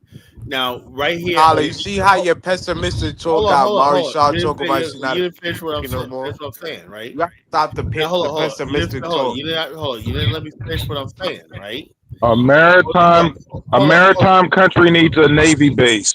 Oh no, it's not gonna have a navy base, You know what I'm saying? So it's not gonna have a U.S. Navy base. That's a no for sure. That's a no starter. Now, what I'm saying is Liberia could be a place. It used to be Port of Buchanan used to build ships at one time, reassemble ships at least. At one time, that wasn't just the maritime fleet. They basically also used to build shipbuilding. At one time. What I'm trying to say is this: if Liberia becomes a dry dock place, like a building canals and stuff like that in the interior, on the ports and whatnot, it could be a place of shipbuilding, ship repair, and stuff like that, maintenance and service and whatnot from all over the world. Like we have right here in North Virginia. We have North Shipco in North Virginia. All North Shipco does is service Navy ships and purchase ships and whatnot, repair, welding, and all stuff like that. Carla, you got to be willing to work with the African Union. African Union for what? for forget the maritime African trade. Union. I think you and Elvis should be working on this project together. The Y'all African can Union present is this a part. joke, man. Y'all can present this project to the Liberian people, the Liberian government. Y'all can do this shit together. African Union has no sovereignty anywhere in Africa. So what am I using for? Carla, are you a power broker in Liberia? I want to ask you that. Who are you in Liberia? Are you a power broker? I'm trying to be a power broker. I'm trying to get there. Because when I So, started hearing Kali, you you don't think you hold on, before you hold on. had shitted on the free trade When I agreement started between the hearing you talk, African nations? Yeah, but hold on. How can you have a free trade agreement when? Nah, you gotta get Cadola a chance. Cadola trying to say something, Carla. Let's hear him. Because I don't talk on. Look, Carla, I know you got a goddamn Negro here who call Africa baboon because he's doing some kind of fucking, some kind of tall. That midget, that 2x4. All right, I thought we were going to talk about that again tonight, man. Nobody got called baboon, man. Fuck that guy. You know who called us a baboon? That fucking Jamaican call himself Bomani, that idiot. You know, because he's taking 2 or 3 people to I don't know. Let's not take the show left when we're actually talking about solutions at this point. Okay, Carla. Focus on Bomani never solutions. called Africans baboons. Stop lying on the man. Oh, look, Musa told him, why should you call somebody baboon? He said, I got the right to do if I want to call anybody that kind of name. That stupid guy, he's not talking about Jamaica. He's talking about Africa. Okay, Yeah, Carla, back to the maritime thing. Are you a power broker in Liberia, Carla? Why is it when we talk about solutions, someone brings us some shit that happened yesterday? Carla, I want to ask you this, Carla. Before all these your plans, right? Who are you in Liberia, Carla? Are you in the power? Are you in the power? Are you in the power? But you're taking baboon. Hold on. That's a good question. You're taking baboon as being derogatory. He wasn't using it in a derogatory sense. Yeah. What did he say? I want to know. I mean, I think that was that show when I was on when he was mad that day. I think he came on after I left, right? Is that when he said it? He was mad. Hold on. Kidola asked me a question. Can you ask me a question? Kidola. Yeah, I said, are you in the power corridor of Liberia or who are you there? Kidola. Look, check us out. No, nobody called you baboons, Frenchie. Nobody said that. Nobody said that. That's not what happened. And this is what Kidola. You asked me a question, right? Now, Kidola, don't lie on Bomani, man. Don't lie on him. What did he say? You guys got to tell us what he said because I missed it. I mean, it was like a back and forth, and he said a word, but I don't think he was basically saying Africans were baboons. No, he called us baboons. He didn't say Africans were baboons. Musa asked him, why should he be calling? They calling somebody baboon is wrong. He said nobody's. He said baboon in a colloquial sense. I gotta listen to that show. He wasn't being condescending. Yeah, he did call me on good for bastard. Talking about going to Jamaica, they're talking about coming to Africa. That doesn't. Let me hold up, Kidola. You asked me a question. Yeah. Who are you? Who are you in Liberia? Okay, now, what I want to be, right? What I want to be, and this is what God put me on this earth to be, right? My goal, like when I started my Liberia journey 15 years ago, right? I basically studied this country, right? I had a book called Black Colonialism by this guy named Euclid Gurjan. So I forgot his name, right? A Jewish guy, right? And he wrote a book called Black Colonialism. And I had a negative opinion about Liberia because of that book, right? And I was like, how dare the man go over there and set up a government and basically... And it was basically, the book was real empathetic towards the native Liberians and whatnot. I said, okay, that's real messed up when we didn't include them in the government. But he didn't tell the part that, natives had their own government system, parliamentary, paramount chiefs and all that. So anyway, basically I had a negative feeling about Liberians, but I learned a little more about the country, right? After some Liberians basically told me, you need to read about the country more and whatnot. And then I discovered Liberia was a place of Pan Africans. I heard a man named King Massaquoi there, and you had Garveyites there. When I've heard that there was Garveyites, Garvey tried to do a settlement there.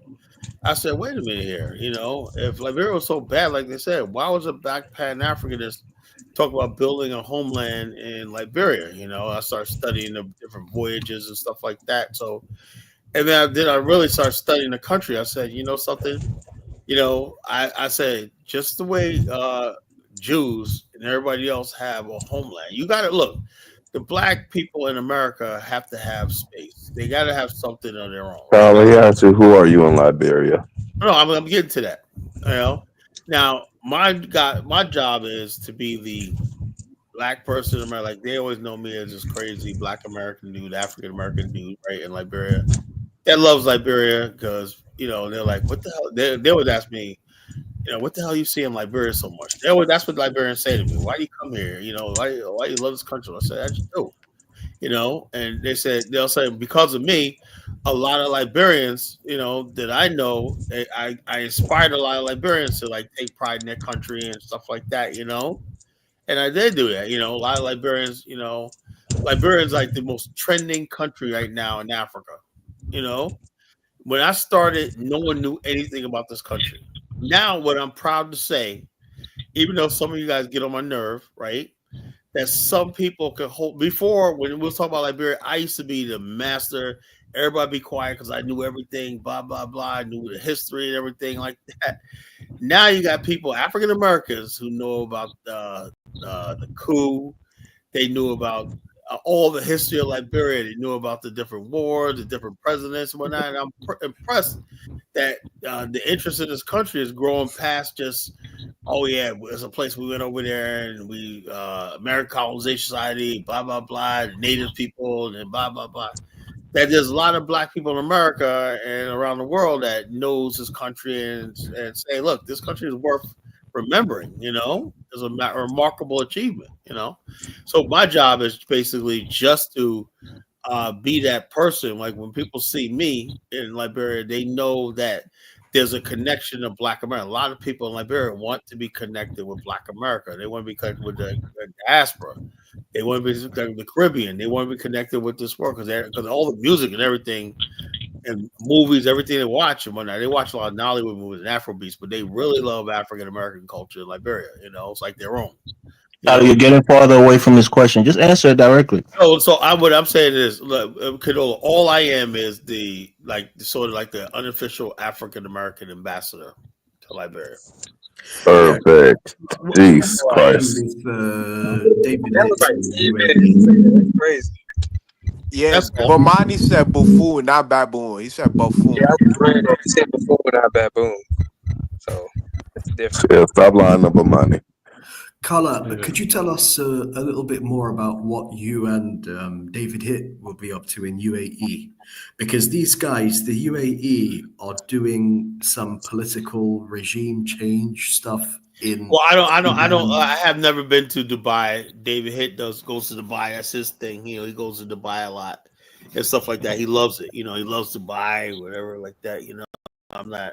I like to go there when I visit, but I'm not really I don't really study UAE politics like that. Carla, that's what I said. When you have this plan, right, you must have to be in the power of the corridor. That power of the corridor, you must have to be very close to those guys who are very powerful in that country. The whole thing your networking don't have to be with maybe Kidola, let me say this, right? See, this is a problem, right? I'm glad you said that, right?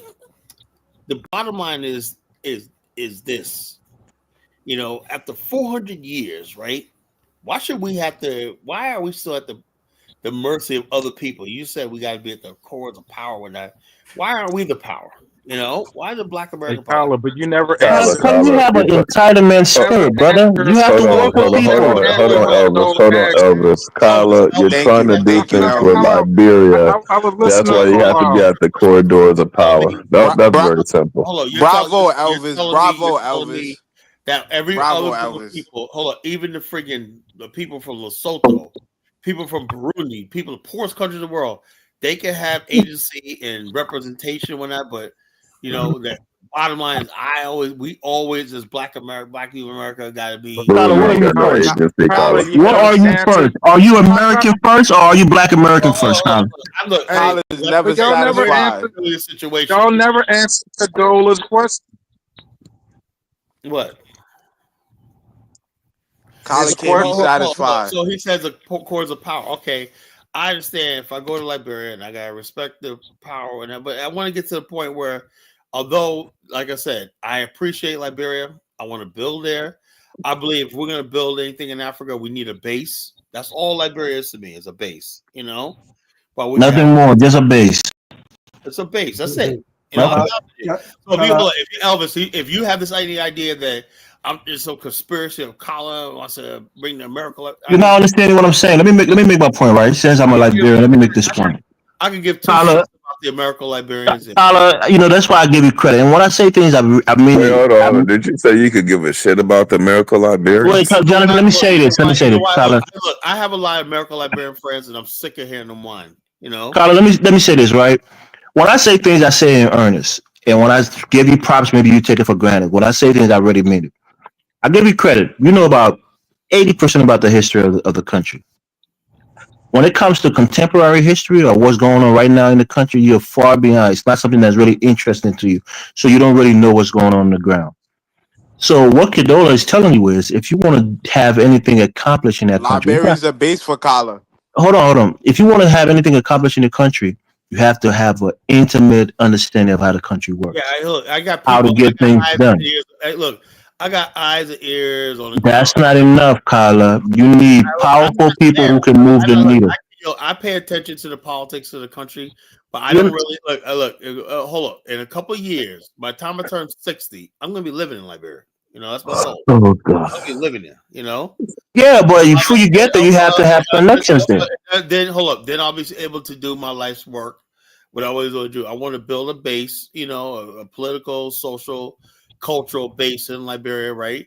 I want to basically build a Pan African. You have what's that lady name? The people first, I could care less about Dr. Arikana and all these other people. Like, I don't care. But Kedola asks, Dr. Arikana in Liberia. When you go to Kedola, you have what that lady and her husband with the magazine, right? Kedola asked, when you go to Liberia, what are you? And you never answered the question. You're a regular African American. No, he said he was an ambassador of African America. Look, Kedola, I'm an African American. I am not a Liberian. You know? Yeah, you're an African American visiting in Liberia. That's it. And building a history of Liberia. I'm not an American Liberian. I am not. So you don't have anything tangible that you want to accomplish in the country, Carla? I want to build businesses, of course. I want to build networks. Okay. Hold up. Whatever I'm building in Liberia is going to basically be. See, like I said, I don't want to freaking reveal all stuff like that. Like I broke it down to Bomani the other day. I said, look, I know what I need to do to build Liberia. I need to build my own EPCOM. You know, but the thing is, when I'm looking at Liberian through Spoon Talk, all I see is protests, and I don't really see. I just see a lot of acrimony between everybody. You don't see like you don't even understand what you're watching on Spoon Talk. You don't. Don't get it wrong. I'll be waiting like 10 minutes before I talk. There's real estate going on in Liberia. Real estate going on in Liberia. But all you see is a lot of acrimony. You don't see. That's why I say you don't understand what you're watching there. That's because you don't understand the country. George Weah, Nigerians are still coming to Liberia because they have to be the power of corridor. Real estate is going on in Liberia. Corridor of power, Kedola. Corridor of power. Sorry, corridor of power. It needs a lot of money. Kedola, let's deal in 2025. Hold on. The governor of Lagos State. I let everyone talk. Hold on, let me speak. Kedola is saying something that's burning. Let me tell you the truth. You and Kedola, y'all go on fucking monologues for 20-30 minutes. Stop complaining, bro. Everybody gets a chance to speak. I'm talking about reality. I'm not talking about fantasy. The governor of Lagos State, somebody have to even introduce George Weah to him. This take a lot of money. Nigeria guys are coming Liberia like hell. Coming George Weah like hell because George Weah is why I like talking to white folks. You need to have some money. You need to have that's just the way things work in Africa. You have to be connected to the people who can move things. Why can't y'all transplant America in Africa where shit works? It's not going to work. It's a different system and a different culture. Why do y'all come here? That's the way it is everywhere. And become successful, right? And that's what we're trying to tell Kala. That's what Kedola is saying. That if Kala wants to do anything tangible, especially if it's going to be on a grand scale about doing something for African American, wanting to be an ambassador of African Americans, you have to be connected to the corridor, and you have to be within the corridors of power and know, the key players and the movers and shakers. Kyle is saying that he knows a few people. All the names he's called, those are not people that are really well connected in the government, right? So if he wants to get to that next level, he has to make those connections. We already got the people like that. We already got top. Who? Who's the top people, Carla? Call some names to me. I cannot tell you. Get time They out. got Time out. anyone in the current Let's keep this shit. administration? Let's keep Don't this shit name them, all. but they got anybody in the Time current out. administration? Let's keep this. Let's keep this shit real, man. To buy a U.S. politician, it takes 250,000. If you go to Liberia, you have to buy a politician, 100K, and that's how you get power in a country. You have to buy a politician, substantiate what they need, and then you'll have power. You have to find a senator, a congressman in Liberia, give them 100K, and you'll have power. That's all. Like that. It ain't like That's not how it works. It's not that simple, right? You can do it in America. Like when the governor of Maryland has banquets. I mean, you speak from one side, you don't understand there's different culture in different places, bro. Are Liberians fucking human beings? They can't be bribed. No, they could be bribed, but it's to be effectively bribed, there's a different way to do it. That's what I'm telling you. You can't just Liberia's not. You people think there's all this corruption running around. Go ahead, try it. It's the worst. It's the yeah. But the culture is different. There's hella corruption running around in Liberia. We're not saying there's not corruption. We're just saying that you can't just go bribe. Let me just tell you something, right? A lot of people get scammed with that mentality because you will have an assistant minister or deputy minister telling you that give me 50,000, I'll get you this, and he has no effective power to get you what you want. Then you have to go bribe the minister proper with another $100,000 to actually get what you want. So just thinking you can bribe one person and get what you want, it doesn't work like that. That's the point that I'm making. That doesn't work like that in America either. You gotta come with like 2, 3. Yeah, the same thing. Like you go to the governor. He has a banquet. You start rubbing hand with power, man, and that brown paper bag game is real. This guy, if it works in America, it's gonna work in Africa. They don't do brown paper bag in America. They do lobbyists. They do campaign funds. It's more open than it is brown paper bag. All right, they do brown paper bag. Don't fall for that. Let me say this. I feel y'all be acting like y'all social movement, economic. See what economic. Look, the bottom line is this: like, when Kidola says, "Oh, you need to come over there and look," what exactly am I going to gain that I'm a friggin' but what exactly do I need in Liberia? I know the stuff that I want. You talk so much about Liberia, you don't want nothing there, Colin, man. Hold up. I'm not going to Liberia. I'm not going there to get rich. You know? So what are you going there for? I'm going there to connect people that I want to see our business people there. You know, African American business people. I say like this. I am not going. Look, all I'm is a facilitator. I want to connect. Let me be kind to you, right? And that's why you see sometimes I say the things I say. You think I'm against you. It's notoriously dangerous, not dangerous, but difficult to do business in Liberia. To establish business that can be touched by political opposition, it's notoriously dangerous. So when you say all of these fanciful things, hold on. When you say all of these fanciful things, and I'm trying to bring you back to reality, you look at it as hating. But it is very difficult. Well, check this out, yo. Hey, Elvis, that ain't even just Liberia. That's Africa in general. Africa in general. So they're not down Peter O.B. brother shit. Jonathan, this is what I say. Hold up. I don't care what you said. Last year, Bomani and I, as a business thing, I introduced him to Liberia, and we had a successful tour. You know, people had a blast. We had a successful tour. You know, we brought like almost 20 people on a tour last year. We had a good time, right? Now, we got more people coming. Gonna come this time or not? You know, that's one thing. Okay, we're trying to develop Liberian tourism.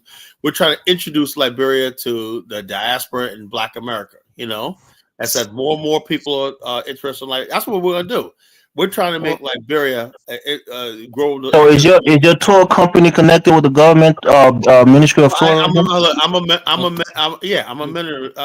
part of the Ministry of Tourism. He's a Liberian tour guide. That's what his role is. I'm a member of the Liberian Tourism Association, and also now is Bomani Tour Company connected with that? Hold on. The Liberian Tourism. So yeah, my corporation is. The Liberian but you're not doing tour to Liberia, Carlos. You're gonna keep interrupting me, or you'll learn. Go ahead. You got it. All right. What you call it? The minute my guy Ross, you know, my partner Ross, he's the head of the BAO there right now. He's a member of the and they basically crafted a tourism industry. They brought last year after we came there, they brought 500 people from Barbados there. So there's a lot of tourism is starting to pick up in Liberia. We have another sister of ours. Who's the Minister of Tourism in Liberia right now, Colin? No idea. Of course. Then how can you say you're part of a minister that you don't even know the minister? Who's the minister? This is just a lot of delusions of grandeur. I don't even think Liberia has a Ministry of Tourism. Of course they do, but you don't know. That's what I said. You don't know about Liberia, Colin. They just signed the tourism thing into law just recently. No, that's not even true. Hold on. They haven't named the minister yet. Oh my God! What do you mean that we had a minister for the last? Listen. Who's the Minister of Tourism? It's not even official. Isaac Doe. No, it's not. The Minister of Tourism is called Abdullah Kamara. He is a guy who was a comedian back in the 70s and 80s. We call him Balawala, right? He's from Lopa County. Listen, let me give you some information, Carla. Listen. That guy, that guy's never been in the media. Oh my gosh! Before then, they had a lady called Julie Andy. You know what I'm saying? From Maryland County, who's been the Minister of Tourism and Cultural Affairs in the country for a long time. With this government is Hester Baker. Elvis is right. Elvis knows more. You should really be trying to work with him. Dr. Kula is the one who brought John Amos over there. When I'm friends with her. What does that have to do with anything, Carla? Do you know the Vice President of Liberia? I met Dr. Kula or not, and also John Amos. All the group like that was there 2 years ago. When not, but those guys aren't in power. Yes, they are. They're the ones with the government, What are you talking about? You think Dr. Kula is with the government, Carla? Well, she lived man. She brings the history of Liberia, but I know the contemporary of Liberia. She's with the government, She was with Cummings, but now. Do you know the two senators from Maryland County? What? Do you know the two senators? No, I don't know. I don't think I need to. I've never been to Maryland, so that's what I said, Carla. You don't care about the contemporary times of Liberia. You don't care about the past history. Well, you guys so when it comes to things on the day-to-day, you're lost. So you guys make your point. Make your point. What are you trying to say? My point is, Carla, there is a Minister of Tourism in Liberia. If you want to get into the okay. I can't make my point. Let me say this. My guy Ross, right? But Ross don't have no fucking power. Hold. The thing is this: there's no real Minister of Tourism because nobody's getting paid. It's all voluntary. What are you talking about? That's not true. Let me just look at Liberia Ministry of Tourism. Shit. It's called Google, man. So you don't believe everything you hear on Google? Oh, yeah. All you gotta do is Liberia government. It tells you who the chief. 1776. What you gotta do is, if you want to know about the country, get your passport, get on the plane, and go there. Carla, can this guy? But I do my due just before I travel. You can't do your due diligence. I thought I knew about Liberia until I went there. Carla, let me speak as an African. Carla, I thought I knew about the country until I went there. I didn't know Carla, shit. I realized I didn't know shit. Carla, let me speak as an African, Carla, so that other Black Americans can learn. You see, Carla, when you negotiating or try to know somebody or try to even be somebody in some certain places, you must have to network, partner. It takes time. It's not something you do. I'm doing it or something.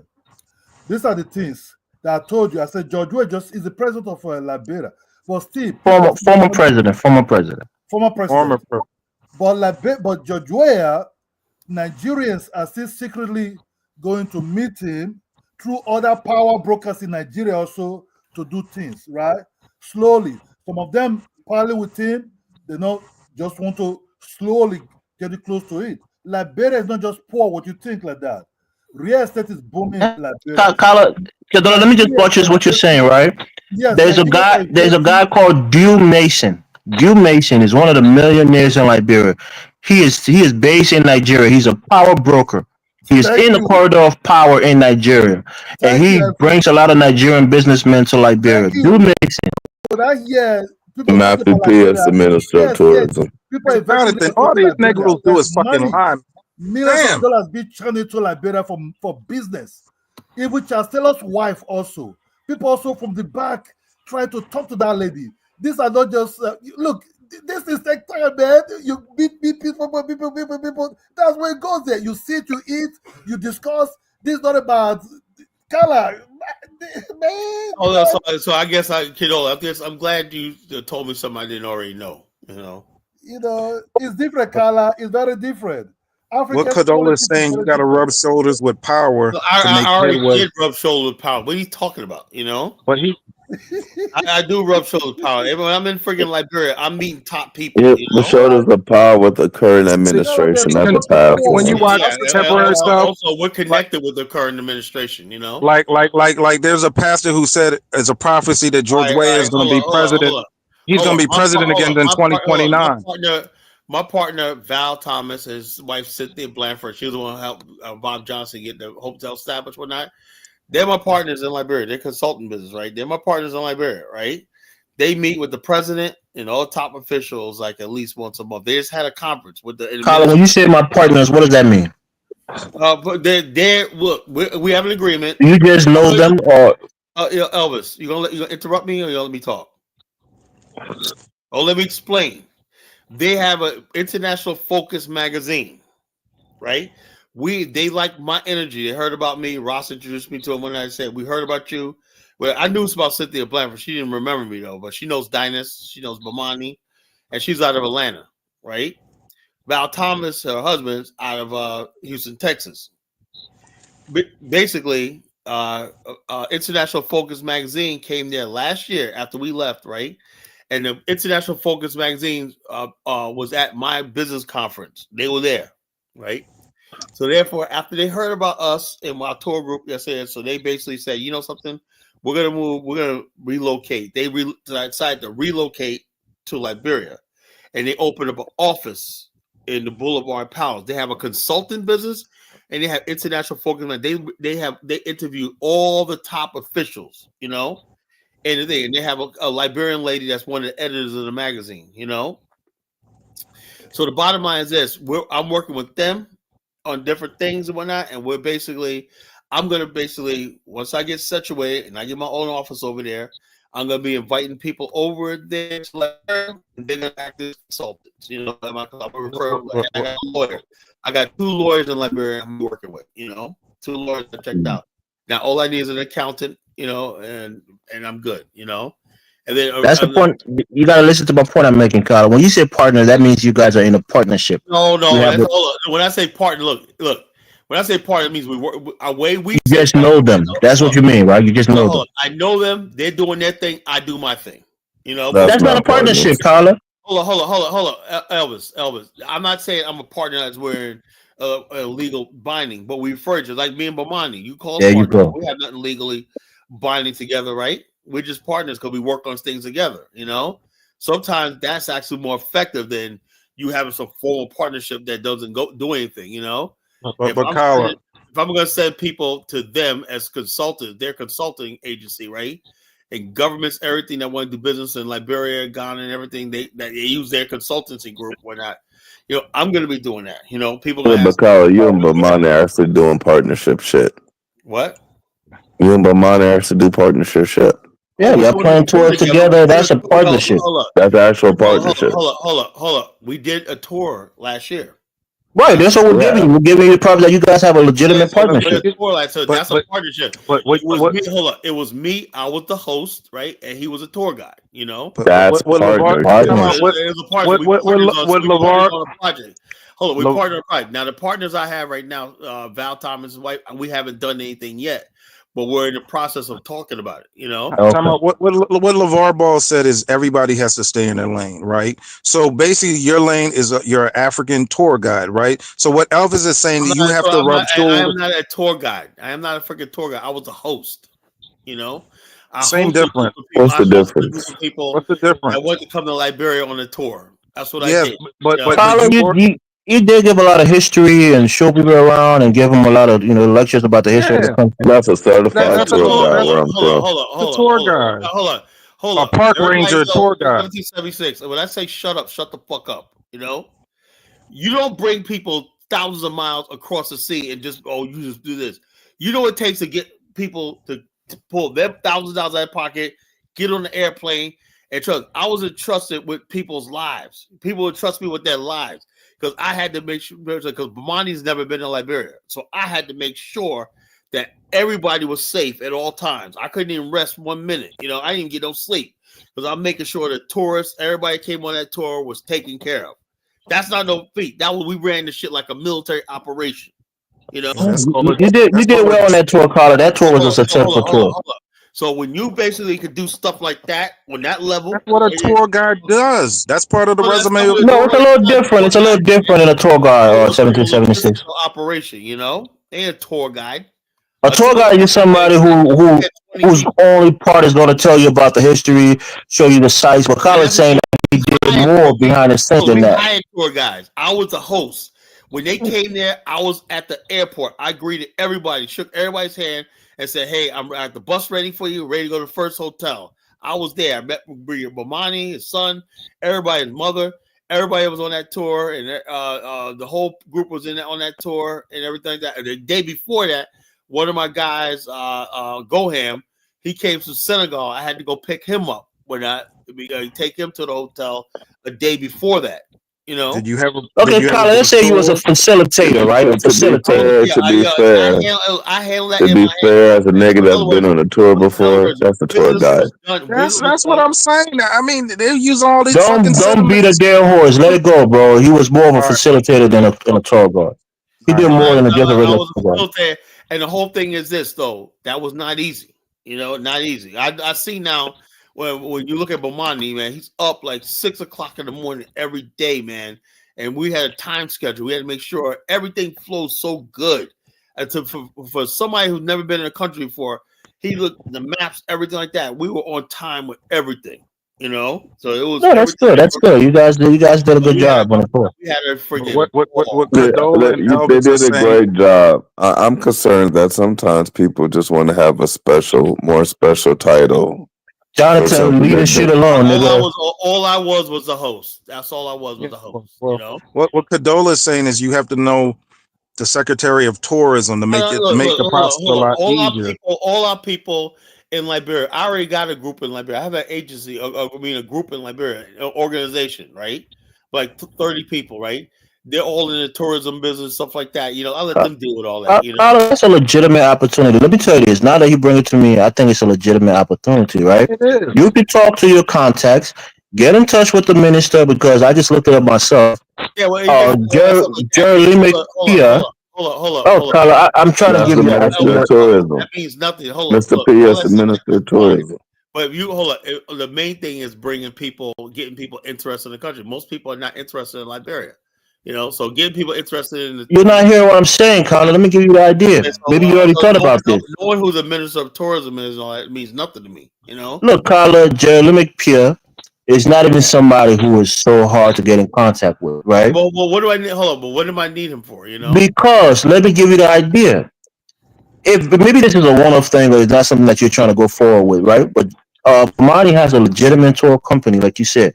Done a lot of tours. You can get in contact with the Minister of Tourism. They're already trying to build that ministry. And we are in contact with the men, but our members are connected with the minister. Your members are nobody. When you want to get things done, go to the minister proper, Carter. That's what I'm telling you. All I'm gonna speak is 5 seconds. I'm not going to sugarcoat it. When I was talking business with Zongo, he led me directly to the people that run investments in Ghana. Yeah. And so nobody less than that. Everything must be done in decency and order. Right? They will puff themselves up to you to tell you they're so important, Carter, and you would think they can get things done. They really can't. All I know is we did it too already. So. But Liberia is very attractive, especially the Caribbean people. What you do is 1776. Why don't you do a tour? See, no, but see, if I was doing a tour, I'll reach out to. Okay, if you gonna do a tour, we'll give you ideas to expand, Carla. If you Bomani wants to help out, I'm giving you the idea to help out. Hold up. If I was reaching, if I were gonna do this, look, you never. Listen, I will reach out to Caribbean folk because they love Africa. Barbados people. Hold up. What you do is go and do it, and then talk. You know. Carla, I think he's giving you an idea, Carla. This is actually a great idea. Interested in doing tours in the country, I still want to be connected to the government. If I was hosting a trip, Does I would reach out to Bomani have Barbados. connected in Barbados, Carla? All you Monday Barbados people love from me Hold doing on. my 1717 is making a good point, Carla. Let me ask you: does Bomani have connected in I'm not Barbados? looking for listening to nobody who's never done it before. You listen to No, me. but We hear you. He's not saying he's going to do it. I'm just asking you because what he's saying is true. Because there has been this established connection between Barbados and Liberia that a lot of people who helped fund the country were from Barbados. We've had an interaction with them coming to Liberia and us going And there. at least That's an opportunity for tourism. Barbadians actually got money. Yeah, that's what I'm saying. And they love Liberia. From me doing a little This bit is of a research. legitimate idea. Bomani can expand that. Bring more Barbadians to Liberia, just how you bring more Jamaicans to Ghana. All right, you guys talk my head off. I'm out. It's 7 hours. Good night. Good night, Carla.